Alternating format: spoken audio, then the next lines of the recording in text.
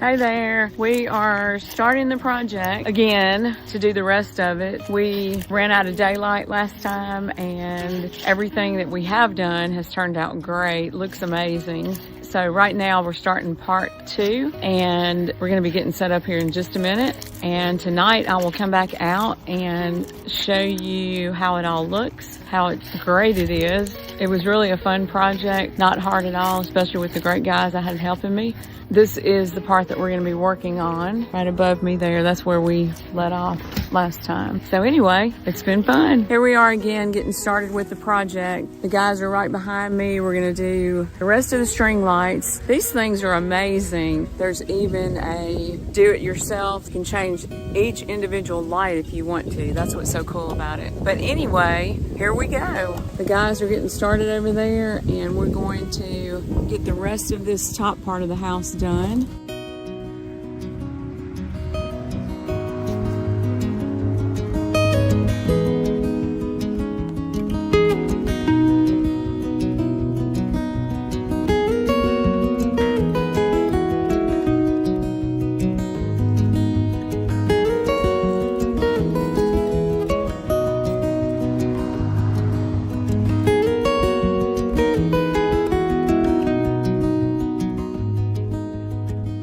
All we've got left to do is that top part, and hopefully we're going to have enough to finish. Not quite sure about that.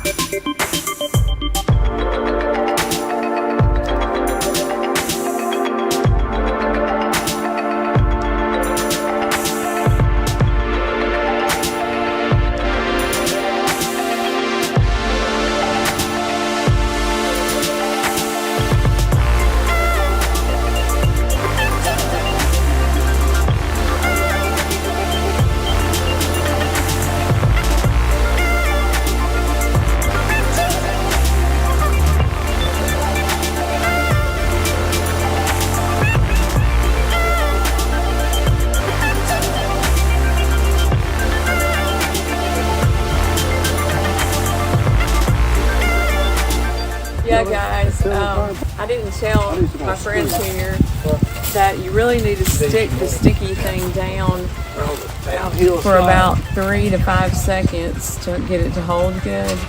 And I didn't tell him that until way into the project, so he's never gonna let me hear the end of that one.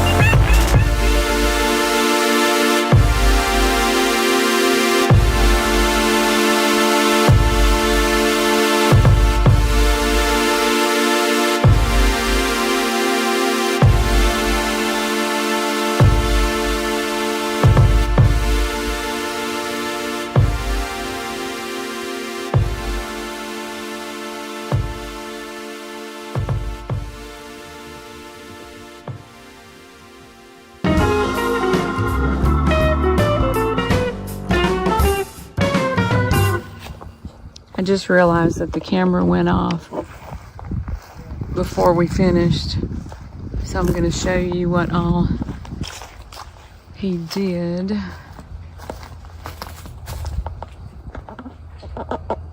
All that, and then we came around this corner and did that part, and this is what it wasn't enough to do the whole side, so we decided just to do that and see how it looks at night. Hey everybody, I am here in front of the Sister Car Street Racing compound viewing my new beautiful lights. Oh my god, I'm so excited. This is what I've got set up for Halloween. I've got it on blue, purple, and green, kind of a Beetlejuice type theme. I'm a weirdo, whatever. I'm going to show y'all some different things. This is what I did. I set up a DIY one on this, and that's what it looks like. If you go to that, you can see I've set it up to purple, blue, and green, 50% speed. Breath is the effect that I'm going for. It's not too fast, not too slow. It just kind of flashes between each color, and I just did this as my own. The normal Halloween colors were not showing up well on my house, so I'm going to show you some other different things. We're going to go back. Okay, this is where you can set it to your own custom color, kind of a yellow color. My house is red, so a lot of the colors don't show up as well as they would on a light colored house. It's kind of creepy. You can go up here to scenery. You have all different kinds of things. Willow, Glacier Express, speed, your own colors, whatever you can possibly think of. Let's try this. I haven't tried this one before, Dream. Okay, it is like a meteor. Let's try early spring. It takes it a second to change over. Let's try another one. Okay, this one's pretty cool. Kind of twinkling with blue and green colors. It's pretty awesome. Then we can go to life, which has trends, sports, meditation, dating. Okay, it's kind of a pink and red theme, I guess. Try sports. I guess you can set that to whatever color is your team. Let's go for a party mode.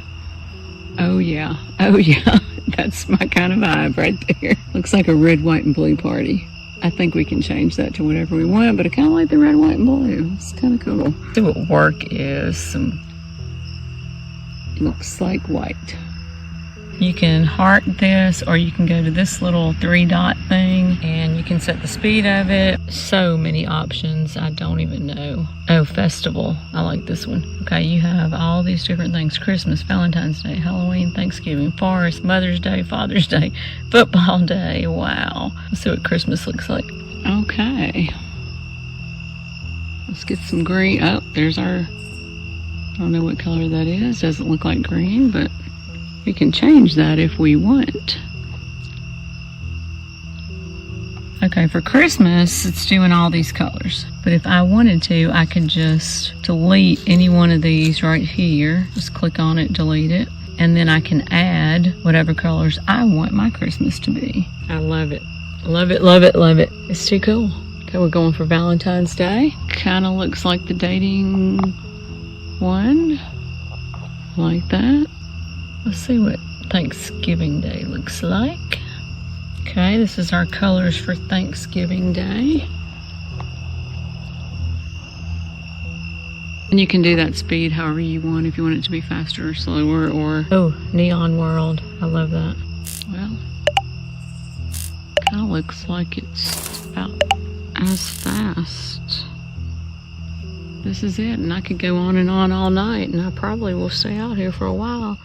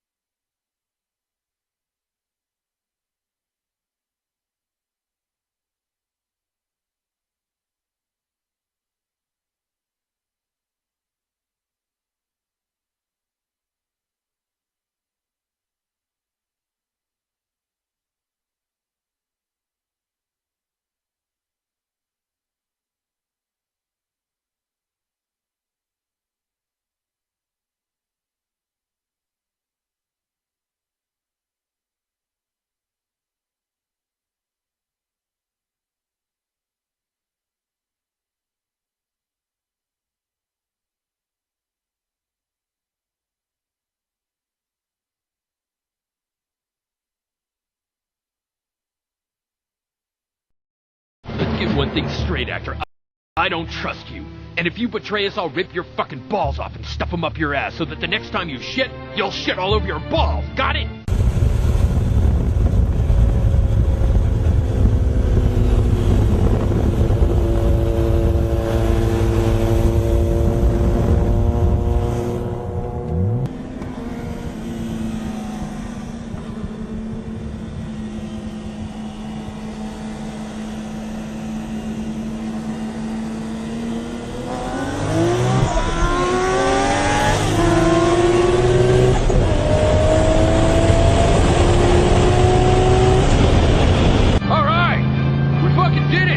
Next time you pull a stunt like that, I'll drill 2 holes through your dick so that when you pee, it shoots out in all different directions. You got it?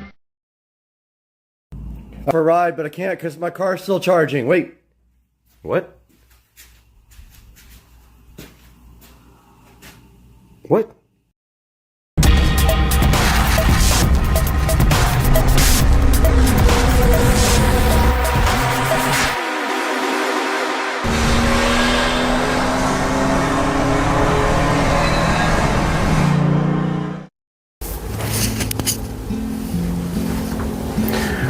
Still cleaning up in here. Just vacuumed everything, wiped a lot of stuff down. Gotta grab my subwoofer now.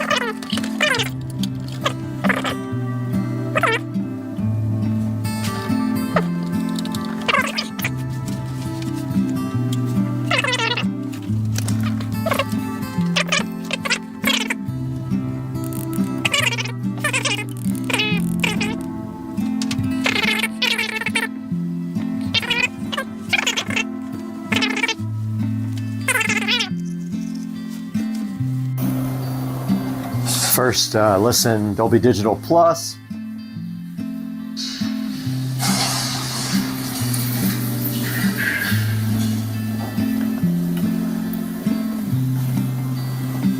Probably get a copyright strike, you know, because you can't do anything on YouTube. But yeah, I'm giving it a test right now. So far, so good. Here comes the TV. Woo, woo, woo, woo, woo. The hype is real.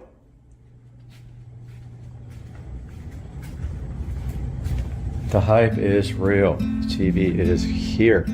That is a big box. Now I'm excited to see how big it's going to be on the wall.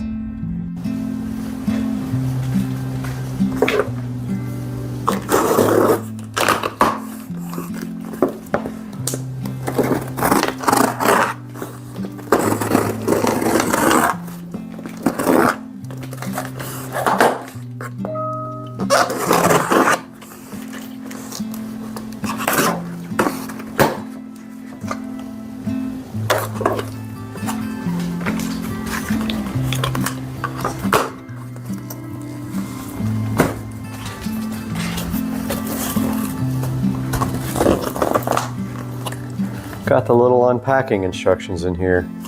Open the little flappies. Take out this thingy.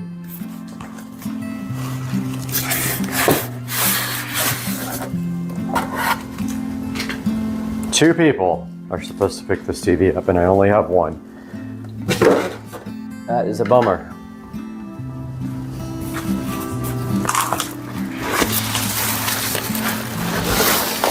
Oh yeah, it's heavier than I thought it would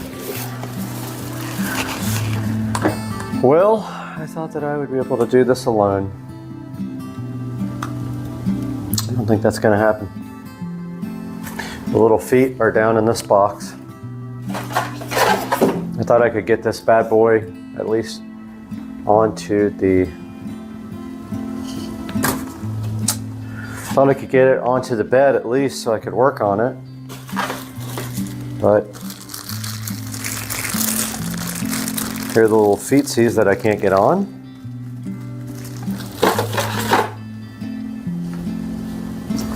And it's not that heavy, it's just awkward, it's wide. I mean, I can pick it up easy by myself.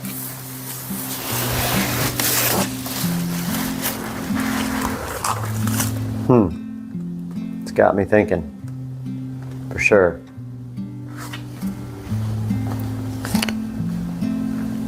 Ah, it says the bottom comes up. Oh, that's weird. Bottom comes right off.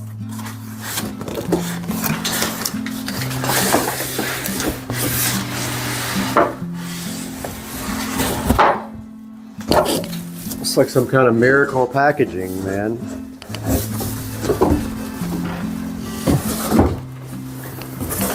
Let's not make this the video that goes viral.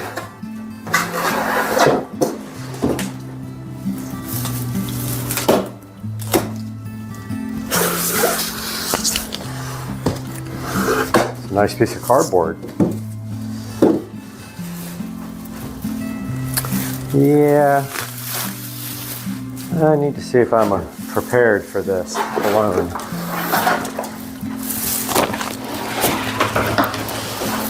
Let's slide it into the hallway.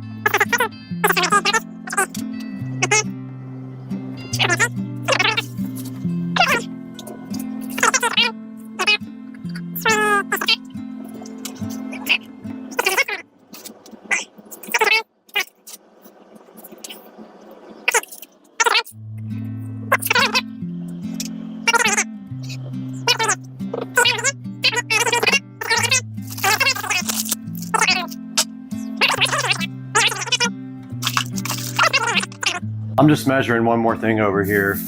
Center of the mount to the edge of the TV. About,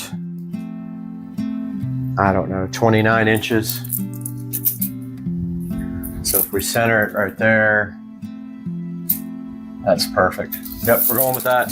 I got my impact gun, my good level. All we got to do is get one side perfect. And in the stud, which I have already found here. And then we will get the other side after we level off the plate. Got the impact driver.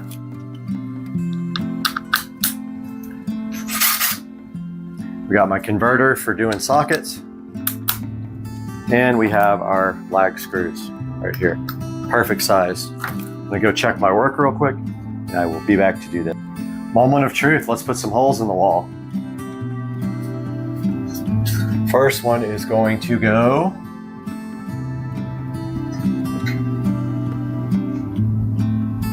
so we're trying to hit the top of the mount right about there. And we have to get a screw into a stud here and one into a stud here. We know we verified there's a stud because we punched holes in the walls. And we probably would have been a little off if we hadn't have done that. But that's about level. That puts us right about here. Let's see if I can do this with one hand. Don't think I'm going to be able to do this with one hand, which sucks. Almost kind of want to put a little screw in there to hold it up while I do it. Also, that's not centered. But it can't be centered because if it is, it doesn't line up with the stud holes.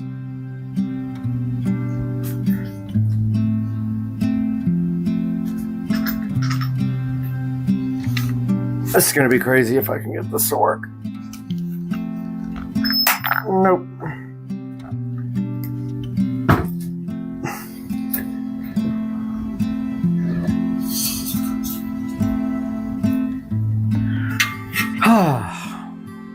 Well, we're going to do it like this instead.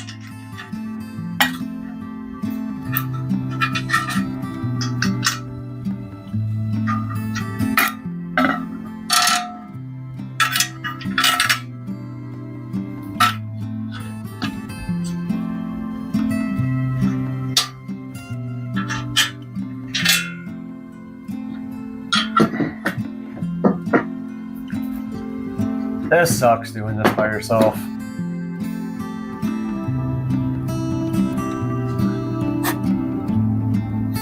It really ultra sucks.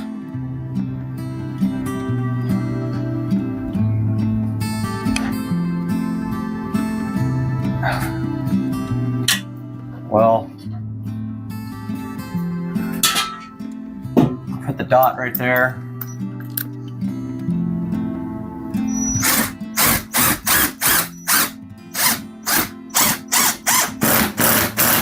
And what we'll do is that. We'll start it. Once that's there, we'll put the other one on.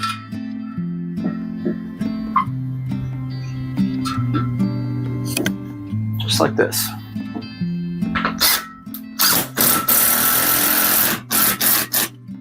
That's in a stud. There ain't no doubt about it, brother.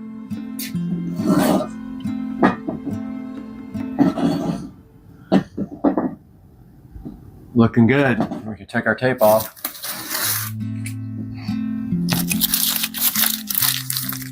All we have to do now is get this guy level and drill our next screw in. That's money.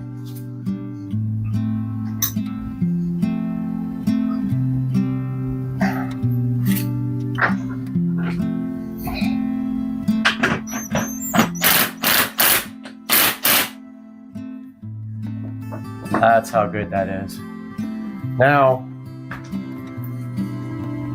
you can move it to make it level, just like that. I don't know if you guys can see this. 100% on the bubble, one stud there.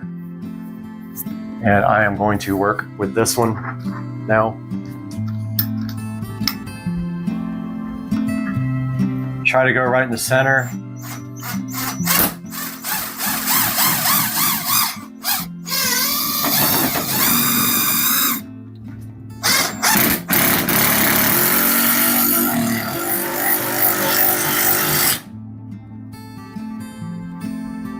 It's pretty good. Now it's level down, but it's perfect now. I was able to loosen it and move it up just a slight bit. And it's money. Meaning I can now put my double workbox in where power is going to be. So we're gonna do it over here since power is over here. Oh, you can't run anything back there though. Bummer. Well, hopefully we can snake the little HDMI cable over the top or just right here. All right, let's get our old workbox, or new workbox, or whatever it's called, and get going. I'm hoping there's enough room for the plug back here.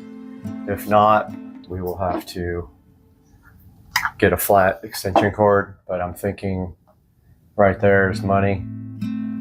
We have to level this box too. Came with this cute little level, the little TV mount. Man, I had it pretty good.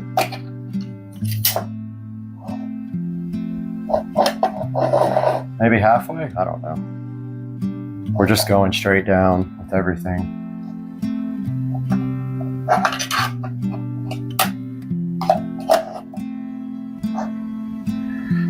So that we put that right there. This level's hard to see with the blue.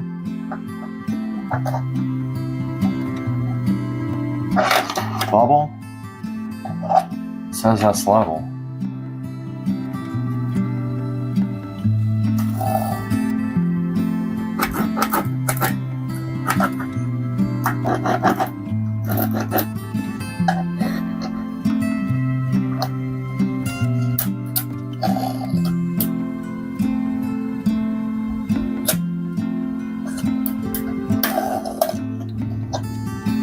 There's our box.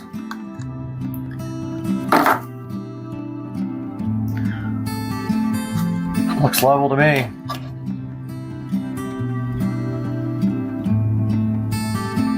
It's close. It's good enough.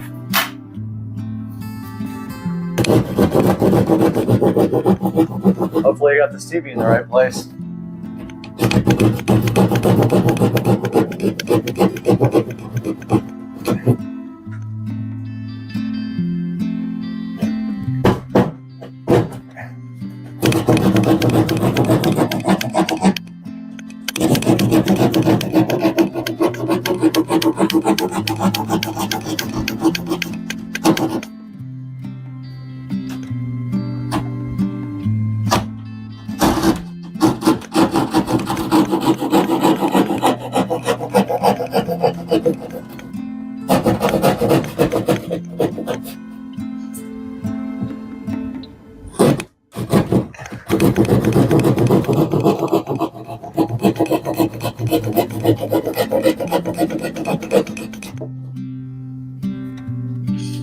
Okay, our box is cut. All this tape is kind of pointless now. I either did it right or I didn't.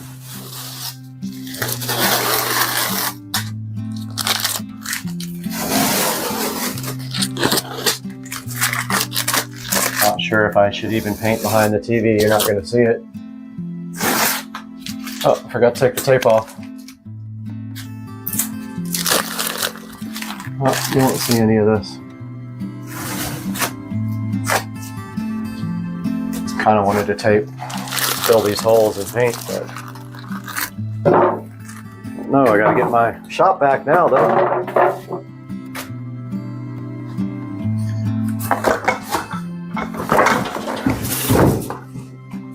Got my shop vac here. Clean up this mess. I'm just gonna send it. I'm not gonna paint the wall behind the TV. You're never gonna see it.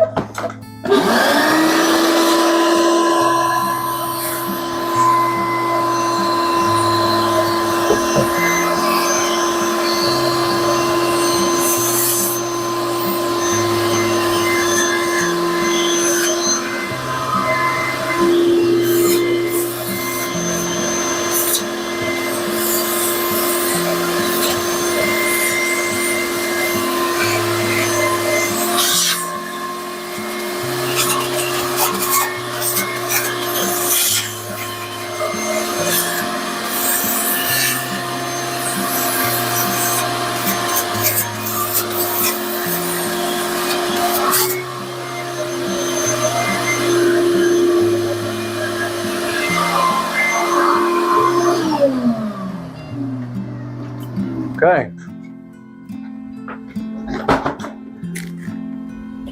Area is clean.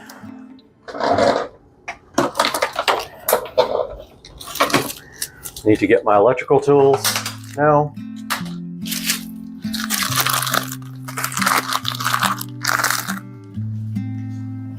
Grabbing my electrical tools from the living room. Checking my work.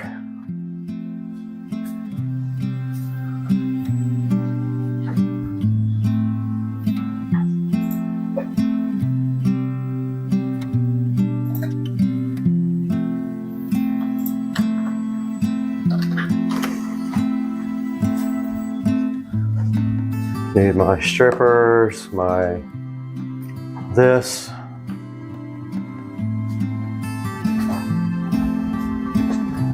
And oh yeah, also my Romex wire.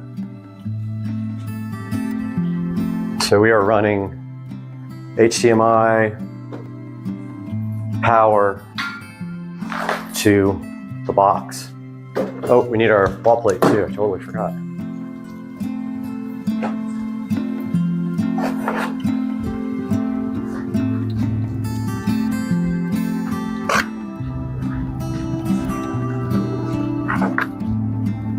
Makes a handy work desk here. Man, I sure hope this TV hangs correctly. I don't want to have to move this mount now. That would be pretty disastrous. Okay, well, we've got to run some power. So let's make sure you guys can actually see what I'm doing here. Get you in a little bit closer. Okay, so I got my Romex here. We'll also need my receptacle for down here. I totally spaced, it's on the table in there. But I'm gonna go ahead and cut my Romex here to strip back a little bit, but actually let's run it first.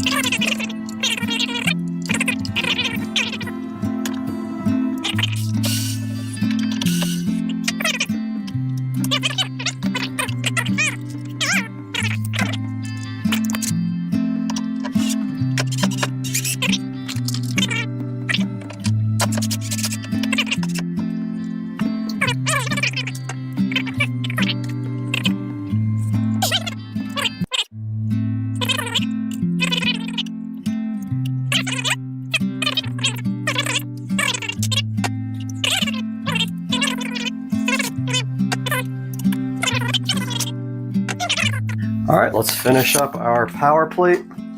Now that we have confirmed that it will indeed work. Remember, the power is not connected here yet. So no shockage for us. But I'm going to probably be brave and do the bottom one without turning the power off because I'm an idiot.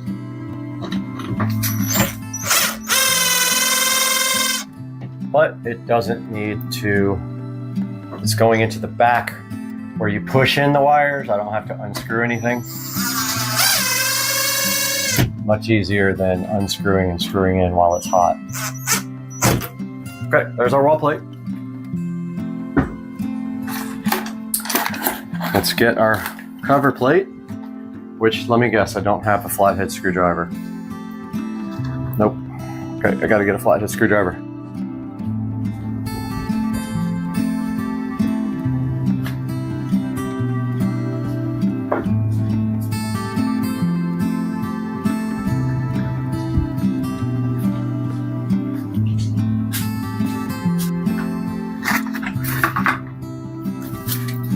Our wall plate. Couldn't find the power screwdriver heads. That's how sad it is. Ah, man, who knows where that went?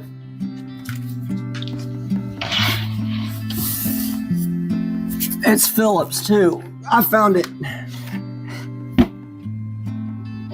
I love this. They have started putting Phillips head screws on everything. They have phased out putting flathead screws on these wall plates, which is absolutely fantastic. It's the best thing ever. They suck. I don't know why anybody would still put flathead screws on these.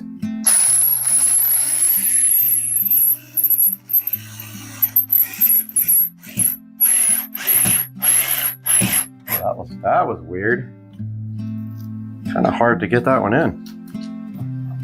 Did go in eventually though.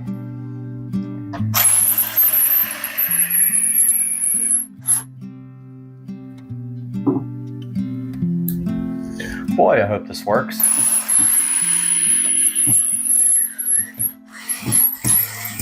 I would say there's a good possibility that I'll need a flat extension cord to get this thing plugged in. But I don't know, because it really just depends, because the top of the TV tilts, so we may be able to get it right there. There we have it. Now we just got to do power at the bottom. This is hot power coming in. Here we go. So for this, I will be getting some gloves. I'm working with hot power. All right, let's start on this side though, where we don't have hot power, but we need to get our tools. We need this, and this, to get our receptacle hooked up. Yeah, so once again, the strippers do not work with this type of wire for whatever reason. They do not like it. Maybe I don't have something adjusted correctly. I'm not sure. I'm not going to stress about it though. It would be nice, but instead I just strip it manually. So this is going into the back of the receptacle. But first,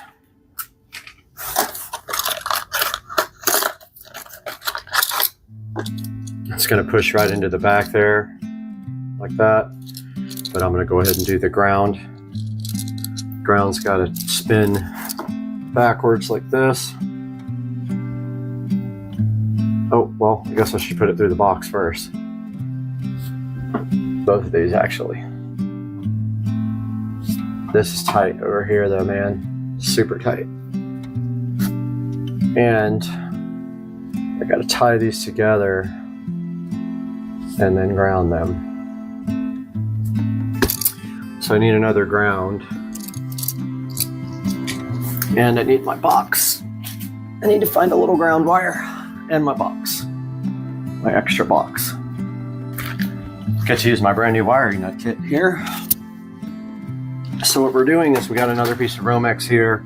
We're gonna grab a ground out of it. Actually gonna connect the grounds, people. I know a lot of people don't. I would be surprised if any grounds in this house are connected anywhere. So I'm just taking the ground out of this and open up my new wire nut kit. And I'm gonna use a couple of gray. Maximum blue, maximum 3 16 gauge, and that's what we have. Let's go orange. Should be fine.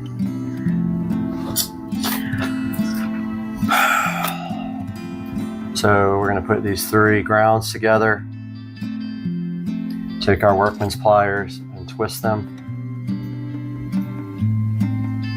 before we put the wire nut on.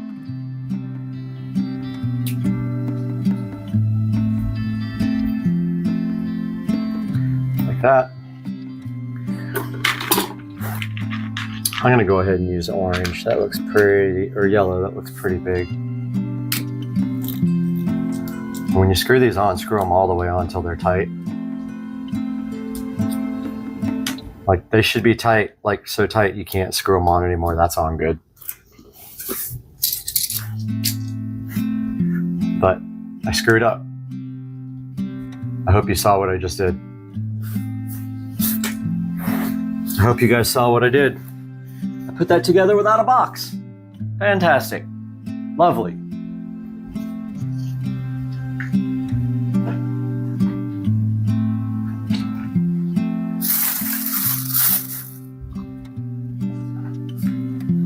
That was just amazing. I swear I am brain dead right now. Got no sleep last night.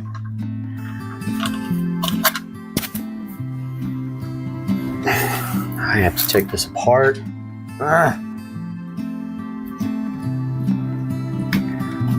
And my pool is ready, I think.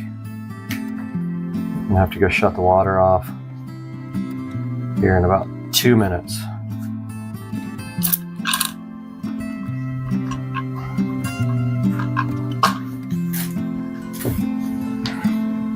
Pool is refilling and it is right about where it needs to be. Alexa, stop all alarms. I'm pushing the tabs out. Pushing all the tabs out. This one is so short over here. I hope it works. It's gonna be hard to get it working. Might need to come from the bottom on that one.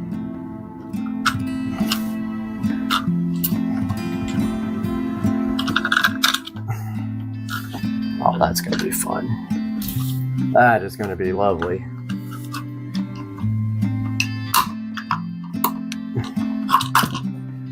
That thing's gonna be a pain to get in. The wire's too short. That is going to be not good. That might not work. Might not work.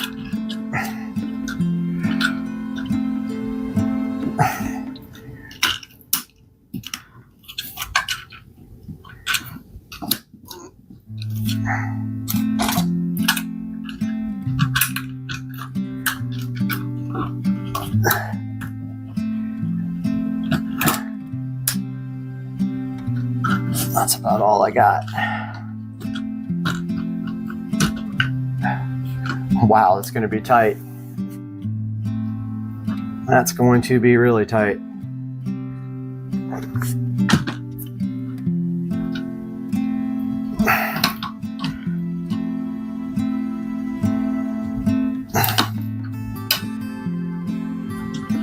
Well, I'm going to make it work.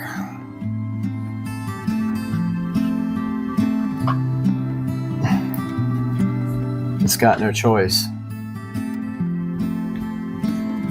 And then I'm going to run out and turn my pool water off.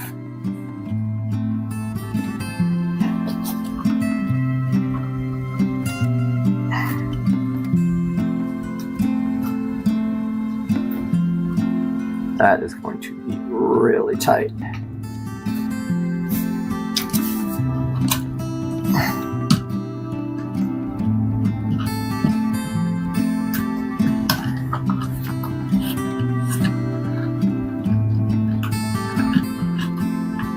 But I think I can make it happen. What? It's gonna have to be after I go mess up my pool. Wasn't quite full yet. Needs about 15 more minutes. I need to put this box in. Where is my gun?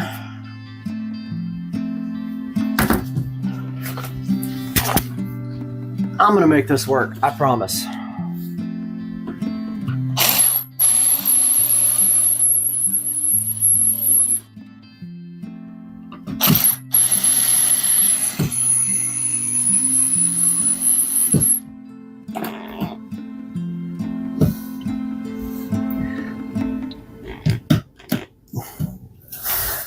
I don't know what's level on that thing. I can't tell. But all we got to do now is connect this ground.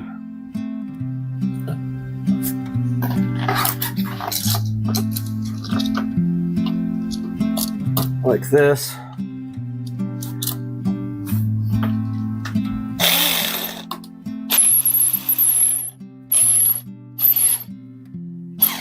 Ooh, pinch my finger, good. Okay, remember, white on the left. So these are the hardest ones to connect. So do those first. Black on that side. White on that side. These are short little mothers. Those are in.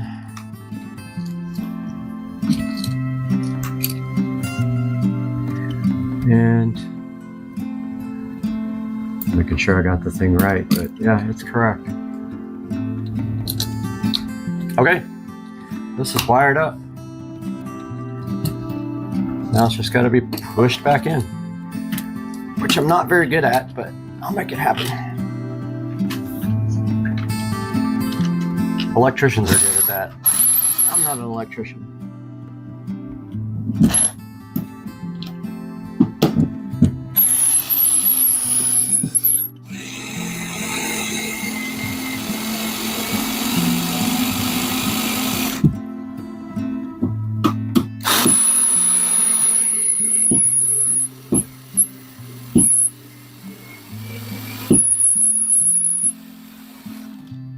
Okay.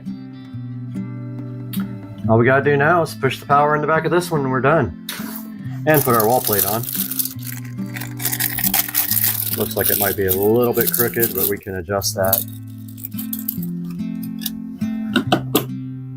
Oh, that looks good. Good, good, good. I like the jumbo wall plate.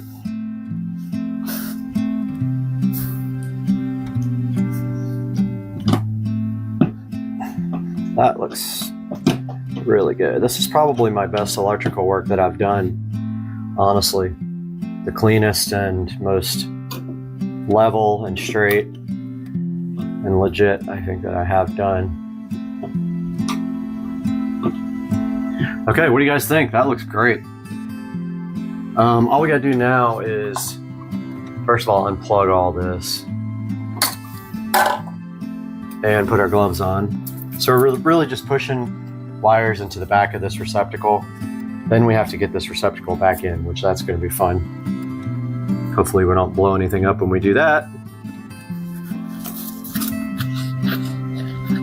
Remember, this is hot. It's got electrical tape wrapped around it.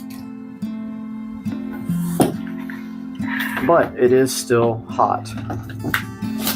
Technically could go turn the power off and make my life easier.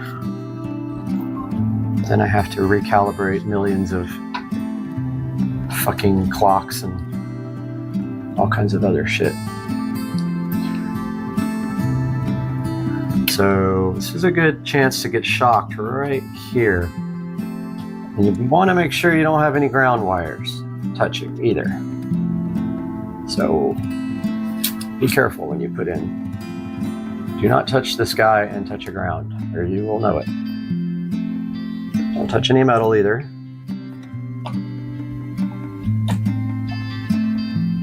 I can't even see the freaking hole. All right. Aha, there's power up there. On our receptacle, I see it.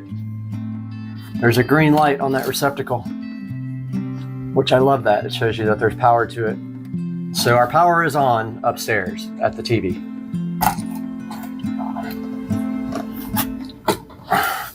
There is a lot of wires in this box.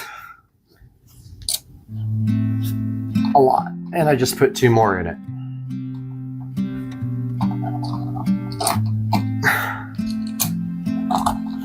This is like the worst thing for me. I can never get these wires back in properly.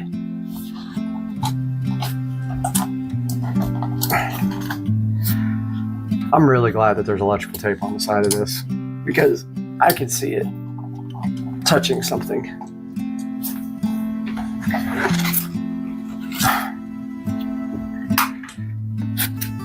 Don't stick a screwdriver in an electrical outlet, people. Okay, that's gonna work. All right, where's my screwdriver? When these do this, I just force them in with the screws. Just like that. It'll bend everything where it needs to bend. If the receptacle is cockeyed, you can bend it with your finger, your hands, and then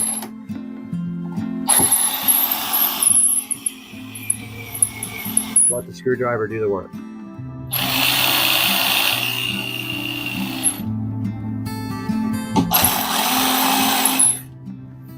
There we go. Not too bad. Power is on at the TV up top. Put our wall plate back on, and then we'll put our wall plate on our home theater jacks. Or maybe we'll wait on that to make sure everything works.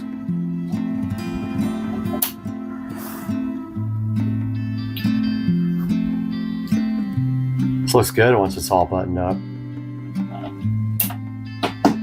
So we can't hang the TV until we get the Gobi strips on it. Unfortunately, don't think I can put that on while it's on the wall. So that's a whole nother ordeal, but here is our finished power is done. You can see here, we have power right there, USB, Ethernet. We've got our new receptacle here as well, our old one there, and then our home theater plate is here, all wired up and ready to get going. Our mount is good to go. And now we have to put the Gobi strip on the TV. And that is before we even see if the TV is going to actually mount properly. Hey guys, supercar street racing early in the morning. It's cold, freezing, and here is the club car precedent. Can't talk this morning, still half asleep. But we are actually going to be plastic dipping this guy today, and that's going to take some prep first. And I haven't decided whether I'm going to spray the trim while it's on the cart.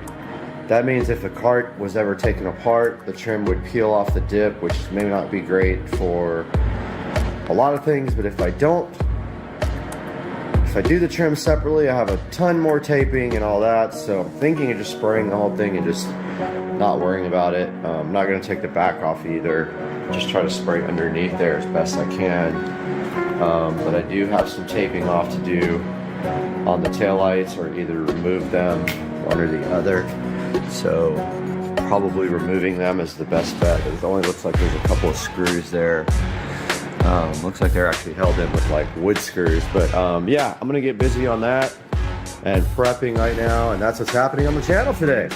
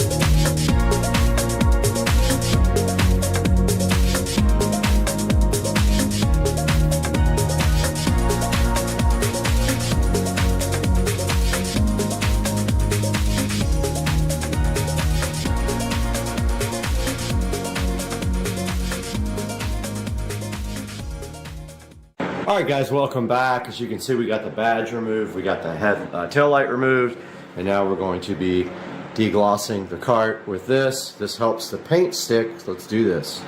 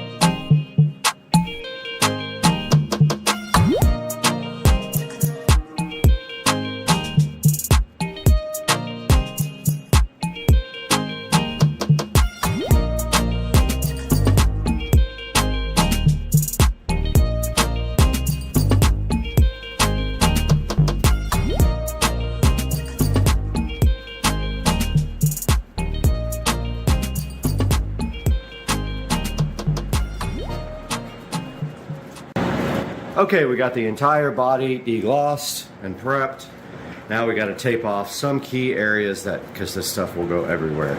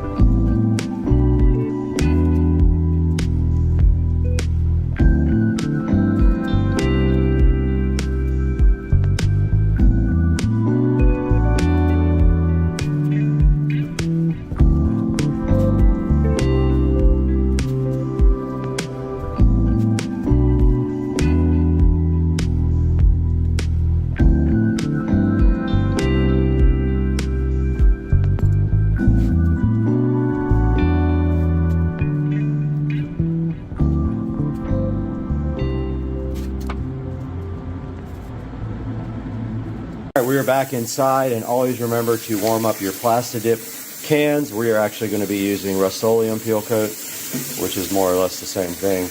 I'm doing some hot water here, and while I give these about 5 minutes to warm up in the water, I will take a break. All right, guys, we are out here, and we have our Rust-Oleum peel coat ready to go here. We're going to start putting on the first coat, and yes, we have warmed up our cans because it is probably, if I had to guess, in the garage, it's probably in the 60s,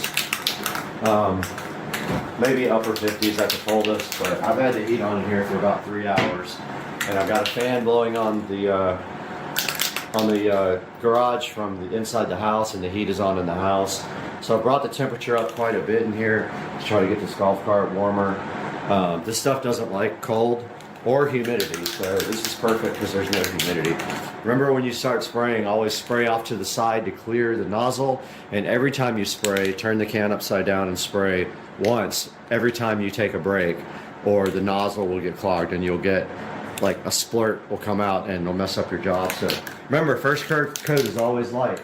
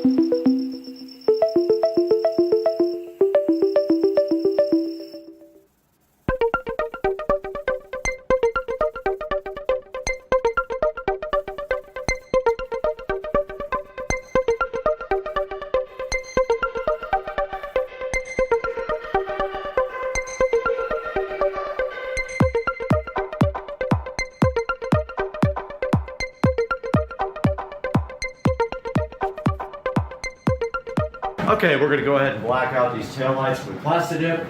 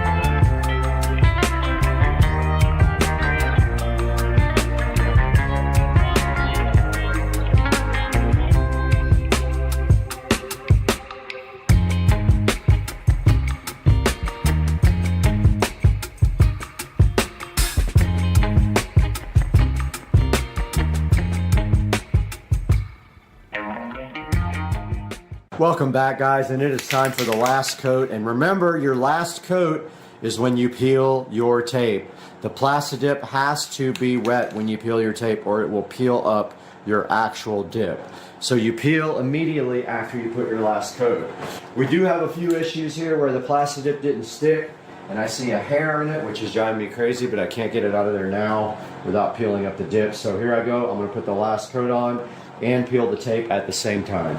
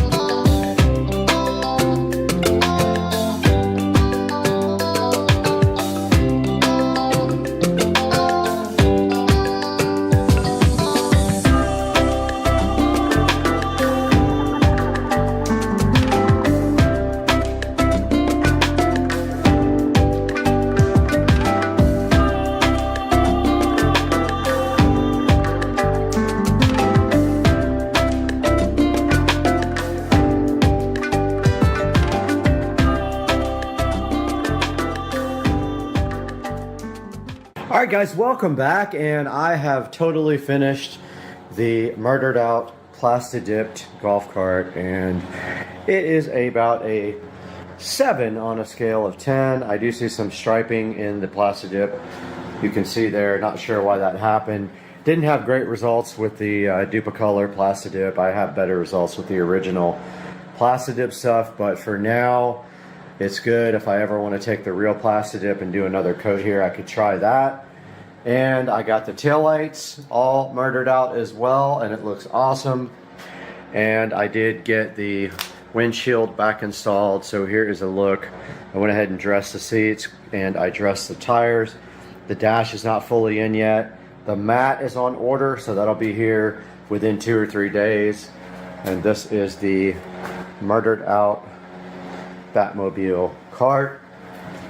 And I hope you guys enjoyed this. If you want to try it yourself, I did prep the cart completely, but there are some troubling spots that didn't stick.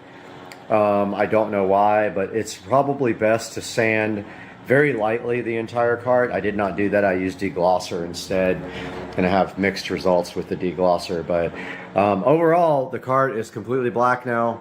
There's no white anything. There's no brown anything. And wow, what a transformation. I hope you guys enjoyed this, and I will see you guys soon. Okay. We're gonna see how close. So first I gotta find him. It's so close I don't even see him. He's right below it. He's going onto the deck now. Where's he at? I can't get him. He's directly below you. Like right here. Okay. I'm trying. He's backing up some. There he goes. Okay, I got him. I got him. Yep.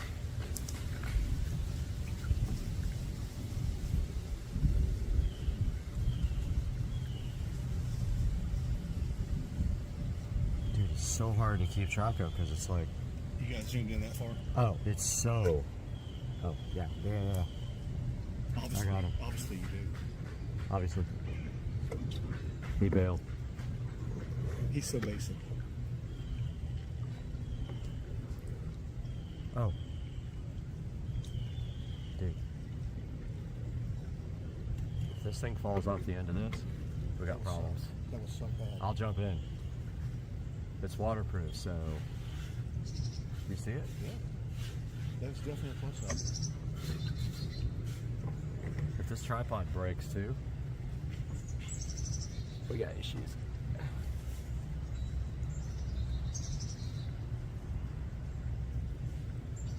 Oh man, he's cool. Oh, he bailed. Throw some food right here. See if we can get him. I'll just be ready. He'll come over.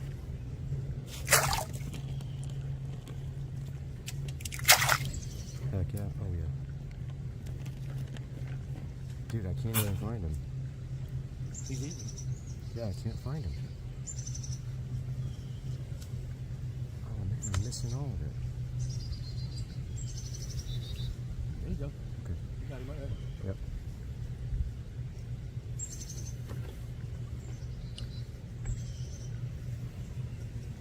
This is how he retired. This is the key.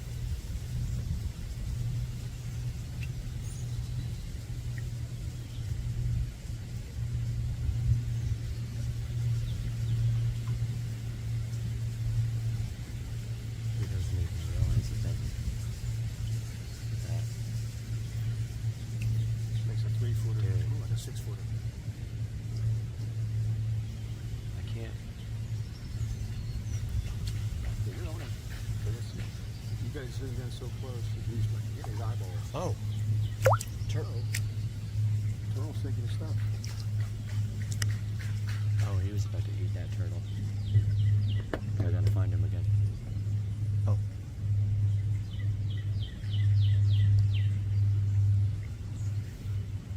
He starts backing off when I get like too close. And he's eyeballing the turtle.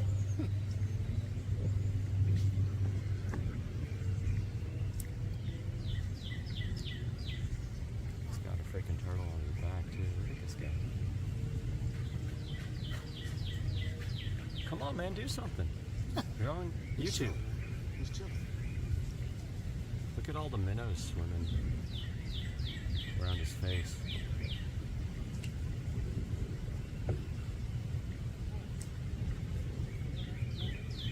Those falls in the water, that's gonna be a million views. That would be. his teeth. Oh! There's a predator in the water next to him. I wish I could actually see what I'm doing. The glare is horrendous. There's a turtle on his back. See it from back here. Okay, wait. You pretty much just got like parts of his head.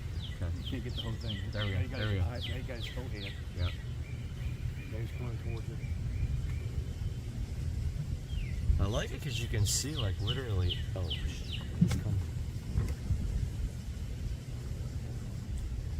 I'm gonna go over here and see what I got. I got some You got some more food? Okay. I want to see what I got. Okay, cool.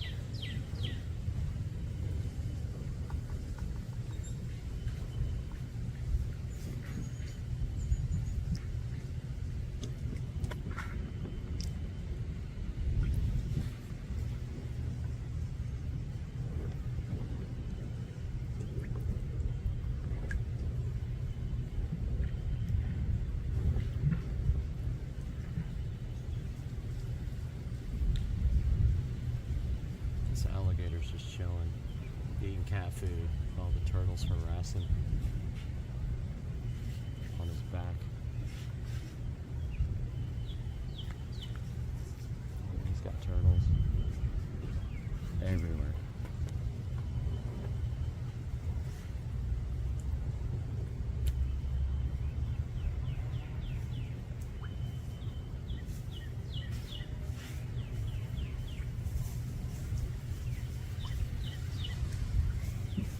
Oh, he went under. He's gonna come back somewhere.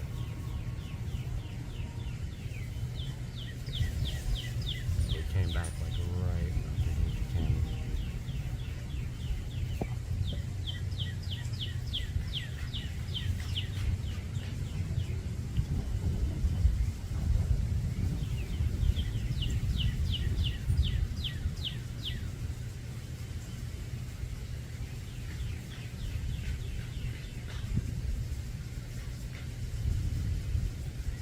He's literally probably 6 inches from the camera.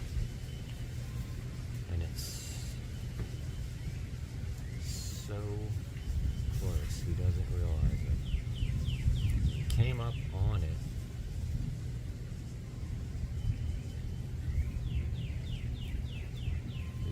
I mean, he could bite the camera right now if he wanted to. I can't even see the screen. I hope I'm on it. I think that's his eyes. So this is S23 Ultra 5G in telephoto from, I don't know, 18 inches away, maybe?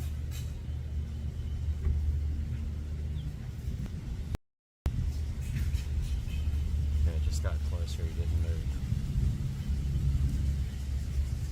It just got about 3 inches closer to him.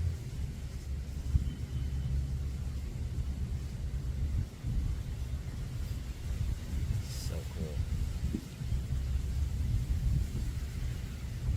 Starting to hurt my hands.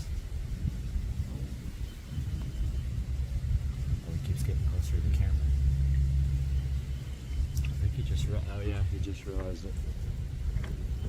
Guys, that was amazing. Good video.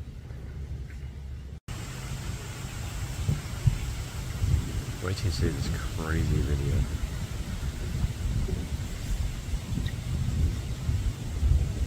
This dude.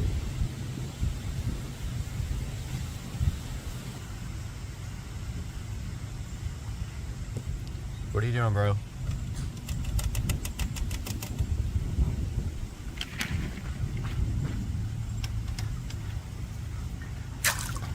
Yeah. Oh, he took a big old breath before he went down. And then there's turtles and everything else. You've got probably 10 turtles here. All right, so Rich created a feeding frenzy. He's got every form of wildlife. He's got alligators, turtles, fish, birds, cats, dogs, sloth, every creature. Just waiting on the Loch Ness Monster of Ashley Manor. Yeah, which is actually a whale's penis. Dude, I can see your wrinkles. I can get so close.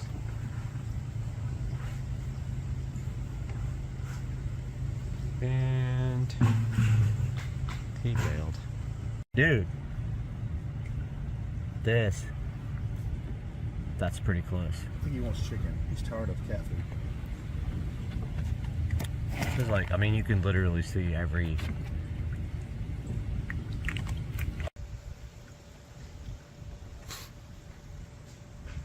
I see him under the water. Okay, so you can't use the super good zoom lens on 8K. It won't let you. They only let you use like the 1X. But still.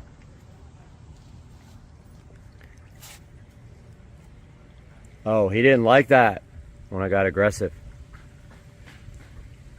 If he jumps up here and bites my face off or takes the phone, Yeah, you don't want that. dude, should I go further? Should I go closer? That's up to you. Oh, he left. He was like not about it. Come here, dude. Oh, this turtle was making noises. Come here, dude.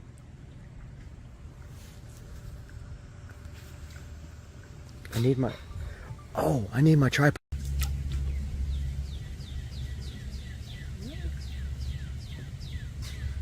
Eat the bacon, you little bacon eater.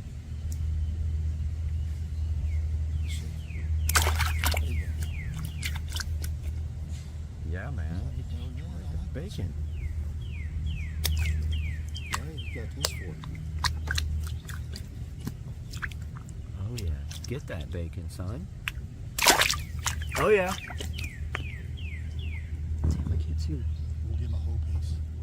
Ready? Yeah. Wasted it. Went to the bottom. Yeah. No, he's going to get it. I still see it floating. He's right here, dude. We just can't see the screen. So much. Oh yeah.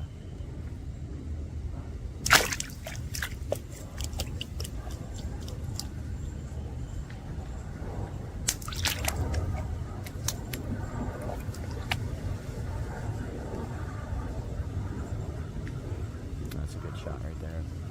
He's right on it. I mean, you're not getting closer You know, I than can that. choose that. Let's see if we can get closer.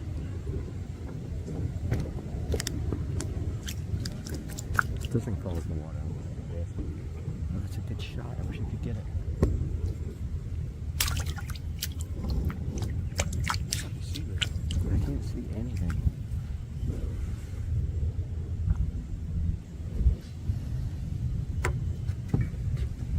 It's too close. This phone's going in the water. I was underneath it all. Dude, I can't see it. Oh, I got it.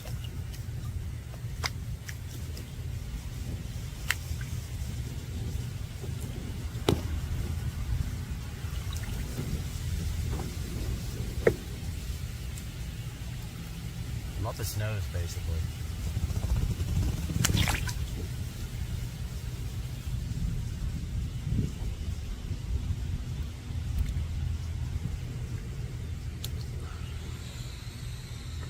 I don't know, we got a couple really good ones.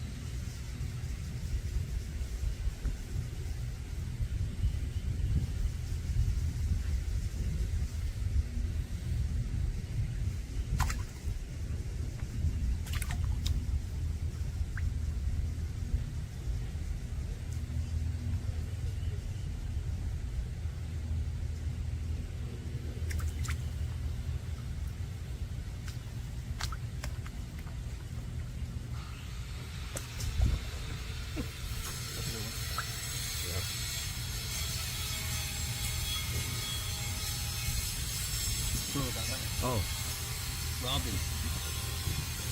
little smoking. That's it. That's all I got.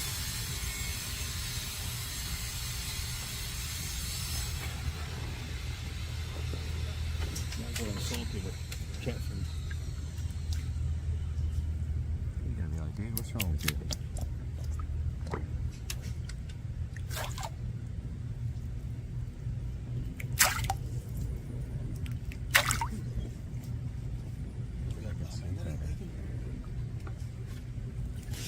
That's the problem, is I can't see the screen.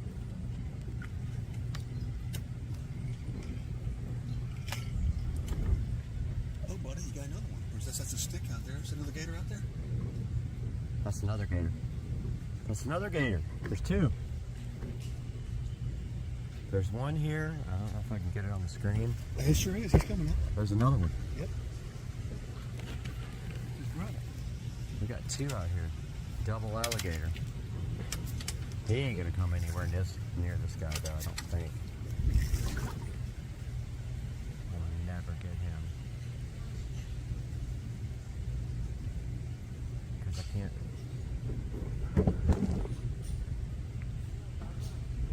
Let's see if I can get him. Can't see the screen. Along that fella was right there. That soft shell. He's creeping in. Look at him. Where's he at? Oh. He's coming. See, we get a gator fight. They're about the same size. Dude, if I can't. He's out there. Did I get him? He's still there. He's pretty much right there in front of me. Beyond that little turtle there. Got his head above water. I can't see the screen. It's so bright. Oh, I got him. Alligator number 2. We got one directly right here below us, and then one out here. And we're gonna see if we can get a fight. That one out there is hard to zoom in on, man. It's like I lose him in the. This guy's easy. This guy. Let's see if I can touch him with the phone. Alright. I'm not losing the phone. Pretty quick. Oh, you see him come up at it? Did you see him come up at the phone? Oh yeah. It's like a friend. Get it. Come on, make me a millionaire. Alligator bites phone. I got insurance. And phone loses. I got insurance. Obviously. Oh, did you see that? I went for it. I'm like 12 in, literally what, 12? Yeah. Whoa! There he goes. How dare you come up at the phone, bro? He literally came up at the phone. Lost him in the... Oh, there he is. So the second gator just went under. I don't know if he's trying to... Oh, there he is. He's out there. He went out a little further. He's not coming over. Yeah, he's out there. This guy, he's ready to fight. He's like Bubba. Oh!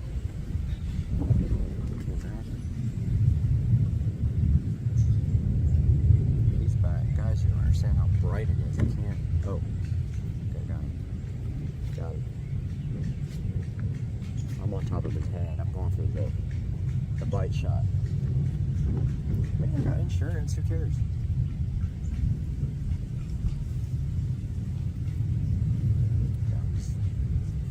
He's going your way.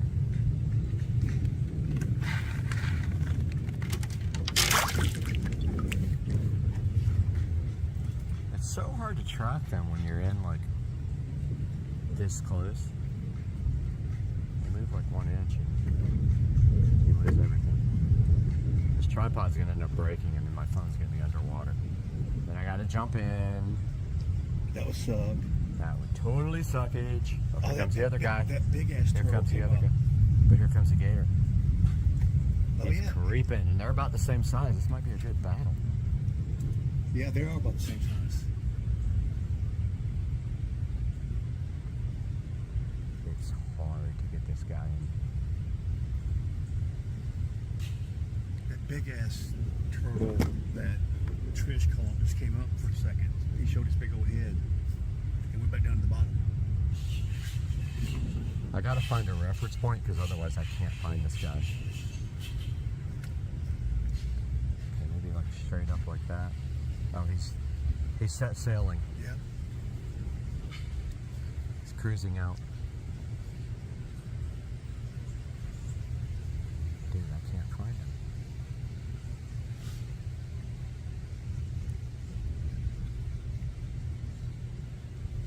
I found this guy. Leroy. Yo, Leroy. Leroy's hanging out with us. Leroy James, come here, buddy. We'll call the other one Skitty. Okay. He's skittish. Obviously. This one's about to be Pacquiao, and that one's about to be Margarito.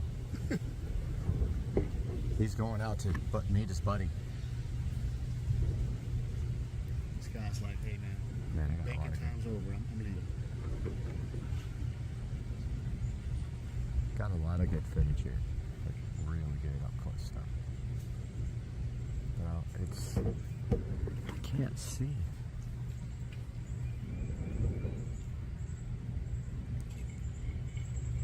Ah, I got the other one. This dude out here, that's number 2. And then we got homeboy over here, if I can get him back. Him I lost completely. The other one, Skitty boy, he's taking off. Yeah, he didn't know about it. Alright, let's just put this in the hole there.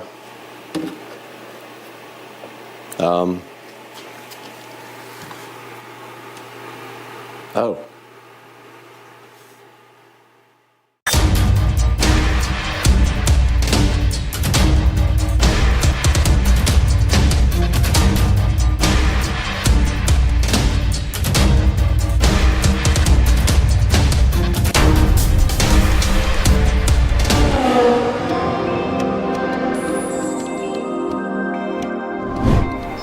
Guys, right here in front of me in the Supercar Street Racing dining room is the Dayton Audio 250 watt subwoofer plate amplifier and my 30-year-old-ish Cerwin Vega CLSC 15S. The amplifier burned out a while back, so today we're going to be replacing that with this new high-tech Dayton Audio 250 watt subwoofer plate amplifier with DSP. So stick around because it don't fit.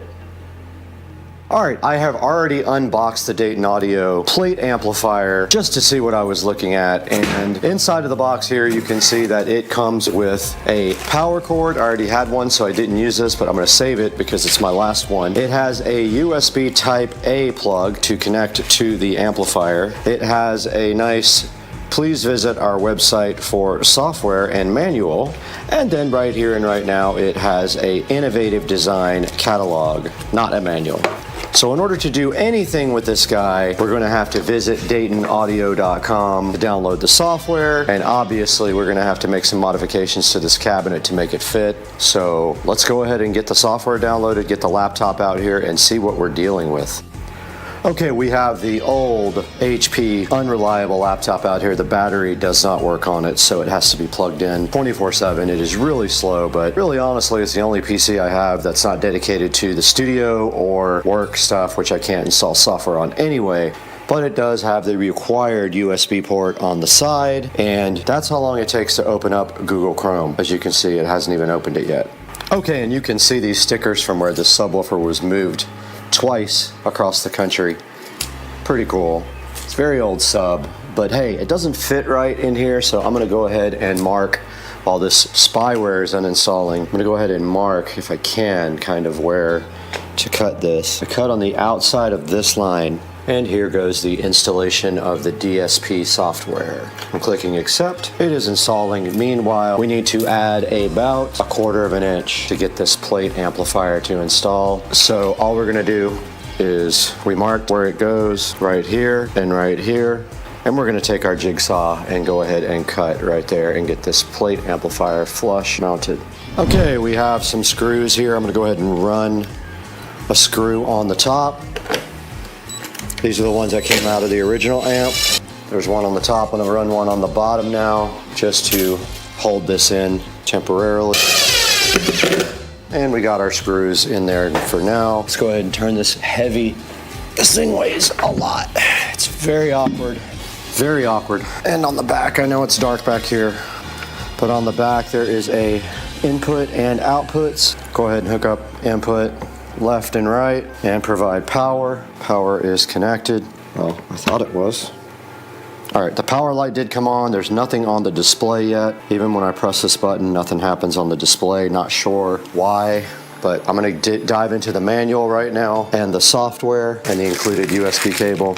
Hopefully reaches. There's a USB, almost like a printer type jack on the back of this too. And there is the software from Dayton Audio. So this does use USB type A. Plugs right in there. And then right here to the laptop. USB device not recognized. Okay. All right, so of course, second day in a row I've gotten defective crap. This will not connect to the amp. The amp display doesn't work. The power light comes on, but no display. So this is going back to Amazon and I'm super frustrated.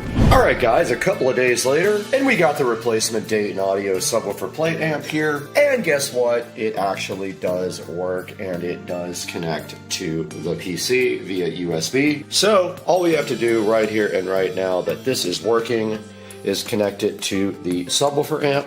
But we have to crimp and heat shrink some ends onto the subwoofer wire first. But looking at the software, you can see here on the front page, it has a volume and then a 0 and 180 degree out of phase button on the front. Supposedly you can do this all from the knob as well, but there's a low pass filter here, so this is the crossover, and then here's the frequency, maybe 50 hertz. How do you? Or you can just do the little thing right there. There's a subsonic filter. Who cares about that? I mean, this is subsonic is basically so your subwoofer doesn't try to produce frequencies that it can't anyway. There's an EQ there, and this is a dual band limiter, like a compressor slash limiter, which is kind of cool. And it's got a high pass filter out because it does have RCA jacks that go out right there. So yeah, guys, and then it has a input and output meter here, right on that side. But all we have to do right here right now, since it actually works, is put some ends on this thing. I bought some new ends. I got a whole new thing of ends because those are the last two spade connectors that I had. So these are the style that you crimp first and then you heat shrink them. So we're gonna do that. All right, I got my new tripod here. I'm so hyped to try it. I'll probably do a video on that as well because I'm gonna be shooting on my phone now, not the GoPro. I'm so tired of that thing overheating. Had the GoPro out in 70-degree weather and it overheated the other day. Over it, and it's the second one. All right, we're on the brand new tripod now while I work on this subwoofer. And guys, it comes with a pigtail like this. We have our spade connectors here, female connectors. All we have to do right here and right now is crimp these on, then heat shrink them. So you take that, and oh my God, it's color coded, Becky. Look, there's a blue right there, like your mom. And then you just put this on the blue thing and go like that. And it's crimped. Then you take the other one, guys, and you put it right here on the black one. And take your crimp tool over it like this. On the blue one, listen to on blue while you do this, and then crimp it. That's that. Now you get your heat gun out, just like this, and you ever so gently heat shrink. I didn't put the tip on, just That's the what tip. she said. That's all.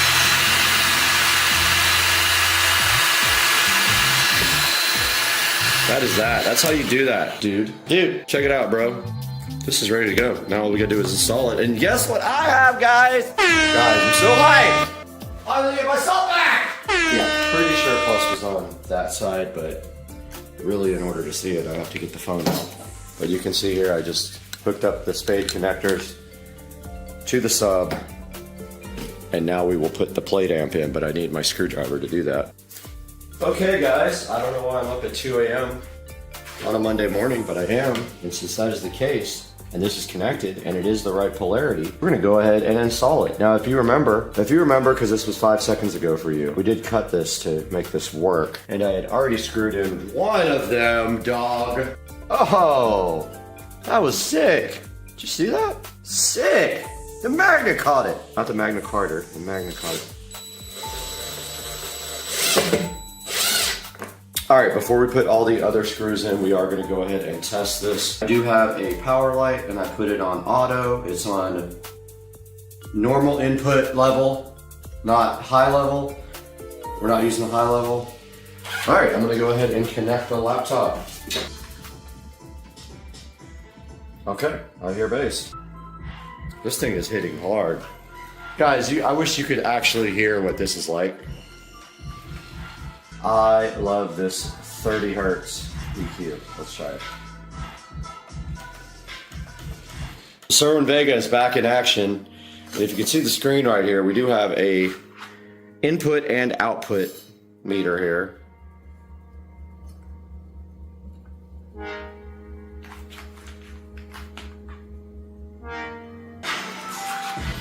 There it goes. Oh yeah. Let's go! Guys, it's shaking the walls, bro. So, true story, I bought this Sreaming VESA subwoofer from the actual factory when my friend worked for Sreaming VESA, and I got it for cost of materials, which was $30. I should have bought 10 of them. And all we have to do right here, right now, is fill. And this is gonna dry clear.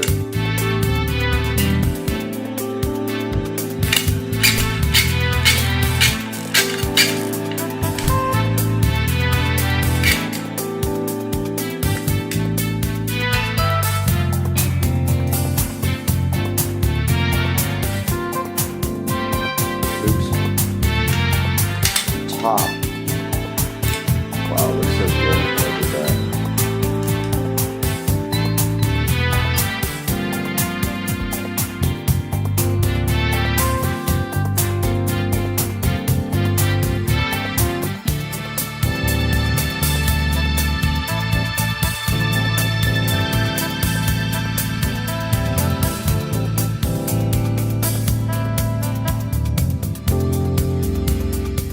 Oh my God, this thing is bumping. It's not connected. These nuts. All right, guys, we have successfully repaired a 20-something-year-old, it's probably 20 years old, Sreaming VESA CLSC15S. Truth be told, I wanted the original amplifier to be repaired. However, there's a guy on eBay that does it, but he has not been available for 6 months, so I think he has passed away or does not want to repair my amplifier. It's Joe's dad's subwoofer. Guys, I'm gonna end the video here, but I'm gonna go out to the Supercar Street Racing studio now and record a little outro about the Dayton Audio plate amp. Now, this is the Dayton Audio SPA 250 DSP. So guys, I really appreciate your support. You guys don't even know how much it means if you watch this video and you enjoy what I do. I enjoy it, so I hope you do. This gives me slightest little pleasure in the world, dog. And so I'll see you guys in the next one. But let's throw it out to Brad now in the studio. Take a look at this Dayton Audio subwoofer plate amp online and see how you can get your own Dayton Audio 250 watt subwoofer plate amp with DSP. Peace out, guys. Back in effect in the Supercar Street Racing 4K production studio, and I am Brad. And guys, today we have a repair of my old Sreaming VESA CLSC15S. Now, this subwoofer was bought brand new from Sreaming VESA, right from the factory for cost of materials. $30. I know it's hard to believe, but yeah. My best friend worked as a customer service manager for Sreaming VESA. So we were in California and we got to go right to the factory and buy all kinds of Sreaming VESA stuff for cost of materials. And now the Sreaming VESA subwoofer amplifier has died, and it's very hard to find somewhere to replace it or repair it. The one guy on eBay that repairs it has been gone for months. I don't ever think he's coming back. But we did buy this Dayton Audio plate amp to go ahead and repair it. Now here is the Dayton Audio SPA 250 DSP sitting so fresh in front of you. It is a 250 watt subwoofer plate amplifier. And you can see the technology is so much better than when we got the Sreaming VESA 10 years ago or 20 years ago or 50 years ago, I don't remember. And this guy has USB connections and it does DSP for all the things like equalizer, low pass filter, high pass filter, and everything cool can be done with the laptop. Now, the first plate amplifier I got was defective. The light on the display would not light up. and it was not recognized by the computer on USB. So it definitely had some issues. We did eventually get the Serwin Vega repaired with the Dayton Audio subwoofer plate amplifier, and we did crank up the bass at 20 and 25 hertz. And now let's take a look at this online. It has 4.3 stars out of 23 reviews. And you can see right here and right now that it didn't actually fit my subwoofer enclosure. I had to jigsaw out part of it, and then I went ahead and put some silicone sealer clear around where the part where it was just a little bit too small. But right here you can see the quality of the Dayton Audio SPA 250 DSP, and it's a good choice for a replacement amplifier if you guys have a sub that has burned up, and it does happen eventually. I have 3 of them that are already dead. So it does have 7 PEQ bands, a low pass filter, a phase control, a subsonic filter, limiter, and a high pass filter. And on the back, if you look right here, there's a knob to do all that where you don't have to use the actual app. And it's a Class D amplifier and has balanced and unbalanced line level inputs and outputs. So go ahead and get over to my Amazon link, click through my link to buy this or anything else you need, and it helps the channel out greatly, gives us a few dollars, and shows your support for supercar street racing. The bass is so loud I gotta go to the hospital because my ears are bleeding.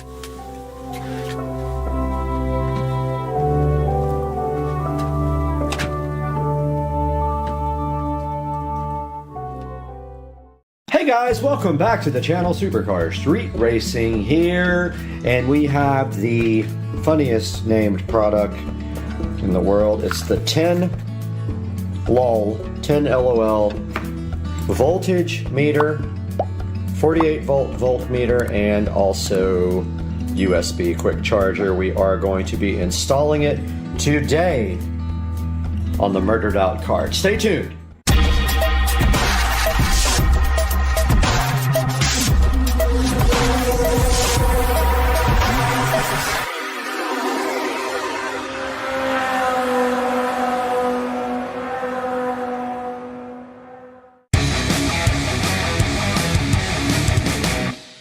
Okay guys, so here is the carbon fiber dash, and it looks like we are going to try to install it right about here. Can't do it here because there are cup holders in the way, but if we put it right here, I felt back behind there.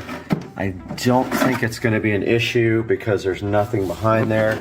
It just has to be wide enough to make it through this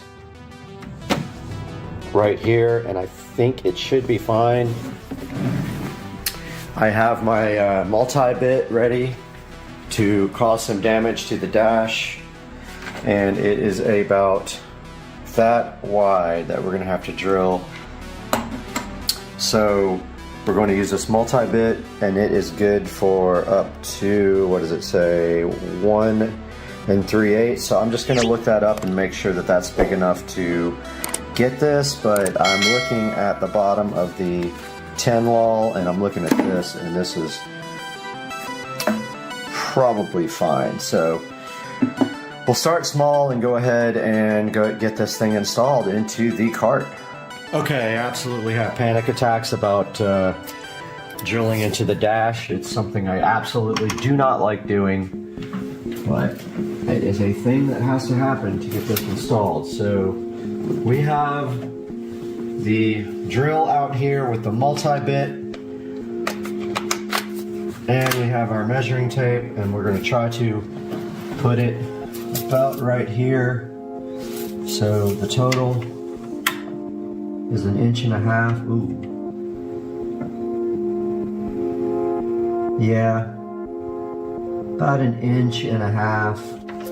I'm just going to try to eye it down the center and right about here, and just hope it works. And if it doesn't work, I mess my dash up forever on camera. But here's the multi-bit loaded up.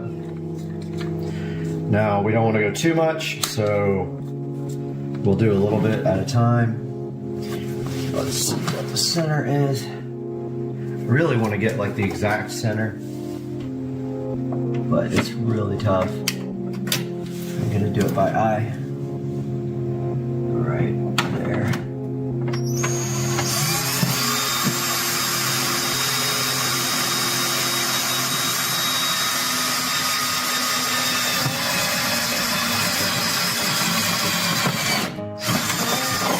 All right, so nowhere near big enough, we know that.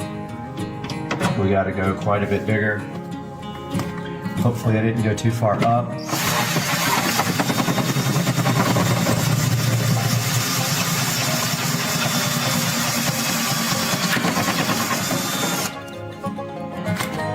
We are getting there.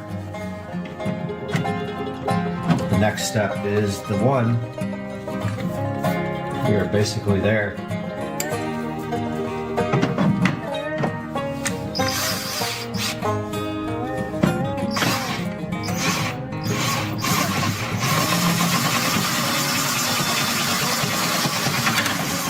That should be it.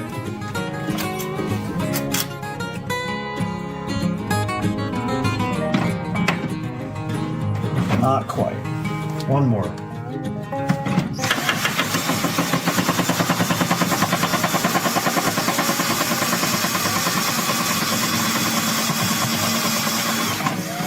Try it like that.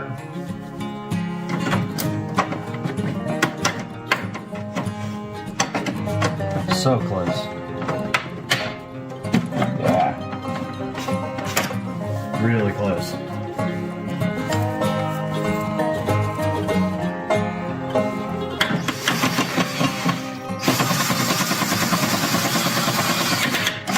That should be it.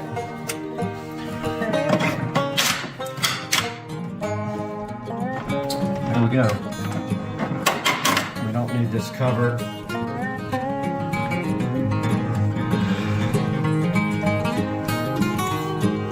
It came with a little cover. We don't need that. It's not going to get wet. I'm not going to take this cart out in the rain.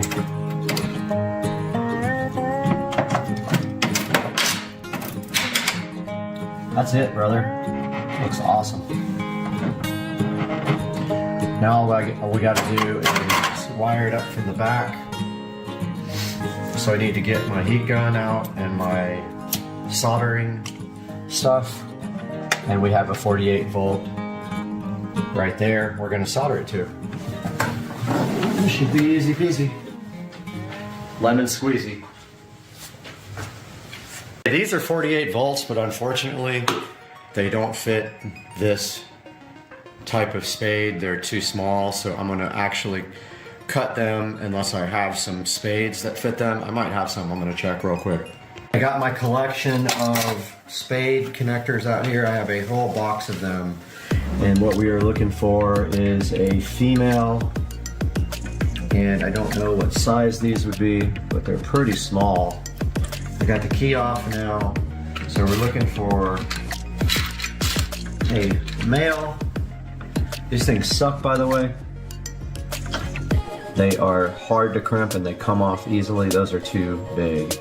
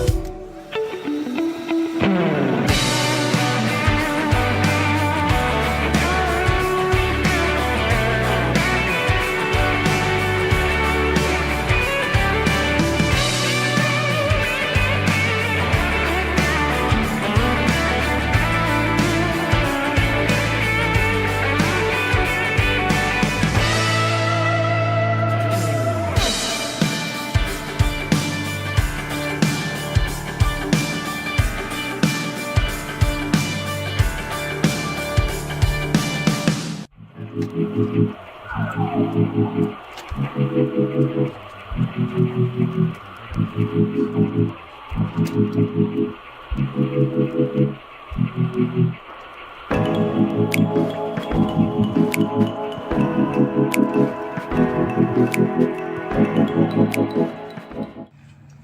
right, we're just going to finish it up with some electrical tape.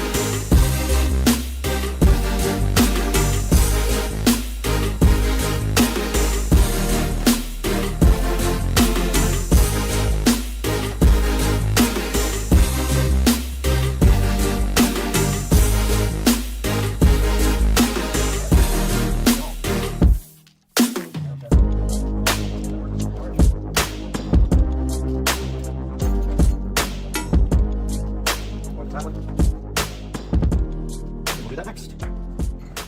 Okay, so unfortunately it does not fast charge my phone. I thought it would be a fast charger. It is not. It's just showing regular charging. That's a bummer. I thought it said Qualcomm Quick Charge 3.0, but you can see there the installation is clean. It's straight. It still needs to be tightened up some more, or either I'll throw some glue on the back of it, one or the other. But yeah, we got that installed, and now we have a voltage meter and a USB charger in the cart. I hope you guys enjoyed the video. We'll see you guys next time.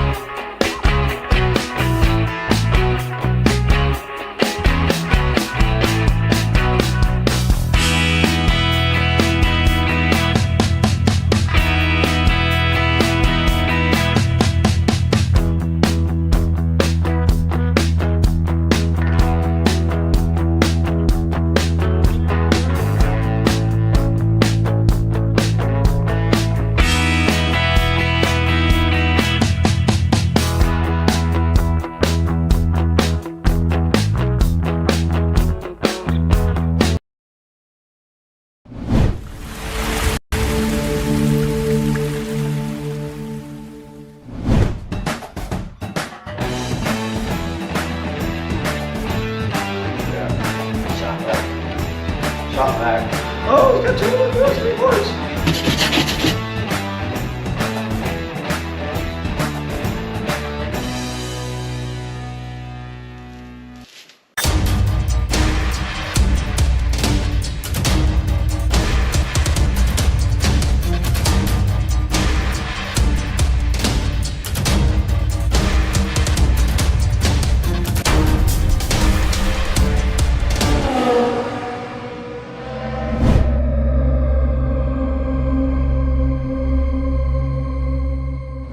Feel like there's a package outside. There is. Kind of an important package. We really don't know if this is gonna work, but we're about to find out.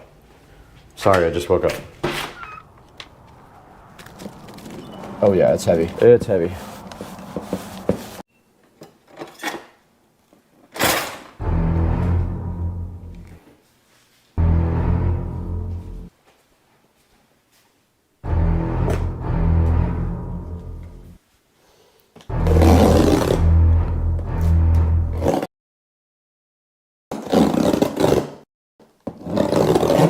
Dude, I can't even hit the fucking...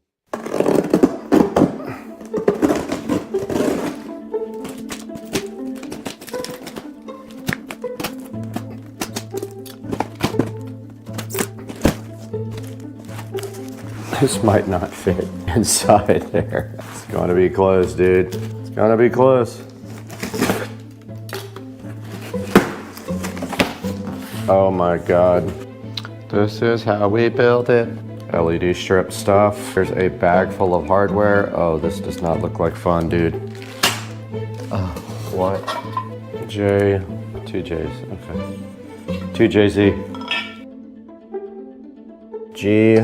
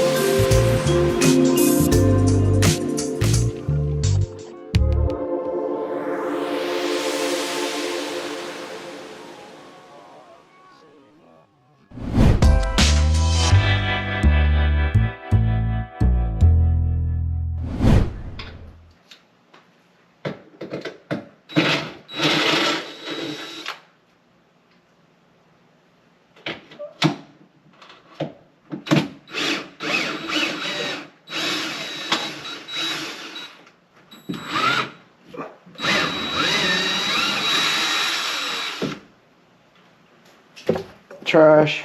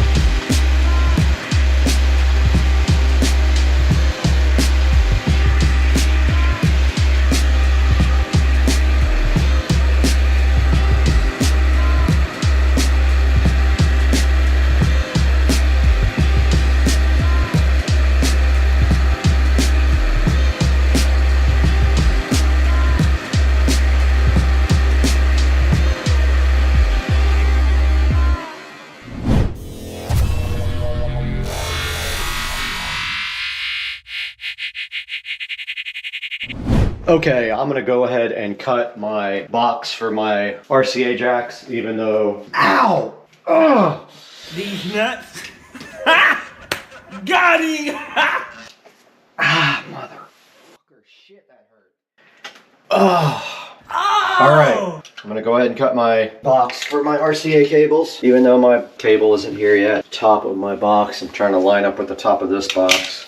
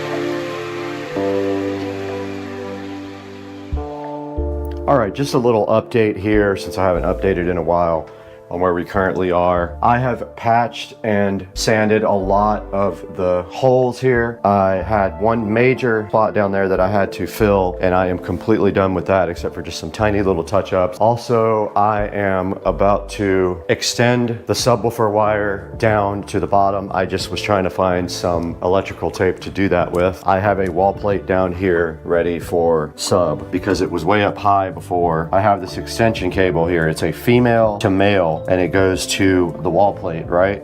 But it's a very nice one. I bought a really good one. So I'm gonna go ahead and has a nice solid connection, very heavy cable, wasn't cheap. This time I bought all premium cables and they cost probably 3 times as much as your normal cables. Now what I'm gonna do is wrap electrical tape around each fitting, and then I'm just going to tape them up so that they can't come out inside the wall for any reason. If I accidentally get pulled on, they also can't ground out on anything. And I found my SCSR knife that's been missing for a long time in the toolbox. One end is done. There's the other one. I heard a hum come out of the sub. That is overkill. Okay, now this simply does just drop down into the wall. and hopefully we can grab it down here. Okay, our sub is officially extended.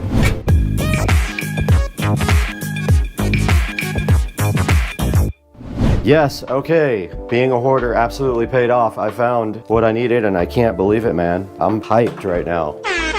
I do not have to order any cables. All I have to do now is use this extension to get that down to the bottom. I'll use a double RCA plate for that. So I'm just gonna extend these.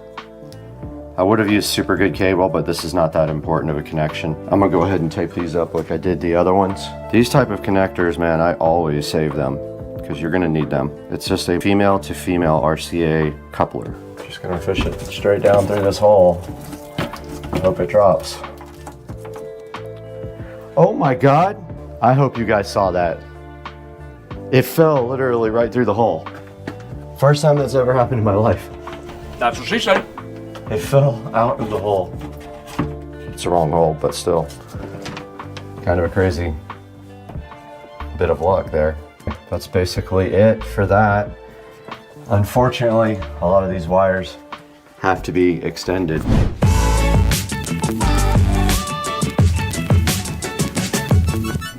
All right, I made labels for our RCA cables that go up through the wall. One's house sub, one is from the theater room. This theater room is valuable because it will allow us to play either way, either from here to the theater room system or vice versa.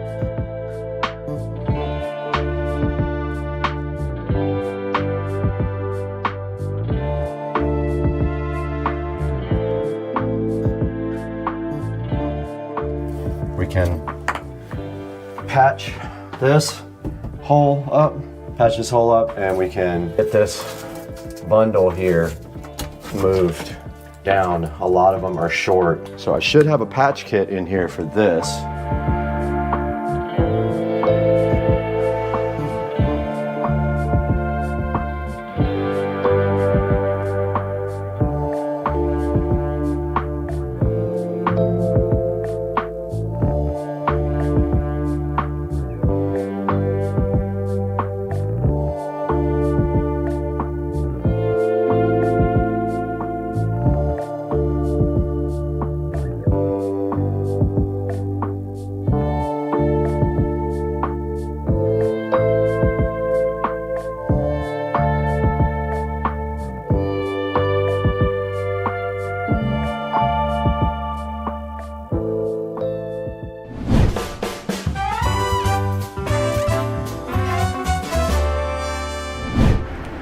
All right, guys, we got our wall boxes put in. They're not perfectly straight, but they're as good as I could get them. They're pretty good. I put the level on them, and I can tweak out probably the plate a little bit each way to get it a little bit more level. You won't see these anyway. They're gonna be right behind a shelf, and you won't be able to see down in there. I did that. I started patching this hole. The next thing I have to do is I have to sand this other patch. When it dries, it's still pink, so it's still wet. This is also still pink. This will probably take another hour at least to dry. It takes forever to dry. So I am about to sand this. It looks like it's mostly dry. Maybe give it another 5 minutes. Put a coat on that, but I went and got the speaker wire for this stuff. I want to take these labels off and then pull the wire. Actually, you know what? I think I'm gonna cut about right here because I know I need to add maybe 2 feet. Good afternoon, guys. It is Monday. It's Martin Luther King Day, and it's time to reveal the new vehicle. So, might be wondering what I bought. It's a car I've been looking at for years. Finally found the right one with a warranty, and a little clue right there. So let me walk you to the garage.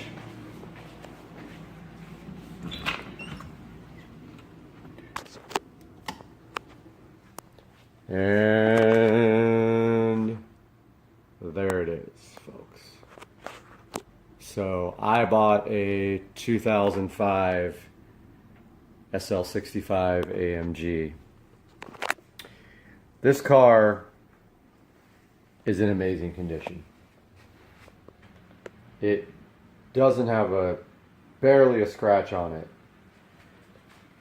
It has someone put SL55 wheels on them, had it chromed. So there it is. The SL65. And the thing is just spotless. Interior, exterior. Just in really good condition. 49,000 miles on it when I bought it. Found it up in New Jersey. Drove it back here. Got some big plans for it as far as modifying and more horsepower. So from the factory, these are 604 horsepower. They have a twin turbo V12. And not a huge aftermarket community for these things, but there are things available. Already did a mod to it. That will be for another video. So that's going to conclude this one. So there it is.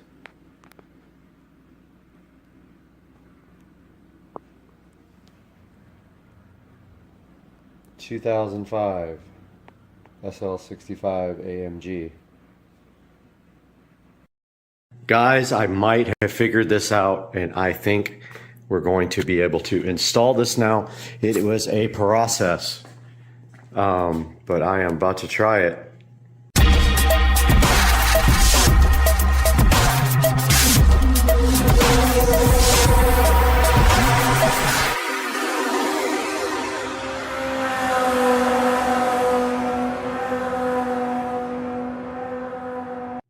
Hey guys, welcome back to the channel, and today we're going to show you how to install Kodi on a show device. That's right. You didn't think it was possible. You thought you were locked down, but guess what? If you got one of these, you can put it on there. Back in front of the Show 15 now, where we're going to show you guys how to install Kodi on this device. So the first thing you have to do this is a Show 15. I'm not going to say the name because it will wake up.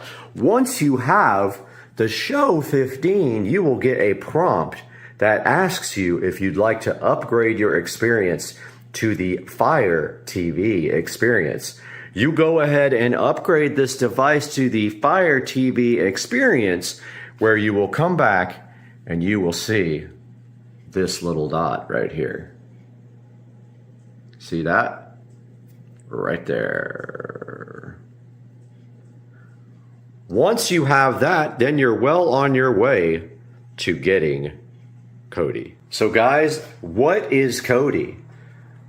So Kodi is a multimedia app that has been around for a really, really long time, and it used to be called XBMC for Xbox Media Center. They did change the name. Now, what is important about this Kodi app is that people write add-ons for it, and you can actually download add-ons to watch certain things. I won't tell you what, because obviously we're not going to be breaking the law here, but a good app like this might assist you in watching certain things. It has all kinds of apps. You can also actually just play multimedia from a server.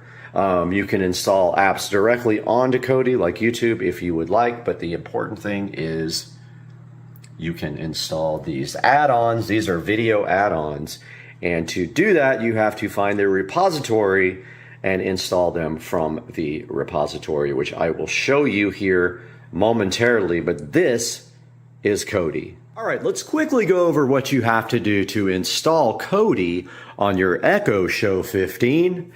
First, you go into the Fire TV. You go ahead and go to Find.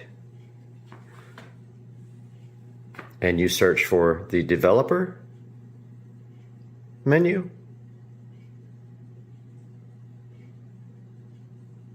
Developer Tools menu there. Here it is. Go ahead and open that.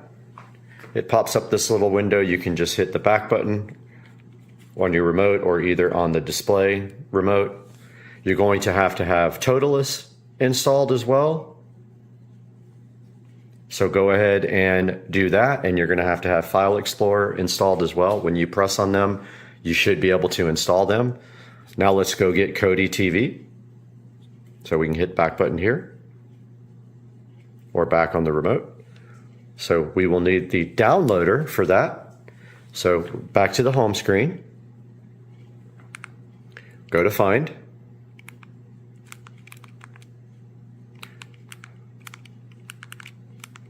Try that again. Find, search for downloader.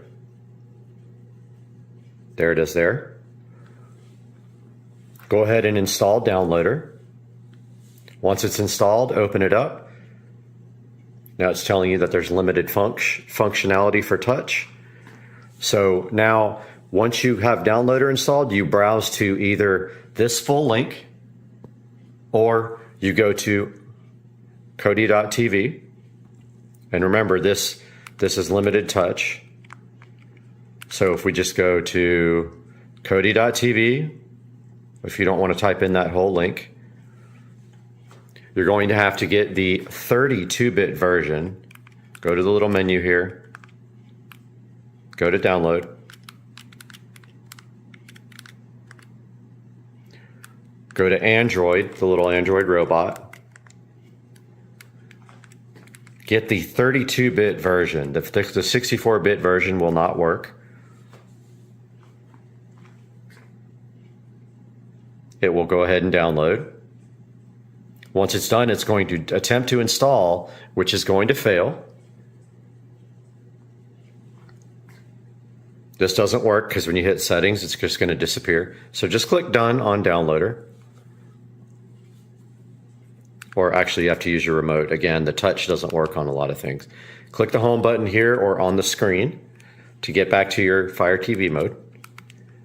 Go into your apps. Find your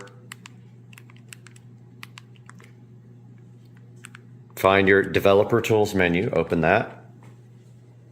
Just hit the back button to get out of that. Now on File Explorer, you have to use your remote. Again, see how it says limited touch? You're going to want to go to your downloader folder where you downloaded that Kodi.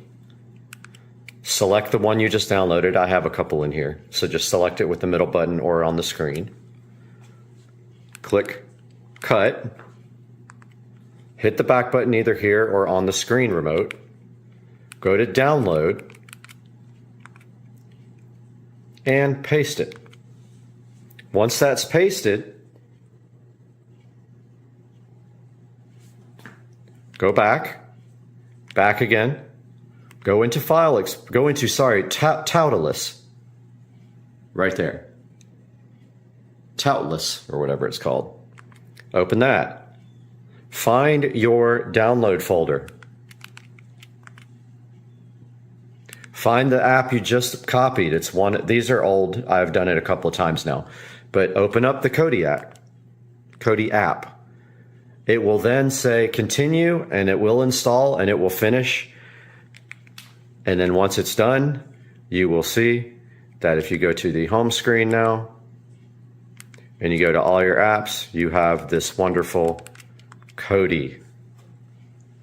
There is proof that Kodi works on the Show 15.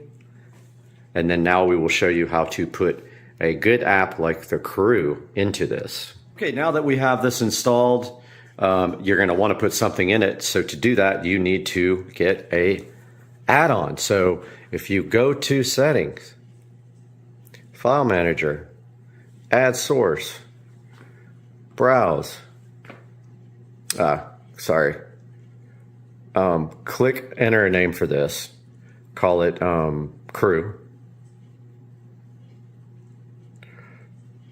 and then click none where it says path. Okay, so here is the path, https://team-crew.github.io. Click OK. Click OK. Click back. I'm just going to use the remote because it's easier. Go to add-ons. The touch works. Install from zip file. Yes. You'll have to enable unknown sources when it gives you the warning. You can enable unknown sources. Come back here, click on the crew. There's the repository. It is installing now. There we go, add-on installed. Now install from repository. Click the crew repo.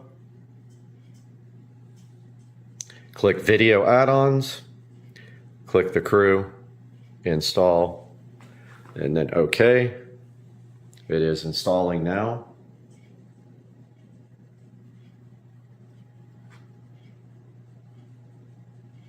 Shouldn't take too long, it's at 7%.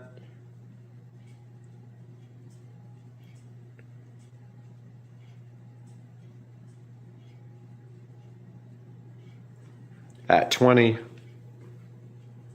We'll be back up. It's already at 7. I was gonna pause it, but it's almost done, and now it is installed.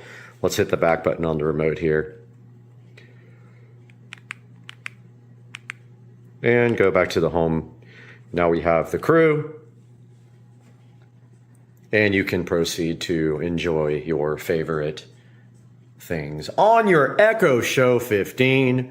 Guys, I hope you enjoyed the video. Please like and subscribe to the channel if this was helpful, and we will see you next time.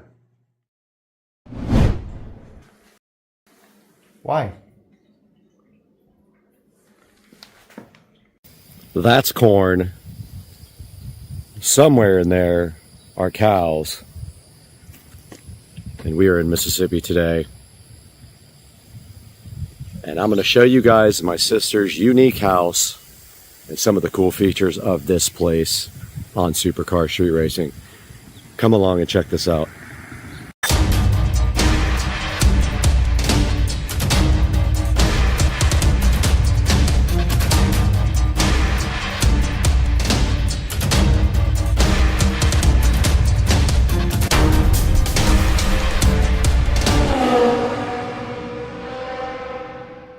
Now you can tell already stepping on the porch of my sister's house that she has some unique things out here. Very unique taste in art and furniture, and she collects some really cool things. But I've spent some time on this porch playing guitar with the corn right across the street and the beautiful plants. And you can see here, this is just the beginning of some of the coolest things you'll probably see at a house.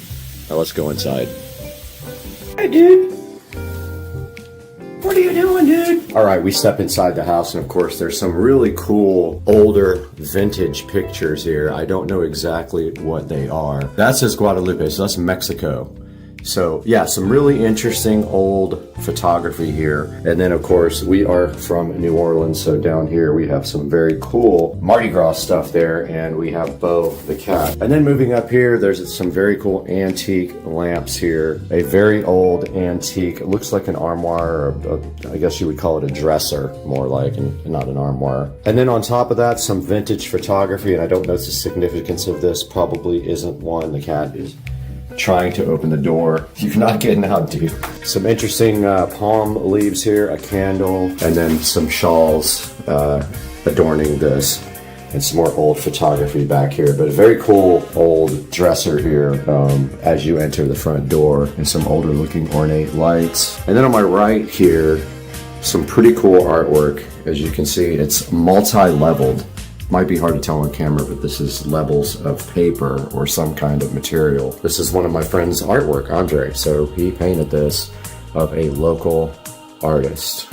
Okay, so my sister is really into Day of the Dead stuff. So you're gonna see a lot of skulls and things related to Day of the Dead. And up here, we do have a cool picture. Looks like painted by Anthony Hart, and then a picture of my sis and her boyfriend there. And then down to some interesting artwork here. There's a diver's bell here. There is some kind of old, I think that's a trombone. There's an old cigar, a Puerto Rico tiny ukulele there, and then knickknacks on the top. And to the left of that, a old vintage microphone with some Mardi Gras beads, and an old, looks like a Mardi Gras trumpet, honestly, is what I think it is. And then a cool old piece of furniture underneath this. Looks like it's just like some sort of chest. And that is part of the living room there. Now let's move over. And this guitar is Paul Thorne. It has tickets on it and it's autographed, and that is pretty cool. If you guys haven't heard Paul Thorne, go ahead and check him out. And there is his Catfish Alley poster, and then a picture of him and my sister, and some other Paul Thorne stuff here, and then cool little poster here, artwork by Paul Thorne. It is signed by him. And then a lanyard from his concert, and some other cool rock and roll related. Maybe he played in Clarksdale at the Deep Blues Festival. And then down here there's some Eddie Hodges stuff. Looks like an Eddie Hodges record autographed, and a old resonator guitar, which I have played this several times. It's kind of interesting to play. Some kind of, looks like a ray, manta ray or stingray skeleton there. And then we've got an interesting little table right here as well. On this table, there's a bunch of knickknacks, a bunch of automobile-related stuff, some airplanes and stuff like that, some more Day of the Dead, picture of my sister's boyfriend with the president, and just a lot of cool little knickknacks. And then some art up top, looks like Mary art. Down below, a dog and a suitcase and some old antique, looks like antique buckets and an antique suitcase right there, suitcase. And then some walking sticks over here to round out this wall of coolness.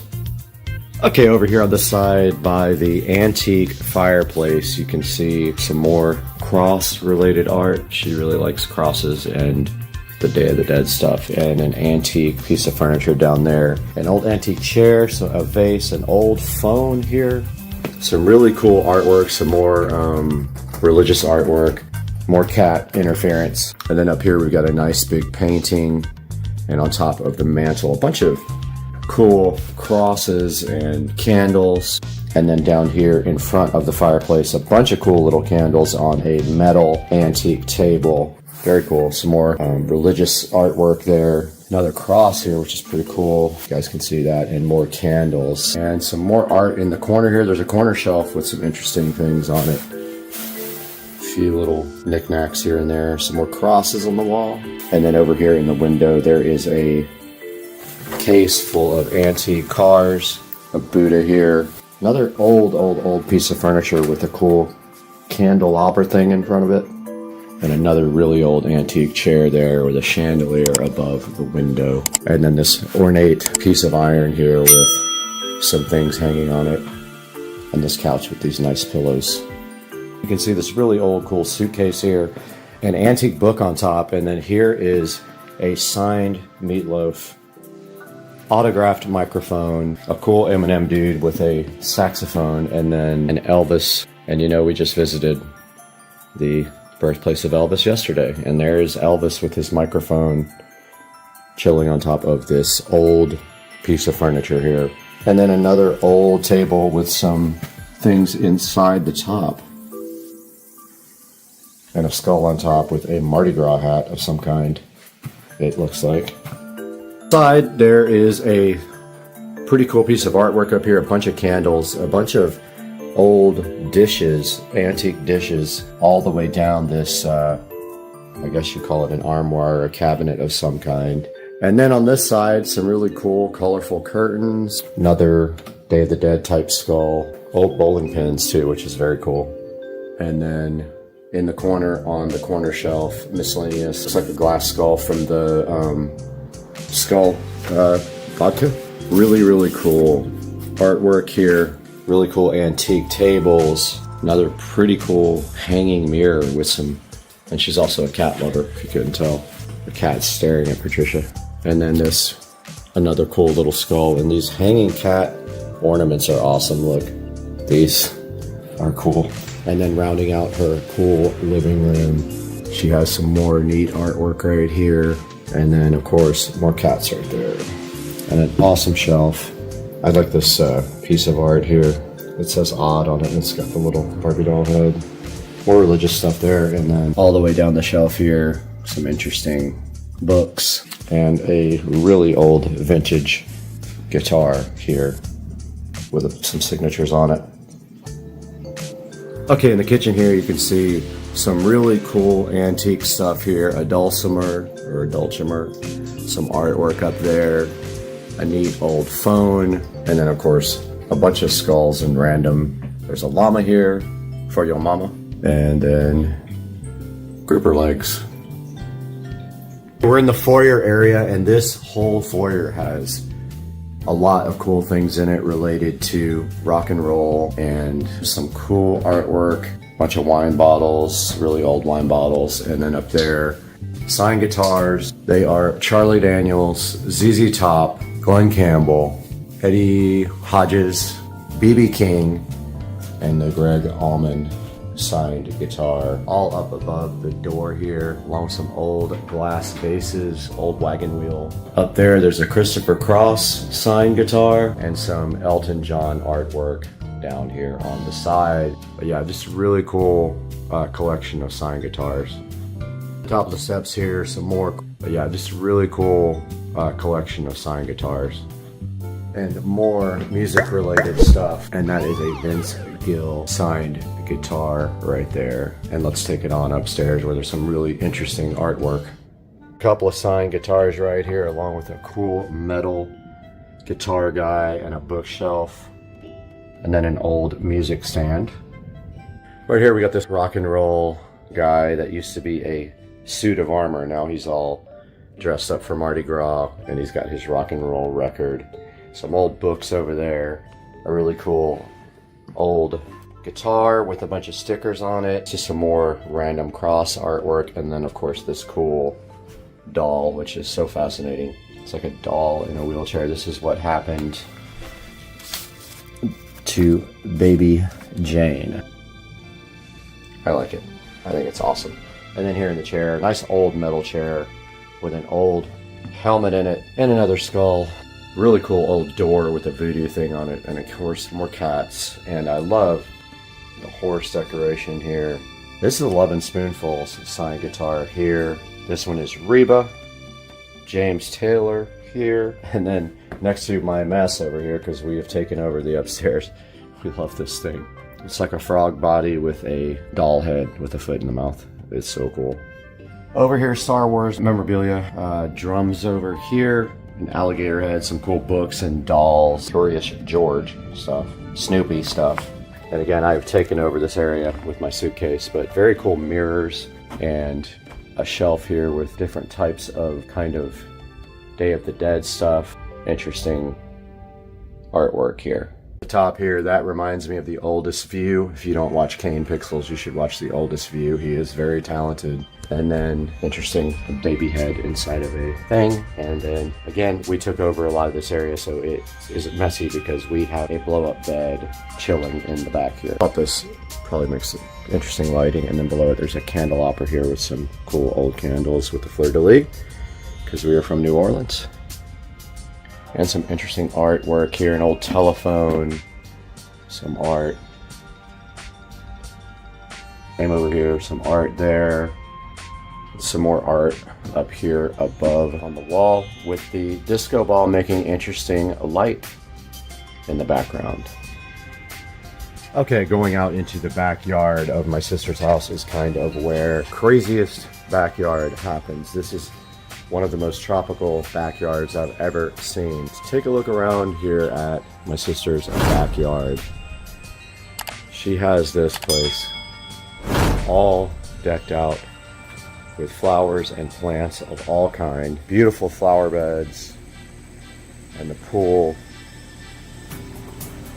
Every square inch of the backyard has some kind of cool flower, plant, or art. And we actually are going to be installing some LED curtain lights out here today. Moving to what we came here for, she does have a pool here with plants all the way around it. You can see how beautiful it is. They take care of this with a lot of attention and care, and it's a lot of work to get these things taken care of and watered every day. It's an oasis back here. Check out this array of plants, flowers, trees. It even goes all the way back here. There's a big space back here, and they have the banana plants. every flower you can think of, and then this beautiful pool here. Artwork, that one is missing its head, but still. And so yeah, I just wanted to give you guys a little insight into one of the coolest places I've been to. One of the most beautiful backyards I've seen, and this is in Mississippi. Check out that, guys. Just amazing. And I hope you guys enjoyed this, enjoyed the look into this beautiful house, beautiful backyard. And we'll see you guys again soon. Thanks for joining us. Like, subscribe, please. We are out here in the Supercar Street Racing sunroom after a short break. And today with this tiny Tesla, we do have this Keener or Quinner, not sure how they pronounce it, LED curtain light that was so graciously given to us from the manufacturer. We're going to get this thing unboxed today on the channel and see what it's all about. Hang out with us for the Keener or Queener, whatever it is. I will get an answer from them. LED curtain light on Supercar Street Racing.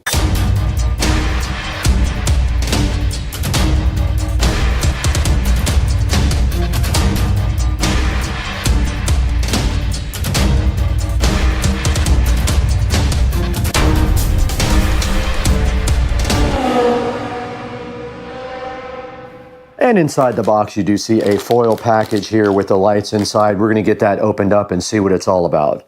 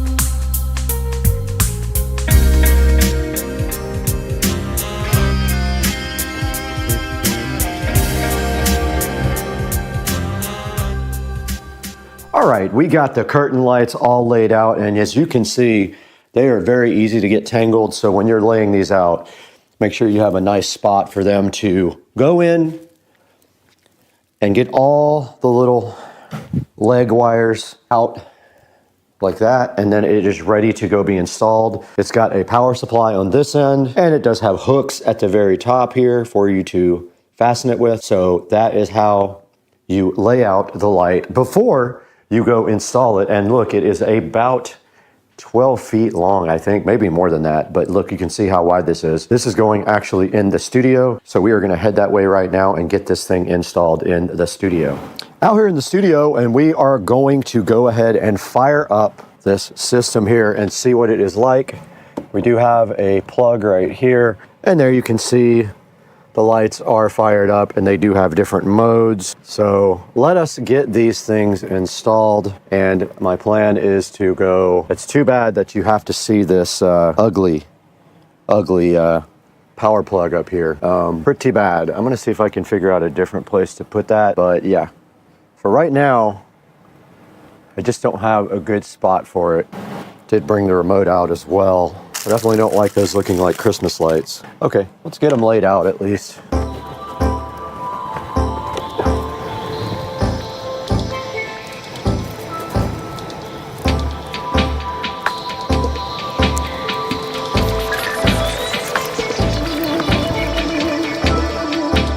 Oh, that was a mess.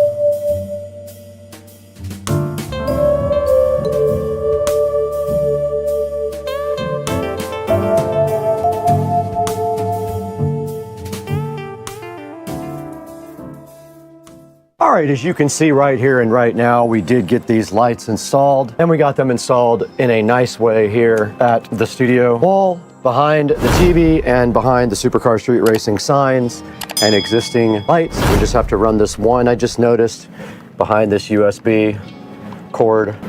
And just like that, we are all finished with this project. Now all we have to do is figure out how to operate these. And it did come with a remote control and a manual. And this is the remote control right here. Let's turn off the studio lights. Alexa, shut down the studio switch lights. New curtain lights looking so fly. However, I am not able to read the manual now. Okay, there's another star mode. Pretty cool. These things are awesome, man. I love them. So that is the star button called Dynamic Gallery. And that's pretty cool because it runs left to right there. This is very cool. That looks like a Christmas tree. Look, check this one out, guys. It's gonna look good behind me when I go live. And there is also a mode for music, so it can sense the music. That's awesome. That's a star, like, or a person. It looks like maybe a star moving around. Very cool. That just kind of fades between each color. Wow, these are awesome. I am so hyped for these things.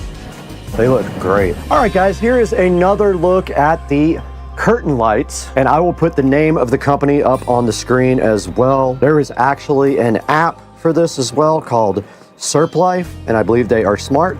So let's go ahead and get the app downloaded here on the phone and see what that's all about too. All right, it wants us to add a device. Let's go ahead and do that. Turn on Bluetooth. Allow nearby devices. Let's see if we can do that. Allow. Okay, here we go.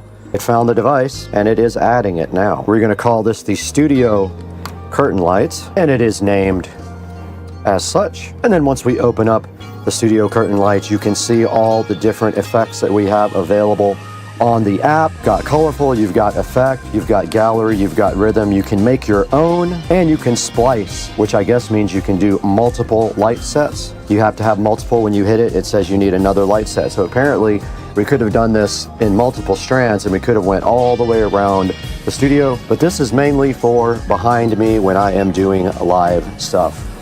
Now let's throw it into Supercar Street Racing Studio, where we are now with Brad, and go ahead and finish out this project by taking a look at these lights online. Hey guys, welcome back to the Supercar Street Racing 4K production studio. And you got Brad right here. And today I'm so excited to show you guys the Keener or Queener. Not sure, it sounds a lot like Wiener, but it's Queener or Keener curtain lights. They are smart string lights for indoor or outdoor use. IP65 waterproof, meaning they are waterproof for outside use. And these things are pretty fly. If you see right behind me right here and right now in the Supercar Street Racing 4K production studio, we got these lights looking so fly and so fresh, installed right behind me with the wildlife looking great as well. And right here and right now, they do come with this remote control, which allows you to change the pattern. And you can see right there, we switched the pattern. Every time we change it, it does something very cool. And these things are just so awesome and look so good behind me in the Supercar Street Racing 4K production studio. And right here, we switched the color again. And this is the star mode on the remote. And this remote has a bunch of different things you can do. It will sync to music, or you can just do regular colors, or some of their predefined patterns are also very cool. And looking right here at the reviews, they have 4.8 star reviews, and they are pretty cool. Let's take a look at some of the pictures here. Now you can see right here and right now, they do have Christmas tree going on in that, and I saw that pattern actually when I was flipping through these. But look, every time you hit this button that has a star on it, it does something else really cool. And there is kind of a diamond and an X pattern, which looks awesome. And every time you push the button, it just does something super cool. There is a kind of fan pattern going down from top right to lower left, and up to down, and left, right to left, and that's just going between colors there with the dissolve. That's kind of like a whirlwind kind of thing, pinwheel. And yeah, guys, so you get the idea. These things are actually really awesome, and this is the remote control here that comes with it, and there also is an app. Now these are Bluetooth, not Wi-Fi, so you cannot do Alexa smart features with them. It has its own ability inside the app to do smart features. And looking at some more of the pictures here, we see the IR remote and app, and we did just wake up our device back there. And look right here, you can do some cool things like spell out the word party on them. You can create custom patterns on it with the app. And right here and right now, you can make patterns for like Halloween or Christmas or whatever you want. And showing you right here, these are cool for gaming. And you can see right here in the Supercar Street Racing Studio, we are using them to accent the background when we go live. Now, please, when you buy something from Amazon, just click on our description and buy anything you want through any of our product links. And it helps us out greatly. And you don't have to buy the product that's in the bottom. You can buy whatever you want. Now, right now, we would love to stay and hang out with you guys all day, but we have to go get our garage floor shark coated. Let's go.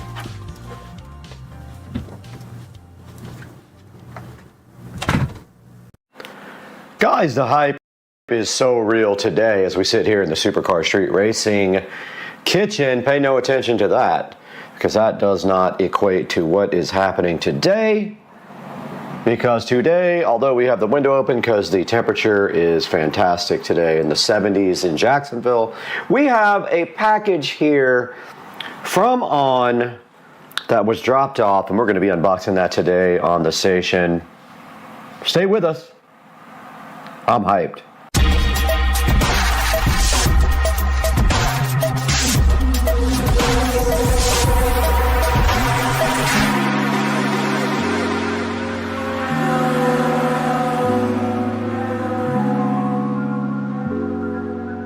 Ladies and gentlemen, sitting before me looking ever so fresh in this nice recycled box here from the company On. Yet another On product to add to the Supercar Street Racing closet. And the shoe rack we have today, the Cloud Drift. These are the Cloud Drifts in size US 9, and they are in white and cobalt. I have not opened them yet. They just came out of the bigger box where they've been sitting here on the Supercar Street Racing table waiting for you guys to unbox. So let's take a look at that right now. This cardboard box condom hides within it some Cloud Drift white cobalt that I am super excited about getting and trying on for you guys. And inside this box we have a nice looking packaging here from On, and also lets you know right here that this is 100% recycled cardboard, guys. So get hyped about the environment right now. And then right here, right now, we got the Cloud Drift in white and cobalt to be unboxed right in front of your eyes, and those are looking so fresh to death today on the channel. Very nice looking shoes already. I can tell these are pretty cool. They're like a light gray here, a white down at the bottom, and the cobalt would be this stripe right here. And if you flip it over, you've got a little bit of cobalt action there as well for your enjoyment. And inside of that, they have these wonderful shoe things that help them from getting deformed. We will throw those there. I have not yet had an On shoe that didn't fit me very well. No issues with width. I have problems with width on shoes, but Puma, whatever you want to call them, give me more issues than On. So far, On have been flawless on the width with my weird feet action happening. And so inside of this protective thingy, we now have some more fuel to burn in the Supercar Street Racing fire pit. And here we have the beautiful On Cloud Drift. Looking amazing. Once again, you can get these right now on clearance. These are last year's model. So they are available now on the On site for a lower price. This video is not sponsored. On does not send me free shoes, unfortunately. That'd be amazing, but it does not happen in my life. But here's a good look at the back. Kind of a grayish thing there, and you can see the cobalt and white splits up right there, and then you have this nice black piece on the bottom. It says the On Speedboard there. There's the nice On chicken logo, what I call it. And then up top you have these lovely on flat shoelaces and a nice perforated area right there, as well as right here for your shoe to breathe. And then here's the other one looking so fly, and on the side it says Swiss Engineering and has the little Swiss cross there. Nice looking shoes with the little cloud logo right there and the little on logo up on the top. And this is how they look sitting fresh to death on the table. The On Cloud Swift in cobalt and white. Available now for sale on the On Shoe website. It'll be a link in the description because these are last year's model and they are selling them 20% off right now, I think it is, which is not a bad deal. These are one of the best shoes made. They are high quality and they are very nice shoes, and if you can get them for under the stock price, you're doing good. Let's get them tried on and see how they feel. We are in the Supercar Street Racing compound in the Supercar Street Racing living room now with the On Cloud Swift in cobalt and white, and today we have on the brand new ASICs, and these are my workout shoes, so I had those on from working out, and I am going to be removing these and not trying to show you my gross feet. But at the same time, we are going to be trying on these On Cloud Swift, and already they feel a lot lighter than the ones I had before. And putting them on with one hand will be fun and challenging. And they go on really easily. They are definitely unlaced, which I like that. I leave them like that. My feet are very weird. I have bunions and issues, so anything I can do to relieve the pressure on my feet makes me happy. And we have on the Cloud Swift, and wow, they feel great. So comfortable. Let's get up and take a walk with these guys in the Supercar Street Racing compound. Yes, these are amazing. On just has the best shoes I think I've ever bought in my life, and they look great, they feel great. I don't use them for exercising, although I'm thinking about buying one of their top-end running shoes so that when I do, I have the best available. The ASICs are cheap, $50 shoes. These are upwards of $150 when you get them on sale. More than that when they are brand new. And since this is last year's model, you can get them now cheaper. If they have your size, you've got to go on there and get your correct size because they sell out very quickly. A little bit of squeak from them, but that's because they're loose right now. They're not laced up. And if they're not laced up, that tends to make the squeaking noise, which you're hearing underneath my feet. But yeah, these are awesome. They feel really good. They're super comfortable. Got no issues at all with these. I love them.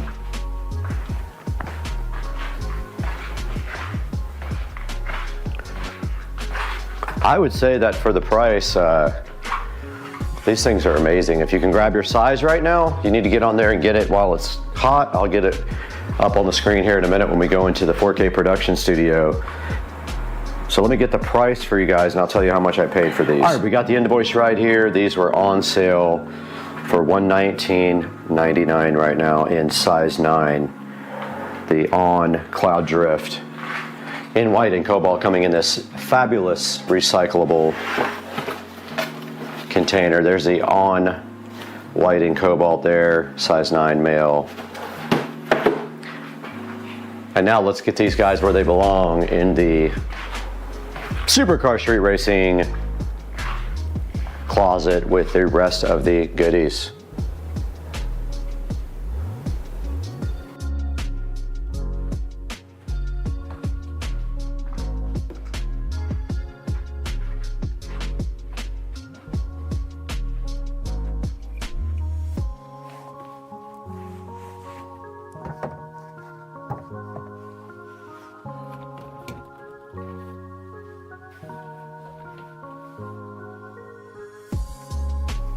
Back in the Supercar Street Racing compound closet, and you can see we have deposited the On Cloud Swifts to their final resting place here on the shelf, and I love the way, compared to the other shoes, they have this black strip right here. Notice the other ones do not have that at all.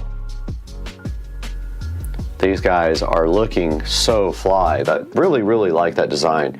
Compare that to the Roger here, and you can see this little black stripe with the Swiss engineering thing there. Not all of them have that, as you can see. Only the right shoe has it on all of them. The left shoe does not. There's another set of Rogers right there, another set of Rogers there.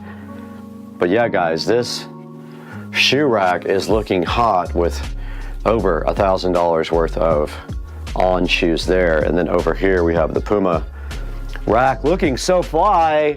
And so I have a choice now of what I want to wear. If I want to go with the On shoes, I go here. If I want to go with the Puma shoes, I rotate this way, and then we have that looking so fly. And we will now go to Supercar Street Racing Studios with Brad.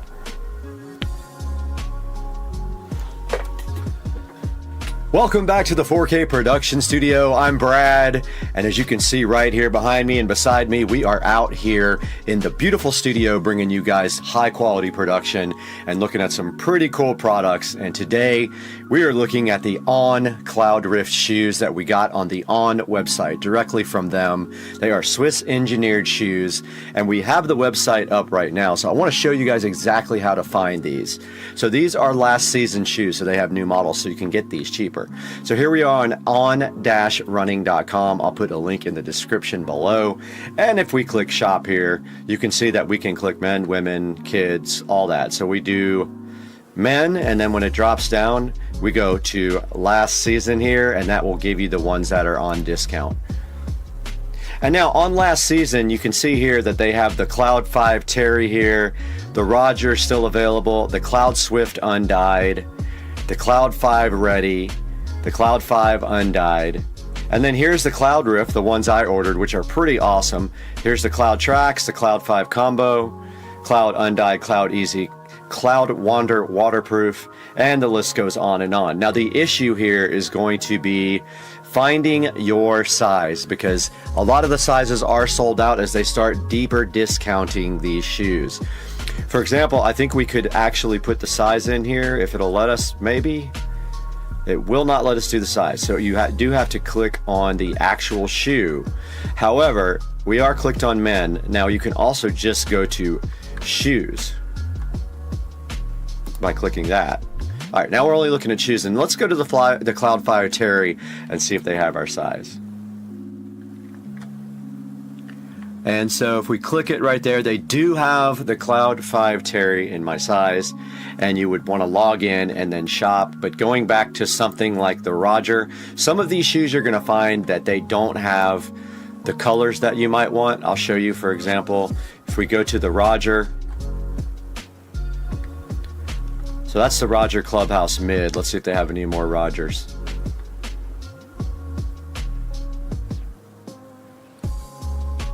Okay, I'm unable to locate the regular Roger. Let's see. All right, they have the center court, which I have a pair of, which these things are awesome. And if we click that, you're probably going to see that they're missing a lot of the sizes. So see here, only 7.5, 12.5, and 14 are actually available in the Roger center court. So I would not be able to buy that because I am a size 9 shoe. But something like the Cloud 5, let's see if they have that in my size. They do not. And see, also, it depends on the color. If you click the colors here, they might have your shoe, like they do have my size in the red, and it's actually called, let's see, what is that color called? It is called Ruby and Rust. As you can see right here, it shows you the colors. So these are available in my size. And so are these. These are the olive. They are available in my size. The black are as well. So there's a lot of the Cloud 5 left on the site. So go ahead and get yourself over to onrunning.com and see if they have your size. And guys, we really appreciate you hanging out with us in the 4K production studio. Make sure when you buy from Amazon, you click through our links. If you buy On running shoes, use my link in Amazon. If you buy anything on Amazon, click through any of my links. It doesn't have to be the product that we featured or the product in the link. If you click through my link, it gives me a very small commission and allows me to keep the channel going. Guys, we appreciate you so much, and we will see you next time. I am peace out of her.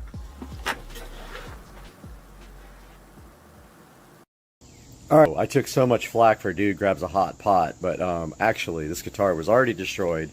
We had one bad take where I thought they were recording and they weren't, so this was already destroyed. And here is Dude Grabs a Hot Pot Aftermath.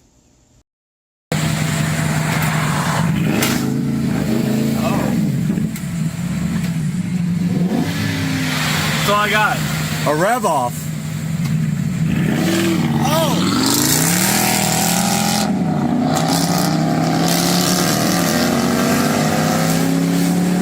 I think he needs new rings, bro. All right, hey guys, welcome back to the channel. Today we have Joe here. You guys know Dukes of Duval. He's been on the channel recently. This is Wayne, Joe's neighbor, and today he's going to be supervising this whole project when we put brakes on this Chevrolet Silverado 2013. Yes. Silverado. So we're going to show you guys each step. We're going to video that for you. We're going to show you the parts you need, the tools you need. You're going to see that today on the channel, so stick around, right? Yeah, stick All around. right, let's go. You ready? Come on now.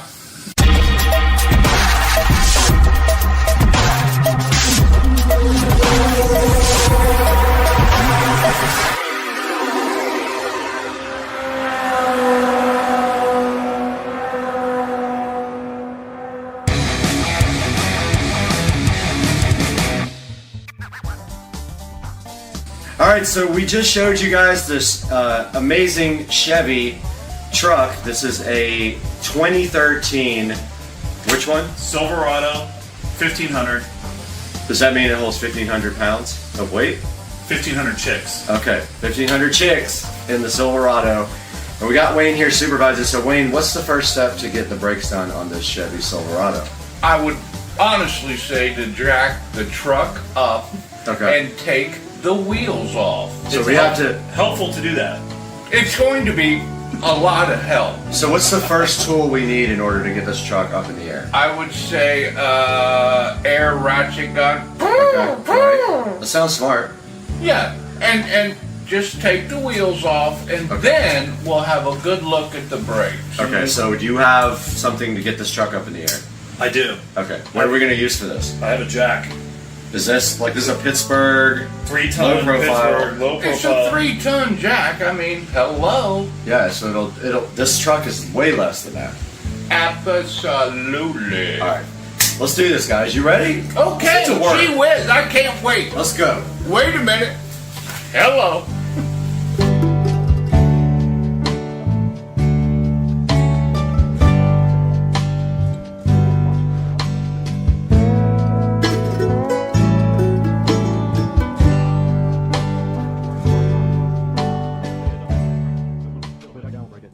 So what's the first step we're going to do here? Well, first thing you gotta do, man, you gotta take off the cap so you can get to the lug nuts. So we're gonna pop that off, easy enough, out of the way.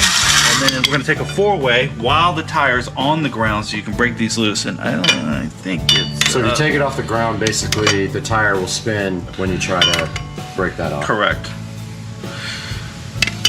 There we go. All right, so that is 7/8. All right. And break them. No particular order, doesn't matter, just break them. Yep. Oh, that one's trying to be a little bit sassy. Got it. Got it.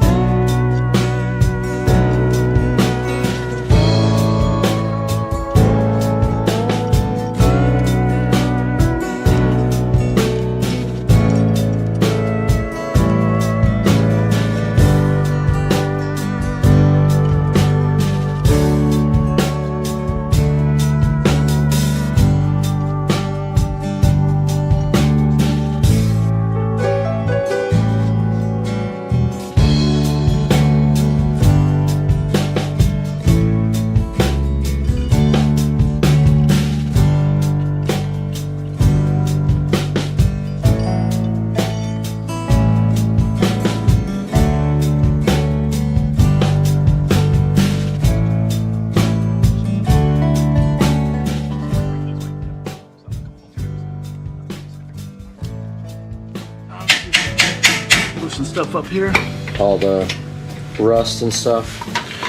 Has these ever been changed? They've been changed, right? Yeah. Oh yeah.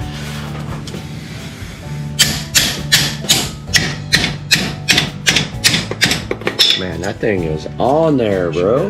Yeah, that is on there. Should have brought my PB blaster. Well, are you going the wrong way? I'm not trying to be smart. You know, He is not. You are going the wrong way. that's exactly the problem. You're going the wrong way. Delete that. Goes down. They do go down. No, it don't. Ready? All right, here we are. We are breaking loose the calipers. There it goes. Supervisor Wayne Hi. on the job. All right, so we got the first bolt out, and we're going to loosen the second bolt, and the caliper should swing up, making it easy to get to the brakes. And one thing we do have to finish this job is going to be a C-clamp, because we're going to have to compress the caliper Yep, and I got to that. get the new pads in. So we have that all ready to go. Oh, that one's not broken? Yeah, it is. Well, it's broken, but Oh, you're going to take it all the way out? take it all the way out. All right, so we're going to remove the top caliper bolt now. At which point, it's probably just so dusty.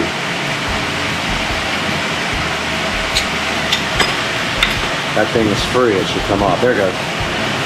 Center part's coming out. Boom. All right.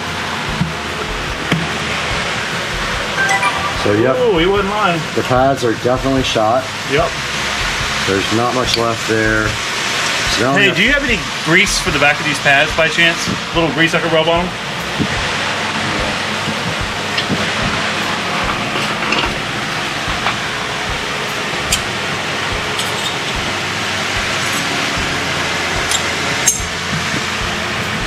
All right. I'll need the grease. Where's the new pad? All right, we got the new set of brake pads here with new clips. And all we have to do right now is put these new clips in. I think they're all identical, right? Pretty sure. Yep.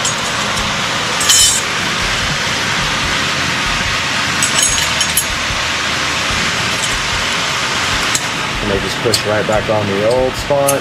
And then all we have to do is compress the caliper and put the new pads in. All right. And so now we have our C-clamps to, I'm gonna add a little grease to the back of these things. yep. And why are we doing that?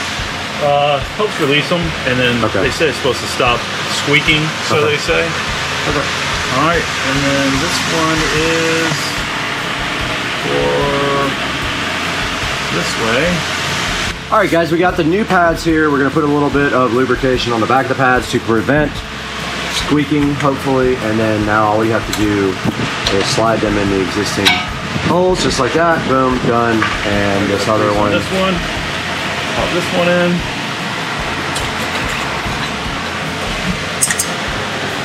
Yep, goes right in. Hopefully.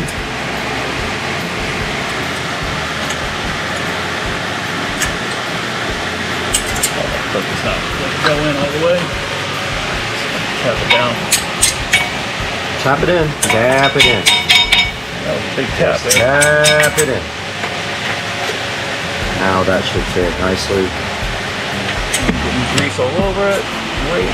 You'll have some nice greasy brakes. That's it. All right. All right, that is pretty much it. And now we have to compress this caliper with your C-clamp. Yep, right Or here. it won't go back on. You can see the caliper is extended because the old pads are worn out. Correct.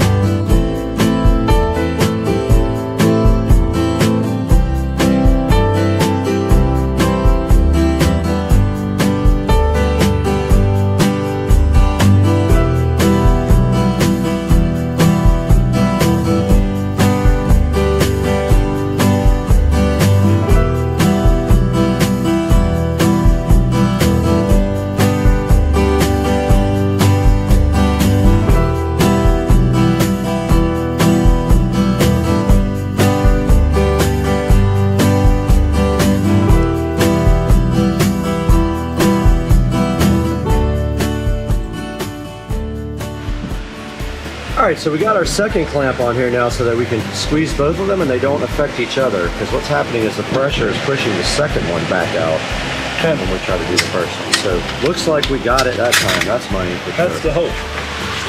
So we got it. All right. Gonna go this time.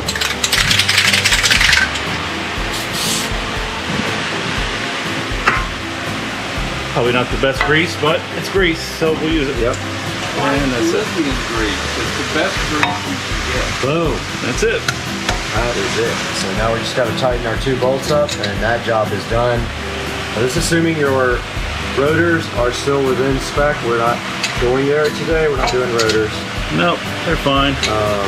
So yeah, this is just basic pads. And then Where's we the will- other bolt? Somewhere here we have another bolt. Okay.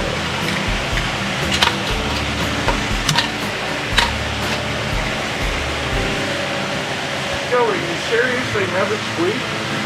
Never squeaked.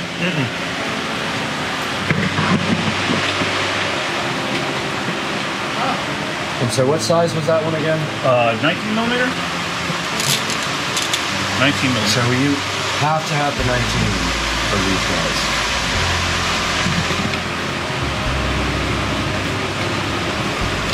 And then, are we going to torque it to a certain spec or just tighten it down? Just gonna tighten it down. Okay, cool. I think that's probably a little overkill.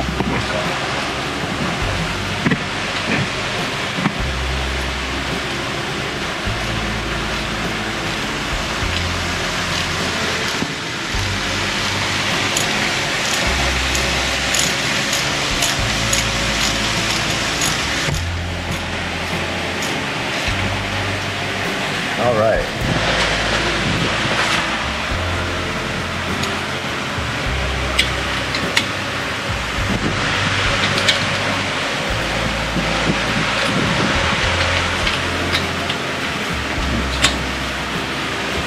All right, good to go. So side 1 is done. We just got to put the wheel back on, lower the truck, and then work on side number 2. Super fast. Super fast. All right, we're getting the wheel put back on now.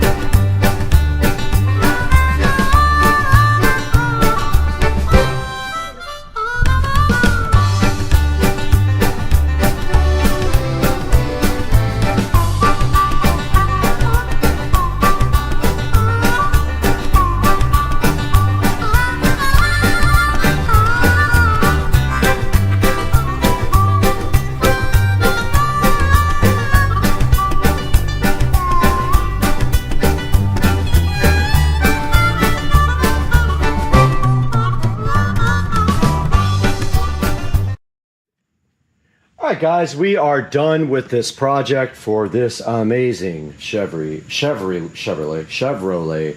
Silverado 2013. And some of the things that you're going to need for this is the brake pads. These are the Select Best from O'Reilly's. And we also have our clamps here for this. We have a hammer. You're going to need a 19mm socket and ratchet for this. Some grease for the back of the brake pads, a nice jack like this Pittsburgh 3-ton jack, and right here, right now, you will be able to do the brakes on your 2013 Chevrolet Silverado truck, just like we did with Dukes of Duval and Wayne.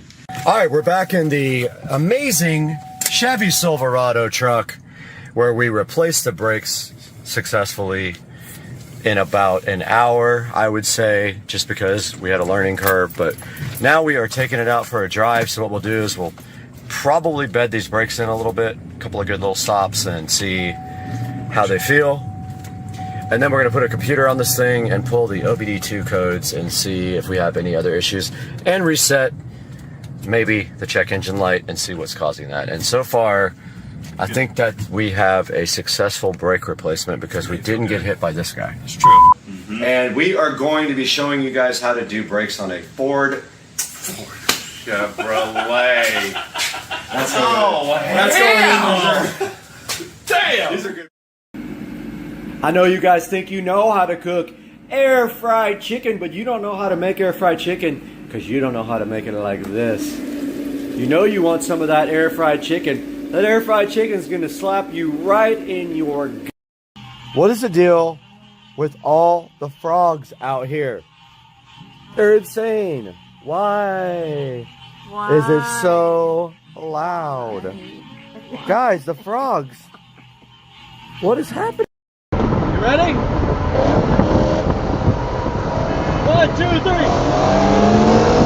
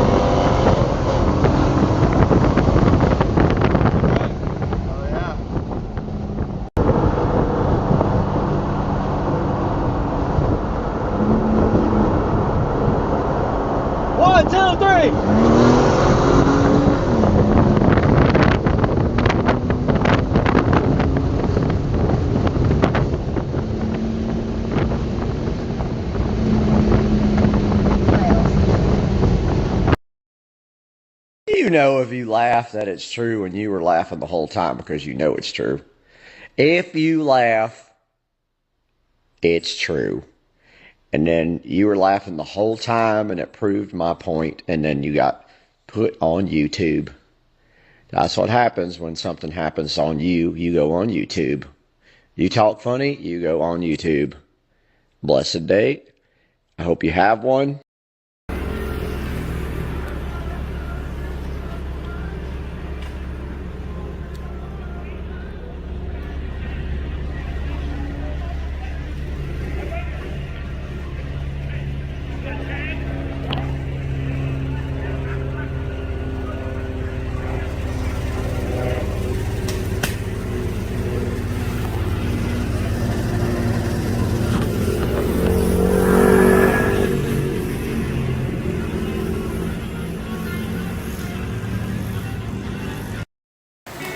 Out here. Did I just see water dripping? No way. Thought I saw water dripping in here. I think I'm seeing things. Yeah. But it is coming down nicely. in Florida. And it's a good opportunity to come outside and check out the pool. We're having a party here tomorrow, a work party. And so I have been out here getting everything ready and getting the patio prepped. And I got some nice new decorations for the patio here. And it came out pretty good. This is eventually going to be all tiled. So I'm not going to do anything with this permanent, but for now that's good. But yeah, we got the rain. Here's a good look at the nice lights. And yeah, man, what a night. It's just Florida life. And, with no more palm tree here, my gutters actually don't get clogged. So they are working. And that's a little update before we go on to our next product we're going to take a look at.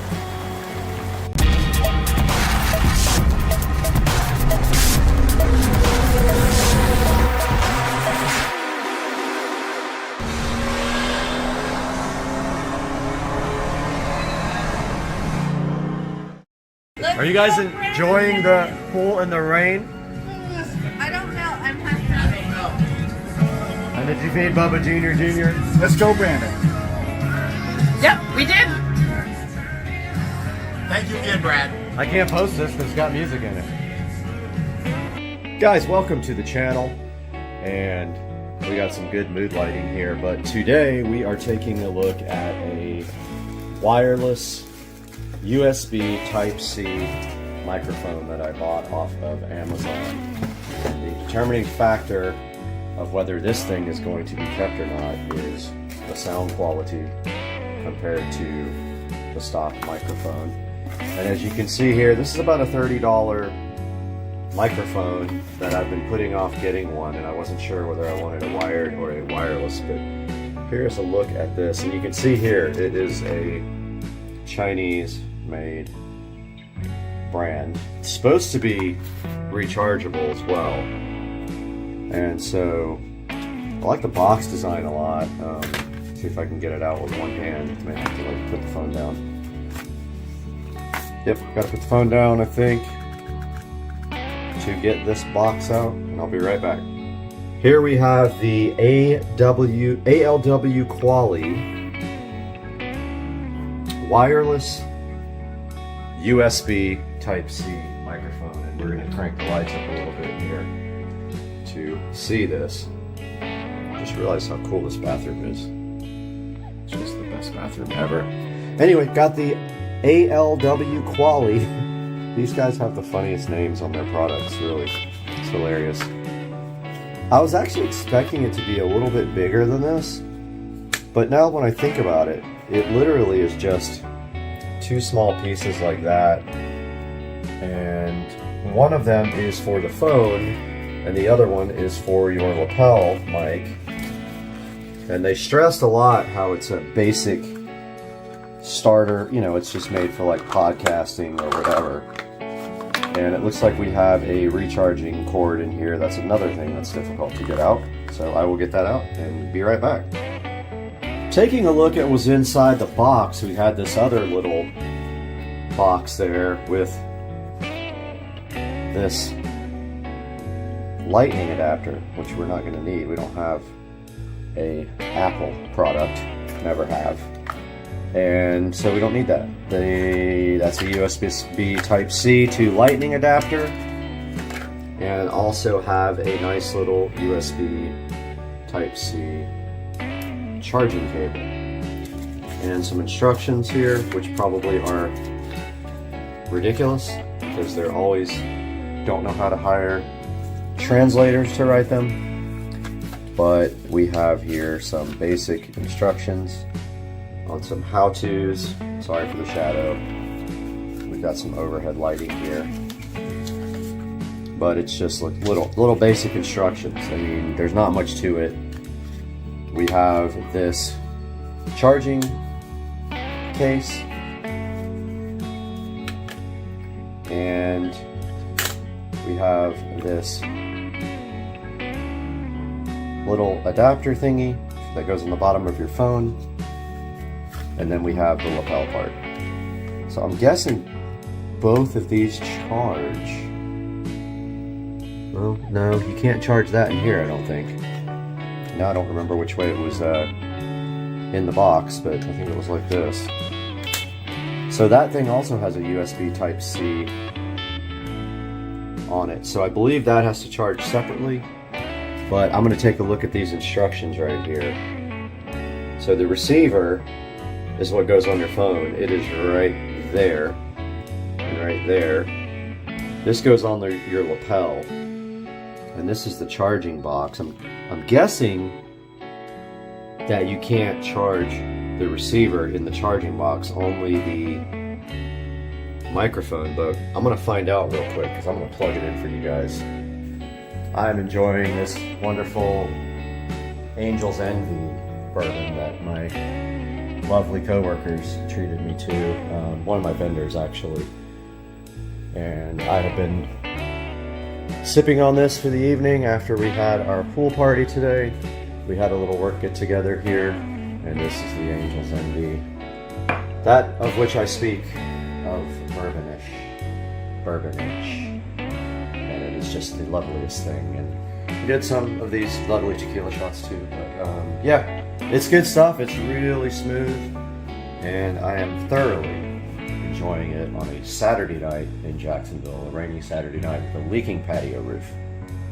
Point of clarity here, the receiver, this guy right here, that goes into the actual phone, does not charge. It uses phone power, but if you need to charge your phone, you can actually plug your phone in right there while you are using it to charge your phone. This guy charges your lapel mic, which we are going to grab a little power brick now and try that out. I'm actually kind of grateful that the leak wasn't on top of the TV there. It's just in the corner. Hopefully some of that foam will seal it, but I wanted to give you guys a look at the lighting. It's not finished out here yet. I actually got all new yard lights, low voltage landscape lighting for the stake lights that are out here. I got 12 of them on Facebook Marketplace for $50. They're old school, but I went ahead and purchased some brand new modern warm white LED bulbs to put in them. Even though these guys already have bulbs in them I could have used, I'm going to save some of these lights as well for the side of the house. Both sides, I'll probably put 4 or 5 lights on both sides, but I just wanted to give you guys a good look while we have some free time in this video at how the landscape lighting looks. And down by the water there, we have lights that go over the water. They're just lantern hanging lights, and then we have a blue LED rope light. I don't want to go out there because I got no shoes on, but a blue LED rope light over there by the dock to round out the lighting. And of course you guys have already seen the lighting we did on the patio, and those LED color changing light bulbs are in my sunroom, lighting up the pool deck pretty nice. I just love recording in the bathroom for some reason. I just like my temperature and time and weather. So we got the power adapter off of the Fire HD Pro. It's the same exact thing. It's just a USB Type-C charger. They give you a dinky little cable, but you don't need to use that one. Sitting on the bottom of this, there is a USB-C. Again, one-handed here, going to attempt to plug in this. Now, I will say it's kind of awkward why this is on the bottom of the... you can't really... Now you just have to kind of lay it down. I mean, why wouldn't it be... I guess there's no good way to put it on the side, but I mean, I guess you can lay this guy over, but I don't know if you guys saw that very well, but there's a flashing red light on the bottom, meaning that is charging right now. And I'm guessing that that will go green when it's done charging. I am going to let that charge here for a little bit and show you guys this diagram and this instructions one more time. But it's pretty simple. It just says to connect the receiver to the phone port, to your USB-C port. Press switch key of microphone. The indicator light turns green and the power is turned on. The indicator green light of receiver keeps always on.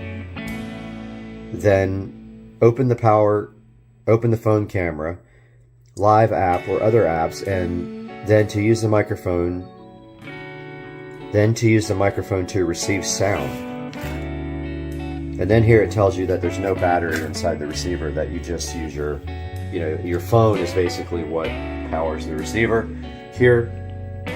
And then you can plug your charger into the side of this to charge your phone if your phone is running on low power, or if you want to keep that phone charged the whole time that you are doing recording. So I'm going to let this guy charge up for, I don't know, maybe 30 minutes, and then we'll be back and we'll give this thing a try. Test the range, test the sound quality compared to the phone, and make a determination on whether this thing is going back or not. Okay, I came back about an hour later, and it's solid red, so it doesn't turn green, but it turns solid red when it is done. So we are going to now experiment with this brand new microphone and see what happens. I'm going to go ahead and plug it in the phone now. Actually, I take that back. We haven't even looked at the actual product. And here is the lavalier microphone. So you're supposed to plug in this part to the phone first. Then it says to push this button. So let's give it a shot. We'll turn off the camera and get it plugged in.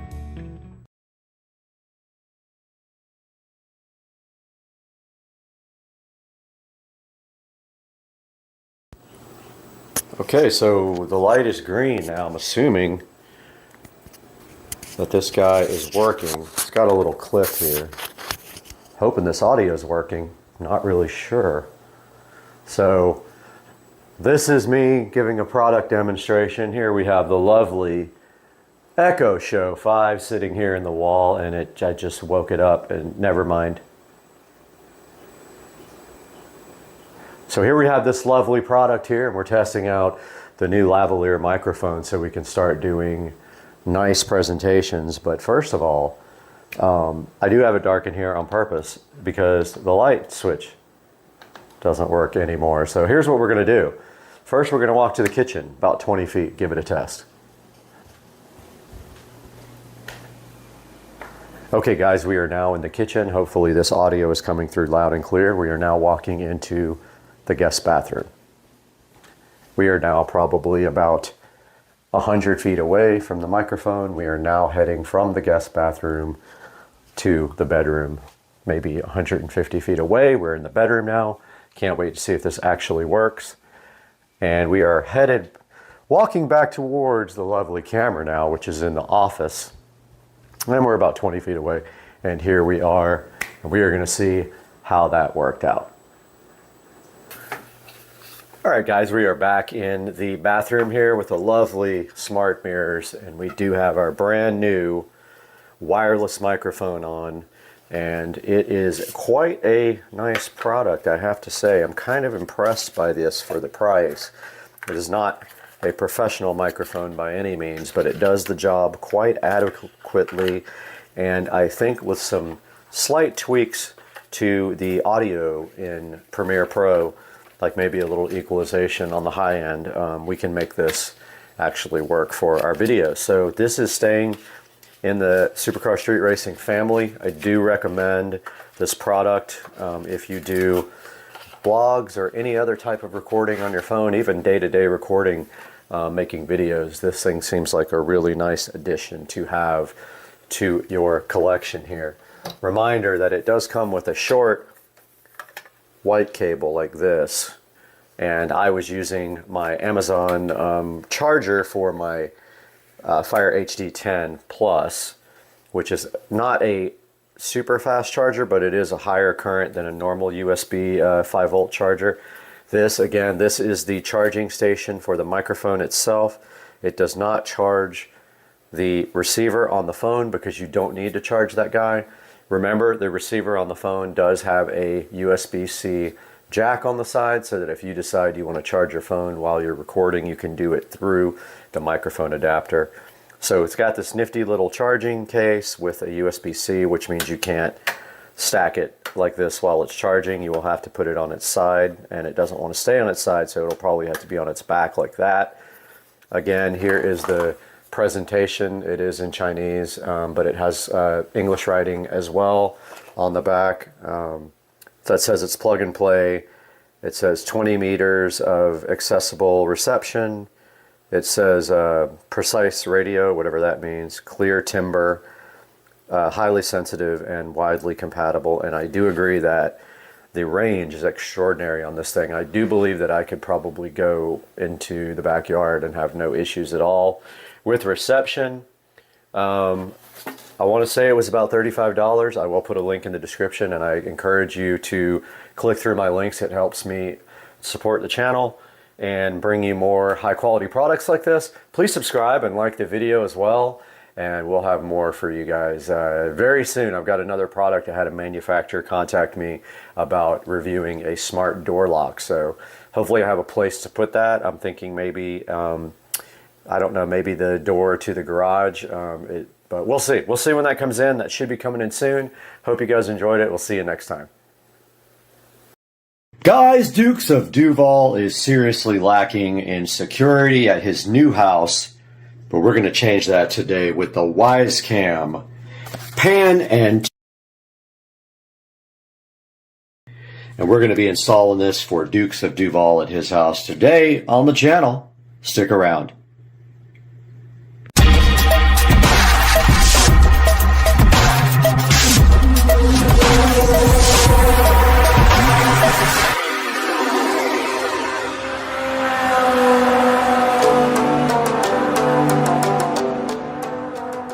Okay, for the first part of this project, we have a new electrical box for Joe's attic, and we have a new receptacle here. We're going to go ahead and pre-wire this up, so all we have to drill is through his existing garage door opener receptacle box and connect inside there. So let's get going on that. So we have to strip this wire back here, but first, we don't need that much. We're going to cut off some Romex here. And we'll probably still have way too much, but yeah, let's get this going.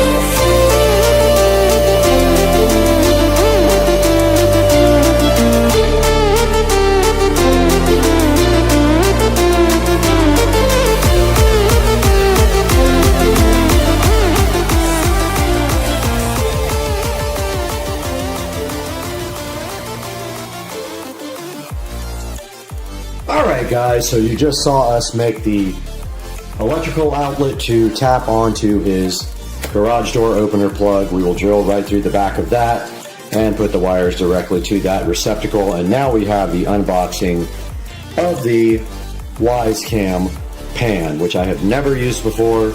All of mine are non-panable, but I am excited for this. So let's get this guy unboxed.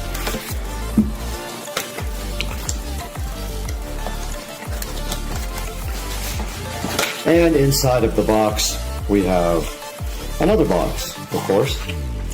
And that flips open with a quick start guide and a mounting guide. So I guess you stick this and then you mount using this template here.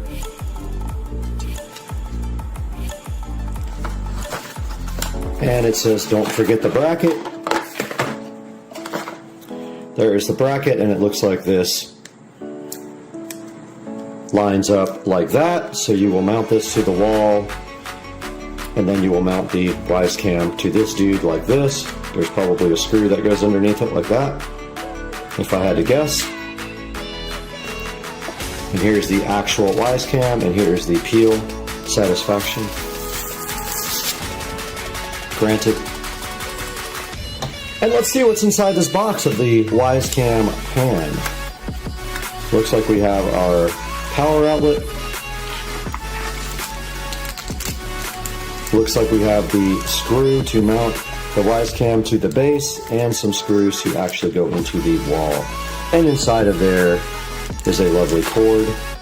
Let's put this all back now.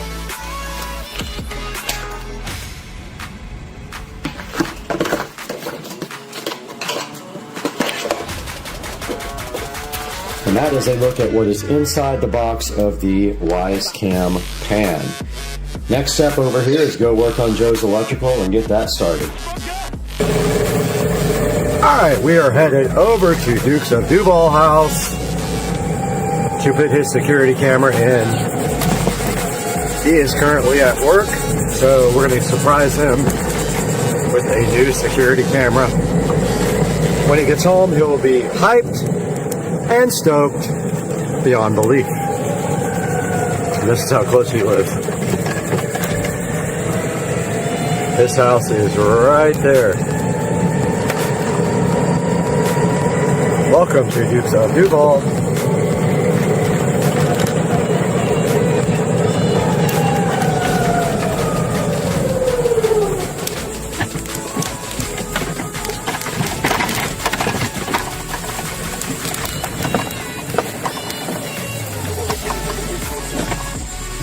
We are here at Dukes of Duval's garage, and the first thing we need to do is take this receptacle out, and we can then run our existing receptacle that we made in the bag, but we need to get a ladder in here, so we can get to that first. And he said there's a ladder on the side of the house, so let's go try to find a ladder. All right, if I was a ladder, I would be right there, apparently.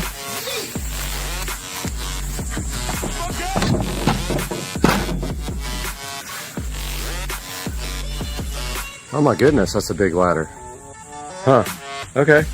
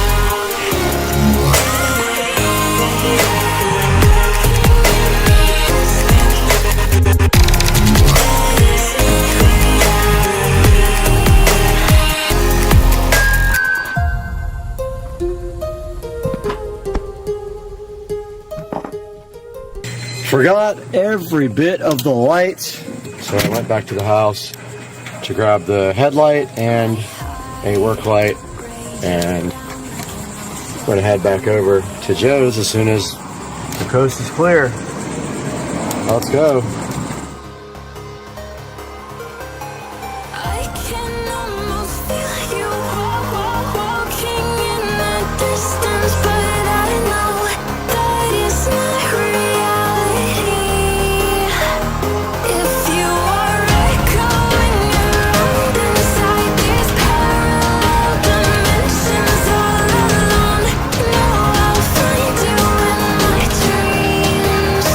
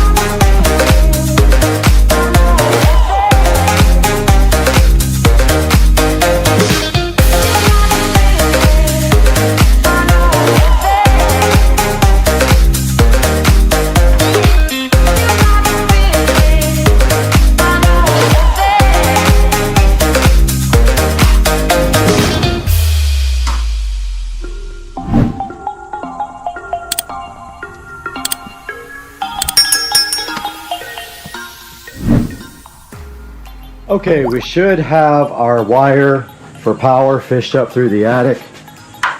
We've got our extension cord here. Let's get up in the attic and pull our cord for power. And we've got our light right here as well. It is a good 90-degree day out here, so it's going to be hot. We're going to want to get everything done as quickly as possible.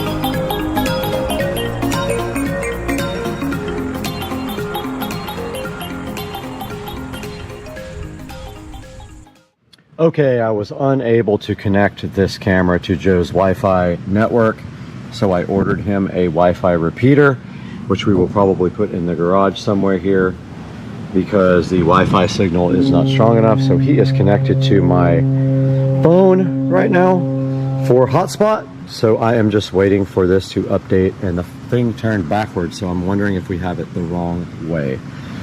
As soon as this thing is done updating, we'll try it, but like it's about to storm. I need to get this golf cart home as well. So yeah, that's where we are right now. All right, guys, so we're on the way back to Dukes of Duval house. I have his Wi-Fi extender, so we're headed that way now. Go ahead and get that thing installed. See if we can get this camera working.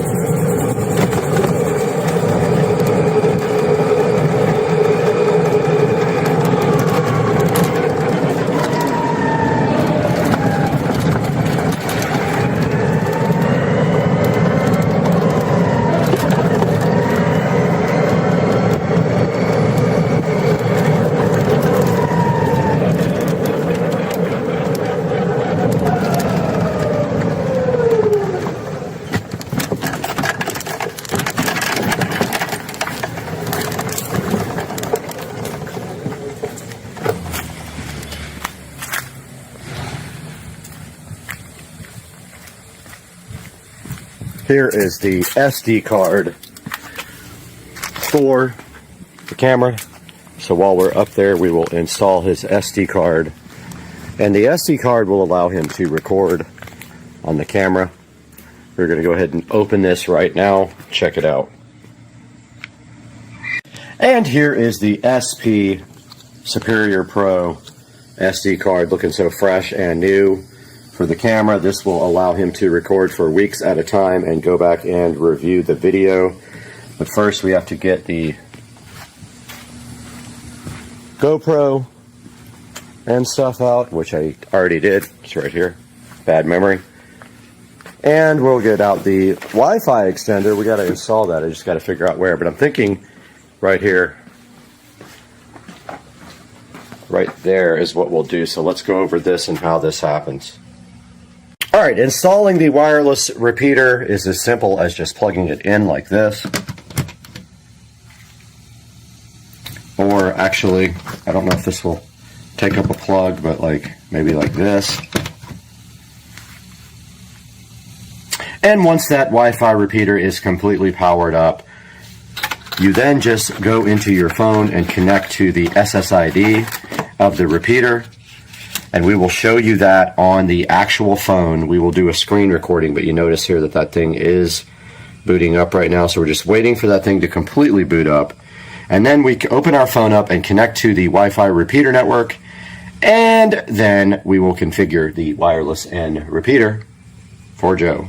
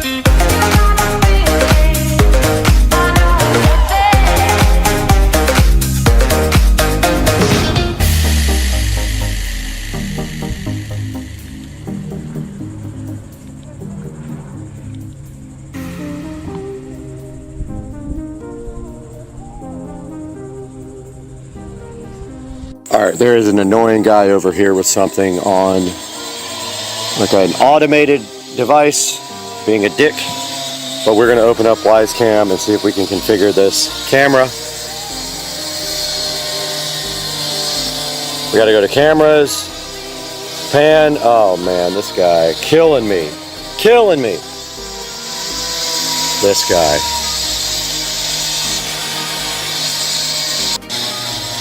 I hate this guy doing whatever he's doing, but we have to push this setup button on the back. It says ready to connect. We scan the code.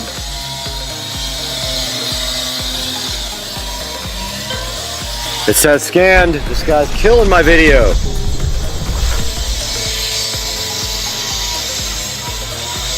I put in the Wi-Fi access point name. Sorry for the background noise. Guy.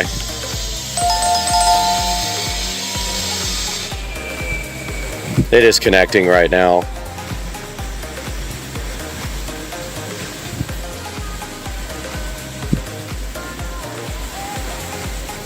Should not take this long.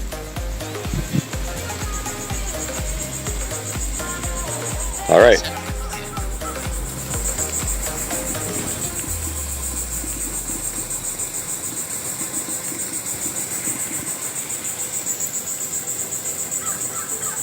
All right, so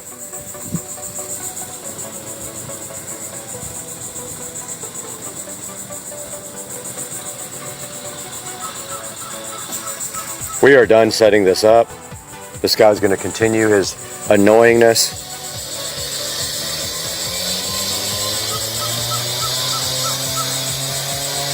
And we might have to change the way this is oriented. It does go all the way around like this. Actually, we probably want to rotate it more.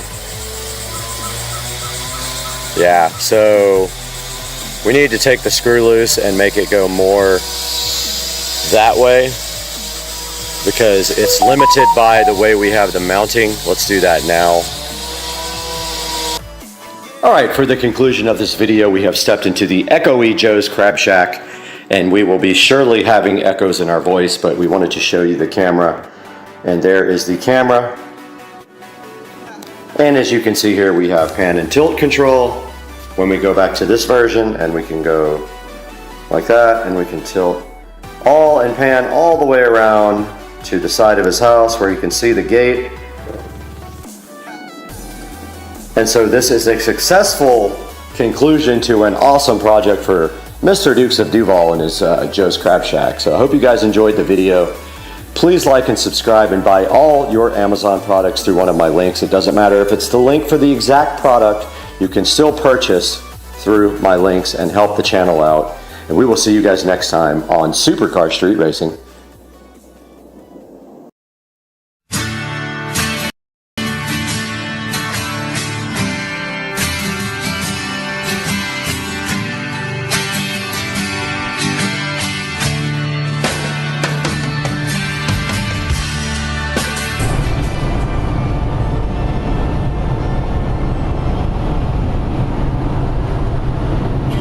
Top speed in the Civic. With a very sick driver. Speedometer. Oh, we hit the speed limiter. We hit the top. Look at this guy. We hit the top speed limiter at 120 in the Civic. Nice.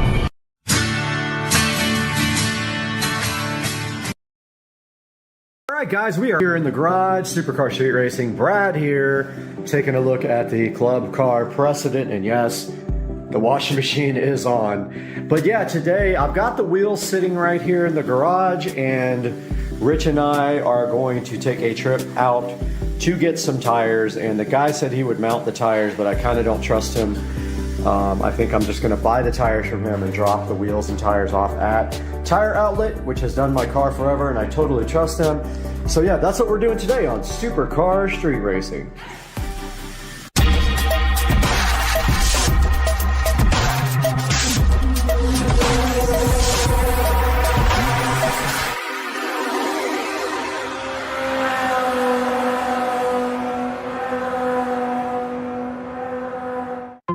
What's up, guys? I stole Rich's truck keys. Now we gotta go steal his car or truck or whatever it is to go grab these wheels and tires from Tire Outlet. Oh, almost forgot my wallet. Do that all the time now. Now that I don't have a car, I don't have a reason to reach here on the counter and get my keys, or my wallet, sorry. I'm all over the place today. Yeah, I got the keys to the Toyota. Go over here and steal Rich's car real quick. Come on. Gotta go get the car. I forgot the sheet to put down on Rich's back seat to keep it from getting all dirty. So I got the sheet here.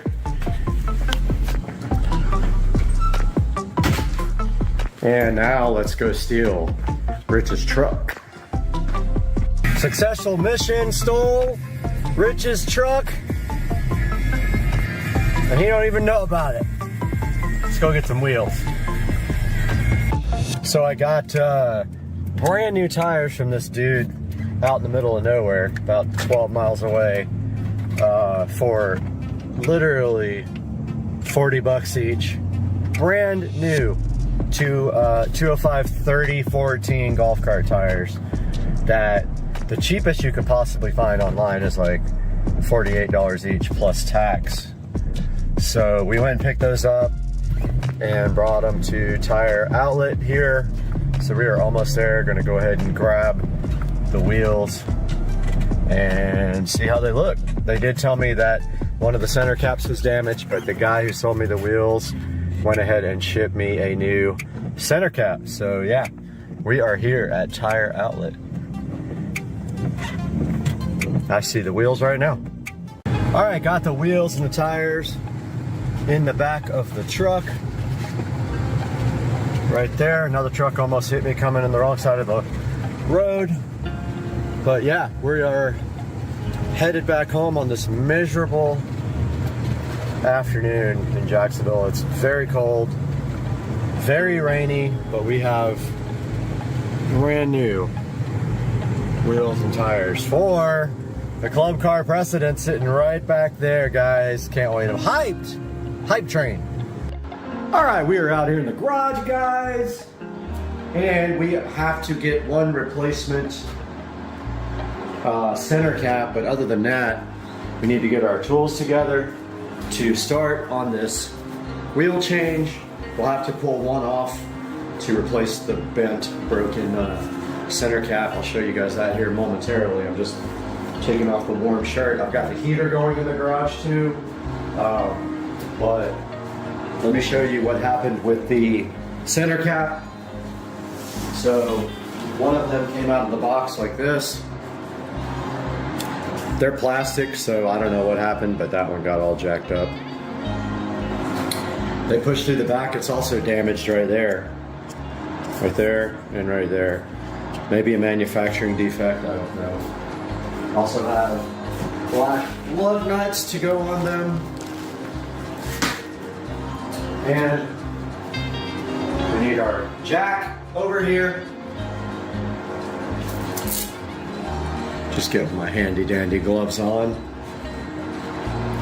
And we will start. Even though I just rotated these wheels and tires, these are sold. Already sold. Which will pay for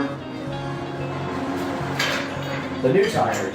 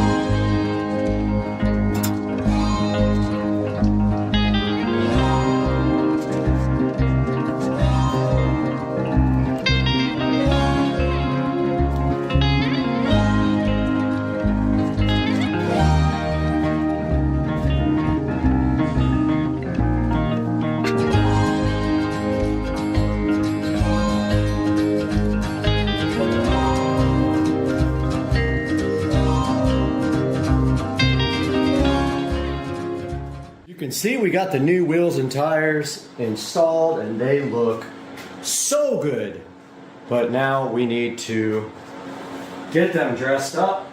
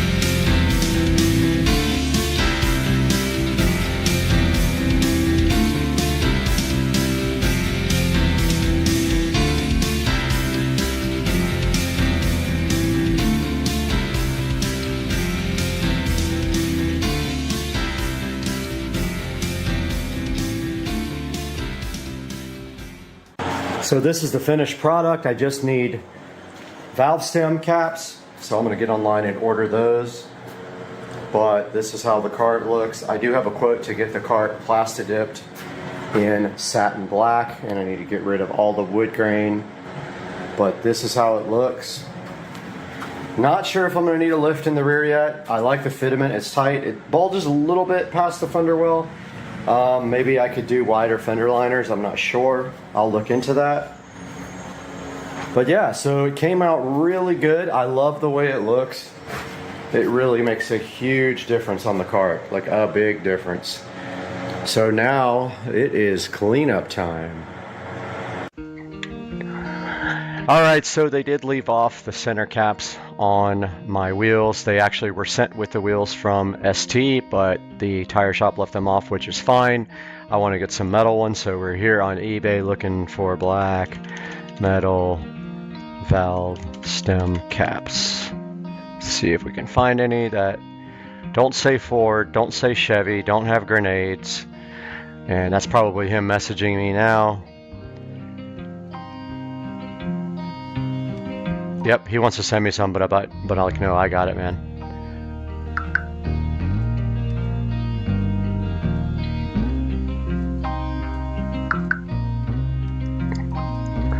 Yeah, he's apologizing for it, but it's actually not his fault.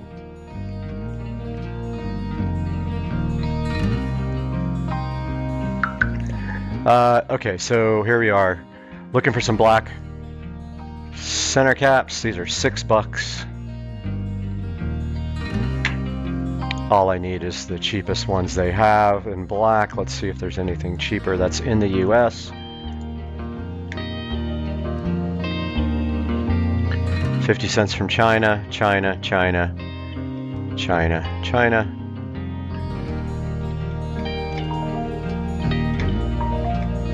And he is messaging me again, and I don't want him to feel bad about it.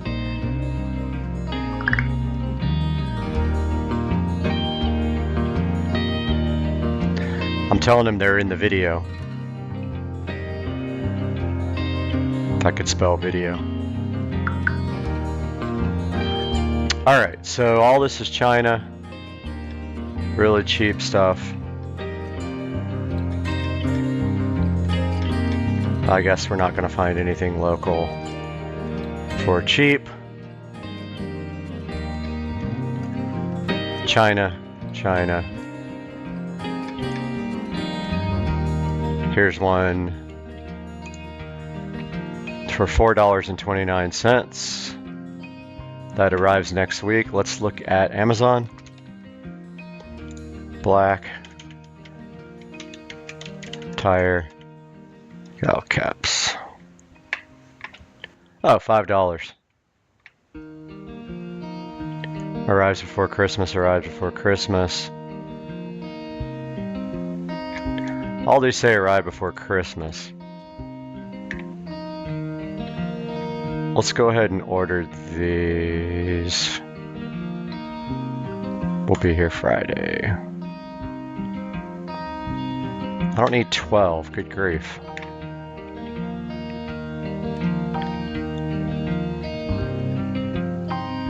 Here's 4.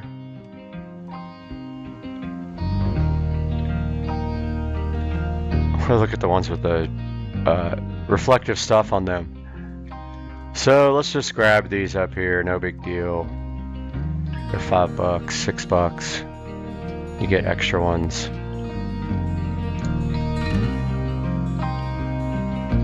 I don't know if I like the plain ones better, like these kind, or if I like these round kind. Right before Christmas, Friday, December. Everything's Friday, 2 days from now.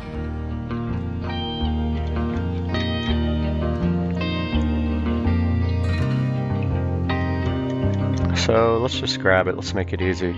He's still messaging me. I feel bad for him. All right, let's go ahead and grab these. Enough talking. For $1, you get like a bunch of them, and they're on sale. Oh, that's cool. Gray, black. Yeah, we're getting black. Guys, that's gonna wrap up the project for today with the golf cart here. Now all we have to do is get some black valve stem covers, which I'm gonna go online and order right now. I'll share those in the description. Also, these came from ST Wheels on Facebook. I will have a link in the description, and it will be superimposed down below throughout the video. But for now, that is all from Supercar Street Racing. The dash kit will be here today, the carbon fiber dash kit. I still got to get a carbon fiber steering wheel and deal with this seat problem too, this ugly alligator skin seat. I'm trying to trade it for someone that has black, but I don't know if anyone's going to be willing to do that. But the Supercar Street Racing, I hope you guys have a good day and a great weekend. I think it might be too tight. That's what she said. Michael. Got him! Got him!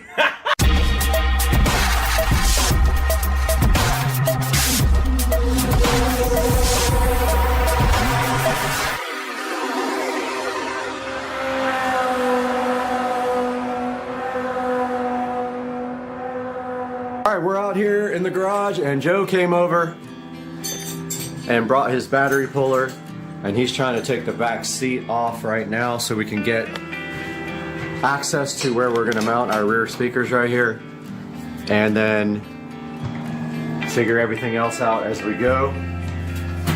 We went to Daddy-O's, we bought some 6.5-inch speakers, 2 ways for the whole golf cart, 2 in the back, 2 in the front.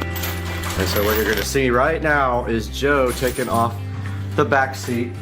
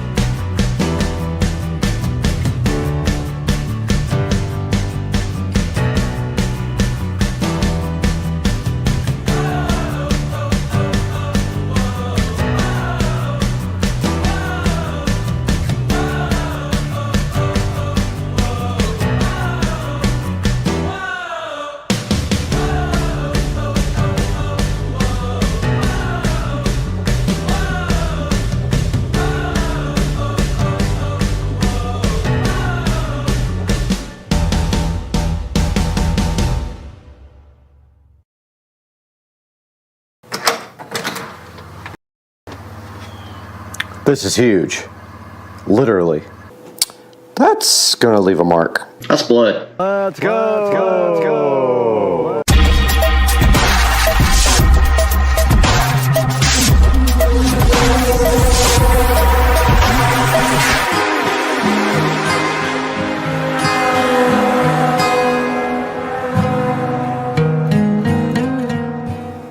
This huge box is something amazing for the Supercar Street Racing channel, and we have been trying to order this for a while. And now, boom, how do you like that? We have this amazing upgrade for the channel. That way, all 10 people who watch the videos can be upgraded. No, for real though, this is a huge upgrade for the channel, guys. I have been wanting to get this for a while. We got the official SCSR scissors out so that we can open up this incredible, huge box on the channel today. No joke, this is big.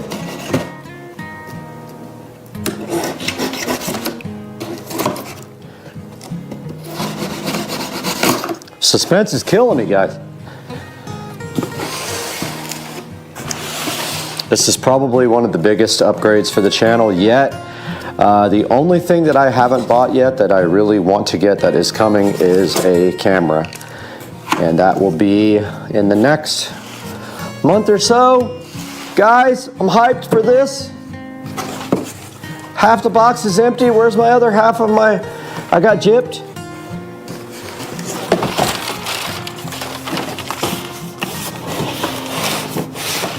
And inside of this box is another box. And probably inside of that box yet another box. Hopefully this is actually recording. I got this SD card off of Ali and it immediately said, oh, you can't do everything you want to do with this SD card. But I did play back the video and it seemed fine, but if this doesn't work, I am going to be one upset individual. Ooh. All right, well, those scissors are sharp. I just cut my finger hard. Not good. I just sliced myself open. So, lesson learned, don't grab a scissor. That was quite a little slice. That's gonna leave a mark. Just thinking how the scissors weren't sharp and they sliced my finger wide open.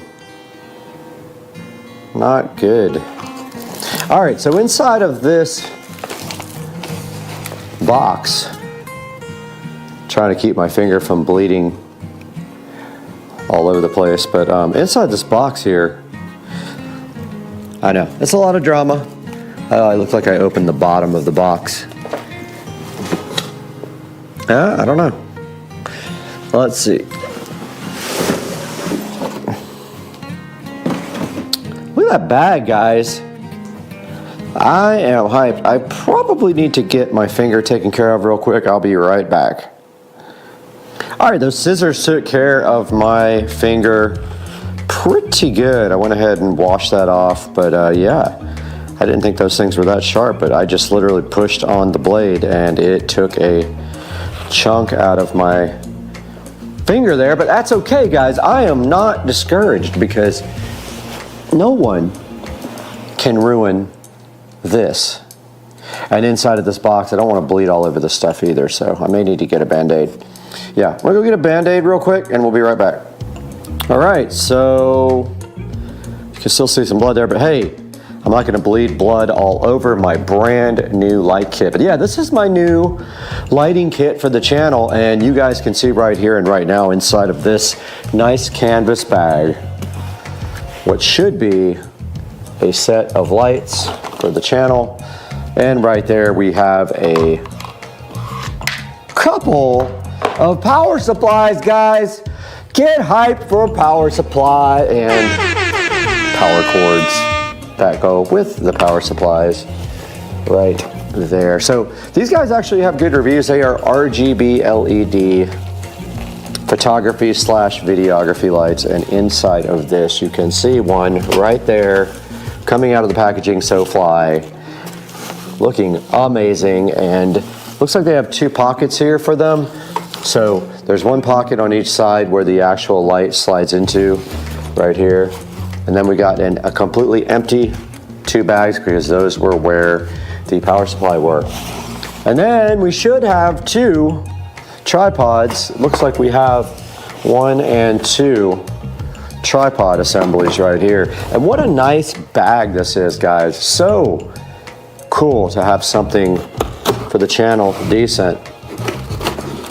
And this tripod slides right out of this unit like this. And the battery on the GoPro has been used now for 5 minutes and it's at 81%. So welcome to my life. GoPro, dead battery and overheat constantly. That's your life if you use a GoPro. No joke. Use the phone? Nope. GoPro? Yep. And inside of this box, guys, look what, we had 2 boxes right there. Both of them housed a nice tripod for each light. And then inside of the light right here, inside of the bag right here, we have the actual light. Now I'm not seeing any kind of instructions, but I haven't really looked. Don't see any kind of instructions on that, so I'm just gonna keep on going. And maybe they will pop up at some point. But is my finger bleeding? Yes, it is, all over the place.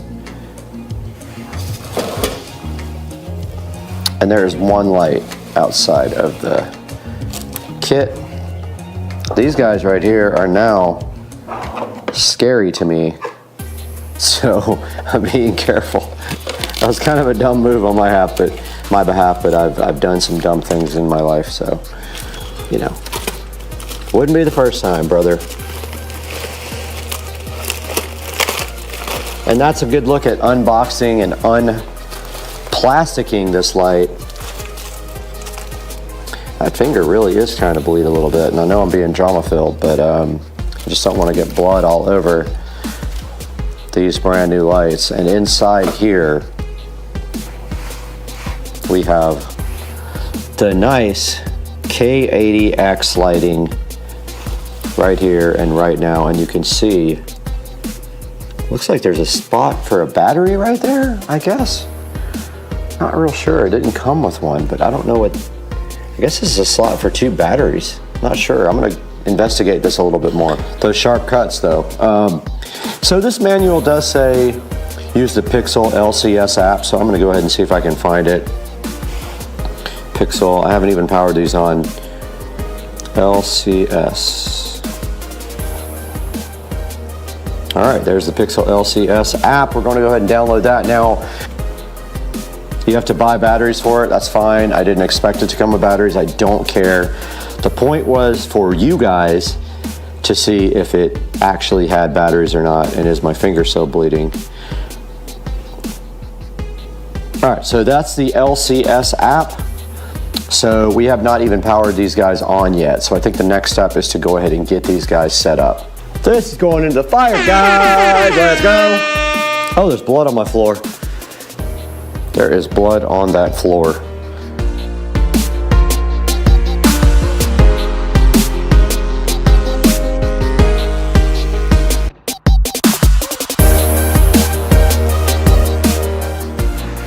All right, blood and all, we are back in full effect on Supercar Street Racing, and we have our lights set up left to right style here. They do have barn doors, and you can see right here and right now, when you make an adjustment to the back controls, it does affect both lights, which is pretty cool. These things are like joined. Very cool. This is 45% brightness. You guys can already see how much a difference this makes on a production. Like, I have nothing set up here except my Echo Show 15, and look at the nice stage we have here set up. I'm gonna need to grab my tripod real quick so I can get you guys on a tripod and we can go in front and do a little presentation. All right, I was able to open the app and add the devices to the app, no problem. And yeah, look, it says devices added and they are right there now. So I don't know how to use the app yet. I don't know if I will use it, but there is the K80 lights. Definitely working in the app, even though some people said the app does not work with the lights. I beg to differ. The app is right there, and if you hit power, one light went off and two lights went off, so it does work. Guys, we are back in the Supercar Street Racing. Wonderful compound here, as you can see. Hurt finger and all, bleeding all over the place. There's blood on the floor, and who cares, because today the channel got a serious upgrade and we have these wonderful lights now for productions, and it's so intimidating to actually do production with lighting. If you've never been in front of lights, these are very bright. This is 30% actually, so you can imagine what this would be like on full blast. Perfect for night shots, I would think. And right here in my hand, I do have the carrying case that came with the light, so you guys can get a good look at this. Now inside of this, there's two nice pockets right here for the lights to go into. They come off the tripods and they slide right into here and here. And then the actual tripods themselves can slide right into the bottom of this. And as you can see right here, right now, we have the Supercar Street Racing channel called up right here. If we can ever get it to work, and of course it does not want to work for us, but this is our beautiful Echo Show 15. But yeah, so I just wanted something for you guys to look at while I was presenting with the new lights. And this is what they look like, guys. I mean, this is gonna be huge for us. The only other thing we have to figure out now is getting a good camera. We're on the GoPro now. The GoPro is set to 5.3K. We usually downsample that or downres that to 4K and get it to you guys on YouTube that way. But we're looking at a really good camera, a Canon R5C, which shoots in 8K, no problem. And this is just the start of what I wanted to show you with these guys. We'll take off the camera off the tripod now and see if we can show you guys some more stuff with the actual lights. All right, we're right behind one of these lights now. As you can see, we have one light lighting up the other. It is incredibly bright. So I'm gonna go ahead and crank down the brightness a little bit. And also, there is a bit of a glare on it because it's only lit from one side, but that might be better. But as you can see right here, right now, here are the controls on the back of the lights. We have two slots here for lithium-ion batteries right there, which we have to order. It uses Sony lithium-ion batteries, so we need to order 4 of those.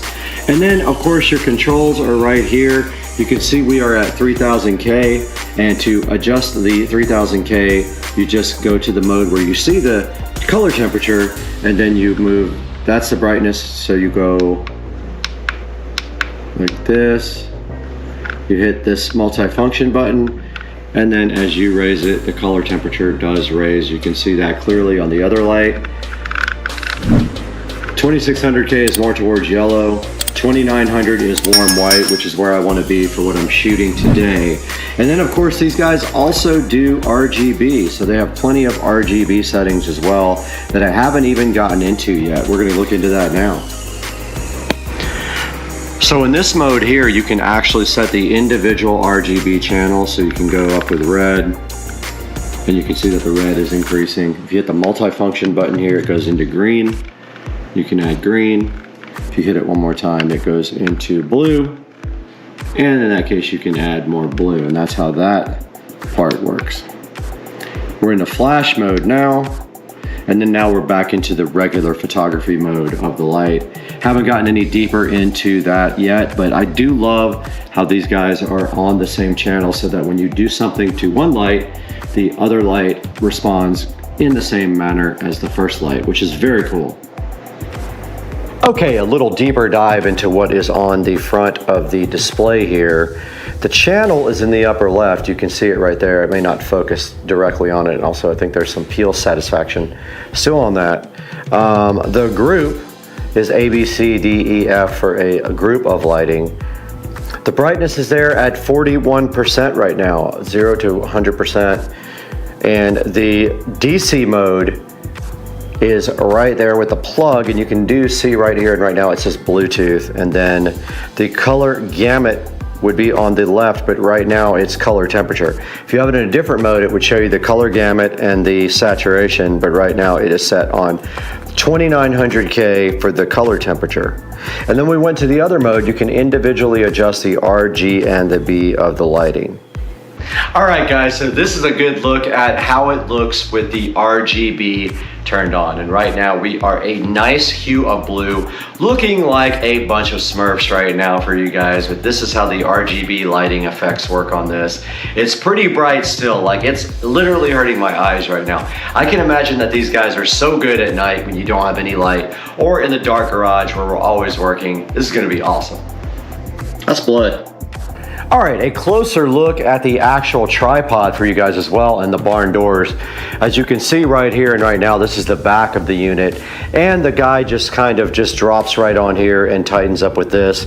You have the normal tripod here that you would get with any kind of other tripod. It looks exactly the same, performs exactly the same, has some height adjustments here, and then the top is the clamp for the actual unit. And we are lit up by the other light, guys. Get hype on the lighting. This is lighting up the other tripod so you guys can get a good look at it. And then the barn doors are simply right here and right now if we spin this guy around. This is a good look at the front, and the barn doors just do open and close like so. And there is a plastic diffuser in there. And this thing tightens up just like that, and that is how it looked coming from the shipping. So to pack it back up, you loosen up this bolt right here and then place it right back into its place right here. There's one for one light, one for the other light right there, and then the tripods go right there. And then here's a look at the light from the front. I want you guys to see that before we go have some fun.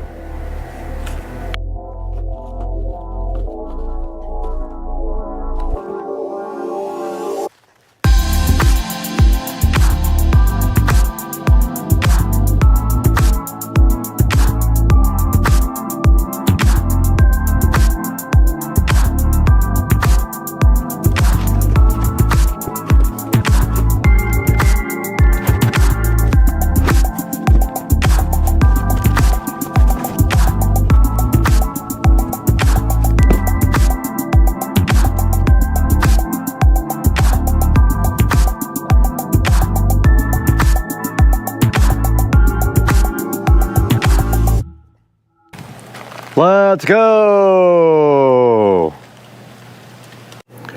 And we have the light successfully packed back into the carrying bag, and you can see right here the way you do it is you put one light head right there, one light head right there. The tripods go in the center here, and I put the power supplies in this zippable bag right here. Then the whole thing just shuts and closes like this. Might be hard with one hand, but it will, in fact, close. Yep, it's going to be really difficult doing this with one hand. I'm trying my best.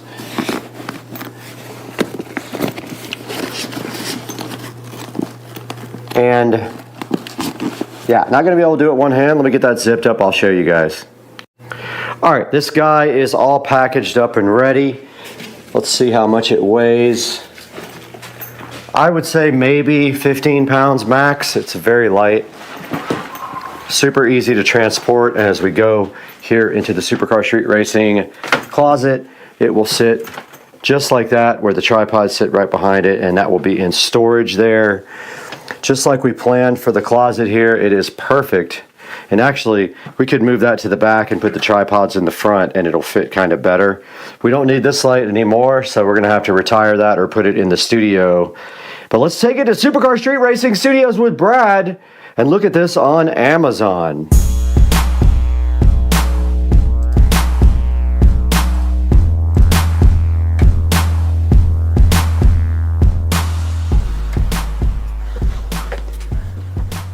Guys, we're back once again in the Supercar Street Racing Studio. I'm Brad, and I'm so glad you're with us here today to take a look at these lights that we got for the channel. So let's get going by checking out the actual listing here on Amazon. Now these are the Pixel K80 photography lights. You can see they have a 4.6 star rating there, so not bad at all. They are 2600K to 10,000K adjustable for the warm to cool lighting on them, and also they do RGB as well. You saw that in the video. You can adjust the individual R, G, and B channels, and when they are working, they are actually locked together, so when you make a change on one, it is changing it on the other one as well. They are $297 right now. I just purchased them. They are not given to me. I am not sponsored by Pixel, but you can see they have 4.6 stars here, and not bad. They do come with 2 power supplies, 2 tripods, a nice bag, and then the 2 lights, and they do not come with batteries. I wanted to make sure that you guys saw that. They do not come with batteries, and the batteries were up when we first started broadcasting here, and you can see that they are an added expense. You can get 4 batteries and a charger for $139 right here on Amazon. I'm going to put a link in the description to these. The app does work. Some people said it doesn't. It actually does work. I'm going to put a link in the description to both the light kit and the battery kit. And please, when you guys are buying anything off of Amazon, it doesn't matter what you buy. Even if you buy something different than what is in the actual link, if you could please click on our link, I would be grateful. We get a little bit of money from any time someone buys from my affiliate links, even if it's not what I'm featured. Amazon understands and still gives me a little bit of tiny bit of money to keep the channel going here. And as you can see, it's not cheap to run the channel. We lose probably about $300 or $400 a month on the channel, but anything you can do would be great. And I'm gonna leave links. Like I said, go ahead and click and subscribe and like the video, guys, and we will see you next time on Supercar Street Racing. I'm peace out.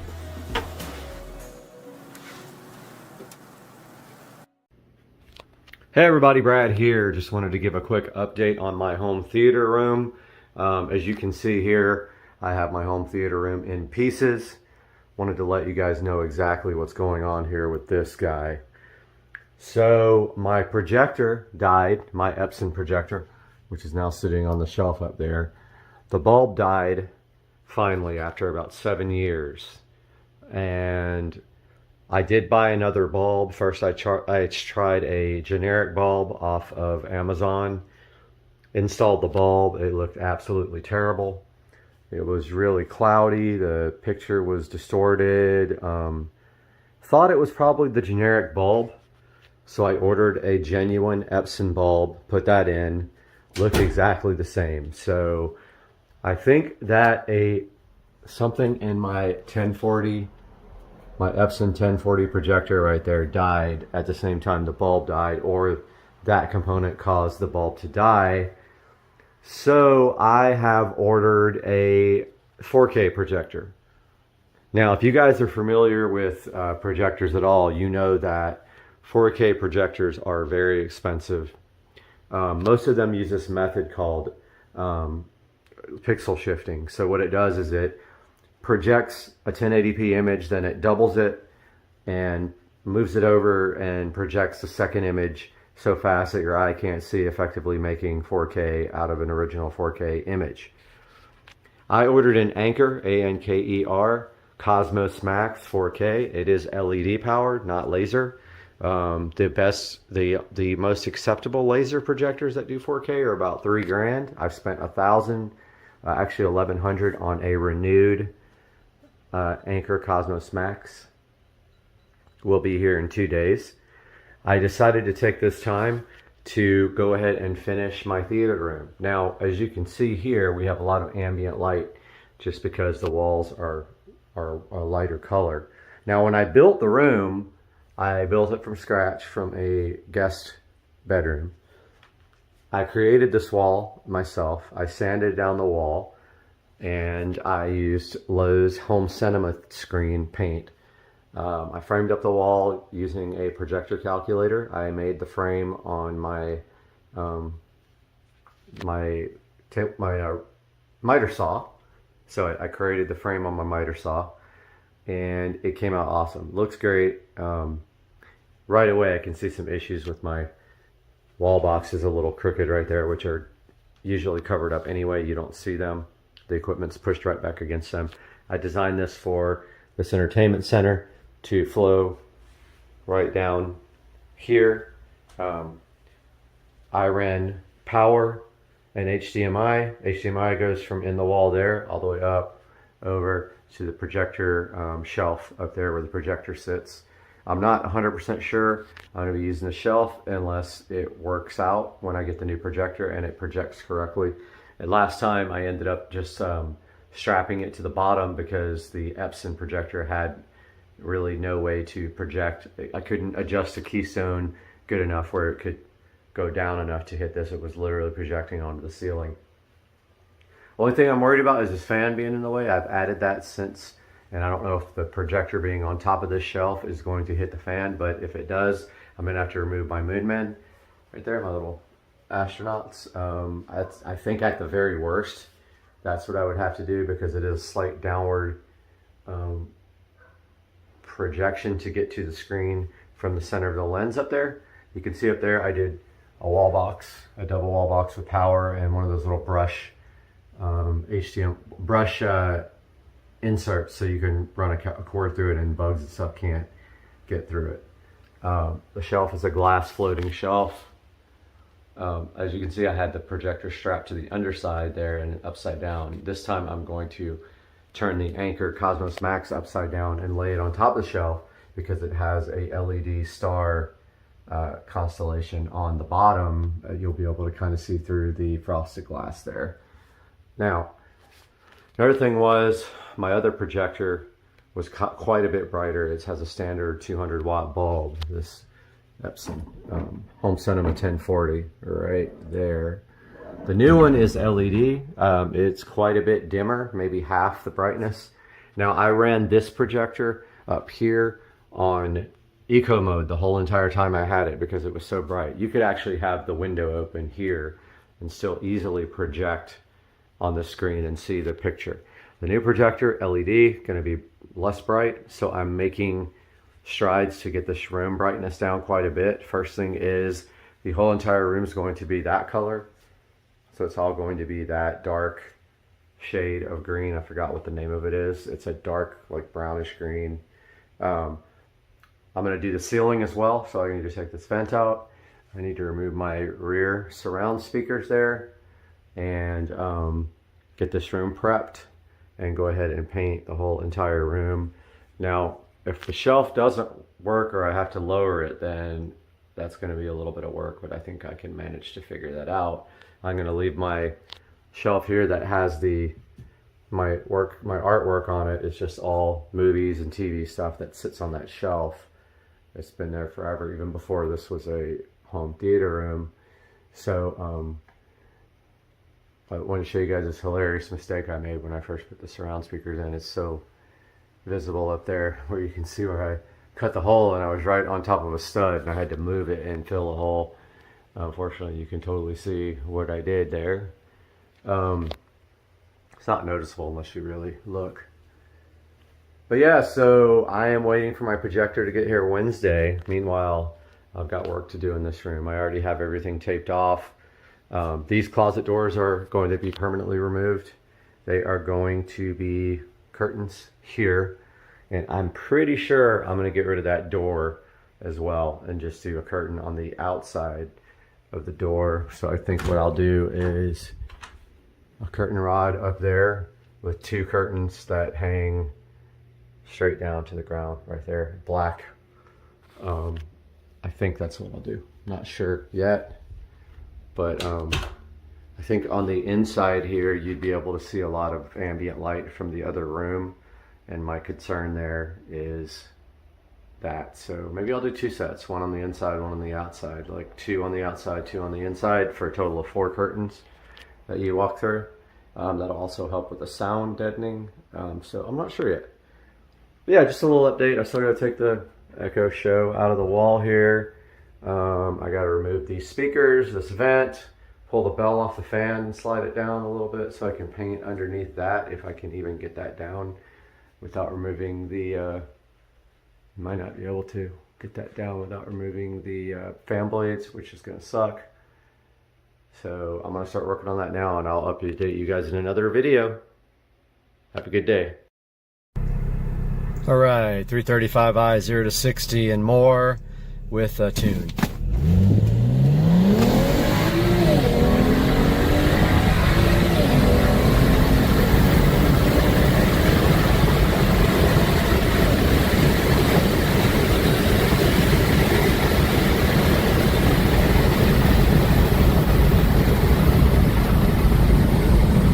So that's transmission XHP flashed, stage 2, E85 30% mix with just downpipes and a tune.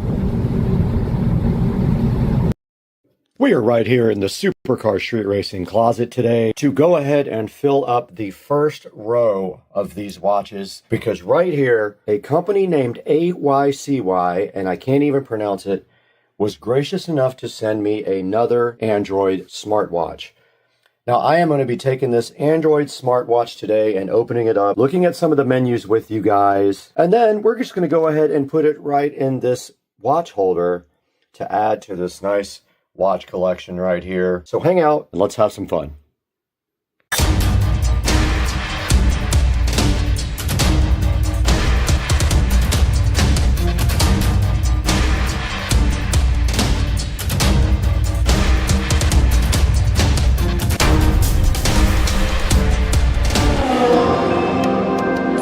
Right here in front of me, underneath this box, is the AYCY smartwatch and fitness tracker. And you can see right here, it comes in a variety of colors, and we have gotten the yellow one right here to look at. Now, this thing is IPS 68 waterproof rating. It does have a touch screen, and it is the brand AYCY. However you pronounce that. And it works with Android 5 or iOS 9 and above. And inside they did give me a charging cable, but I have so many of those, I just put it in with all my other extra cables. And here is the AYCY smartwatch looking so fly. Taking it out here, you can see the form factor here and the band. A good look at the back of the smartwatch, and it is just like most other smartwatches, except the peel.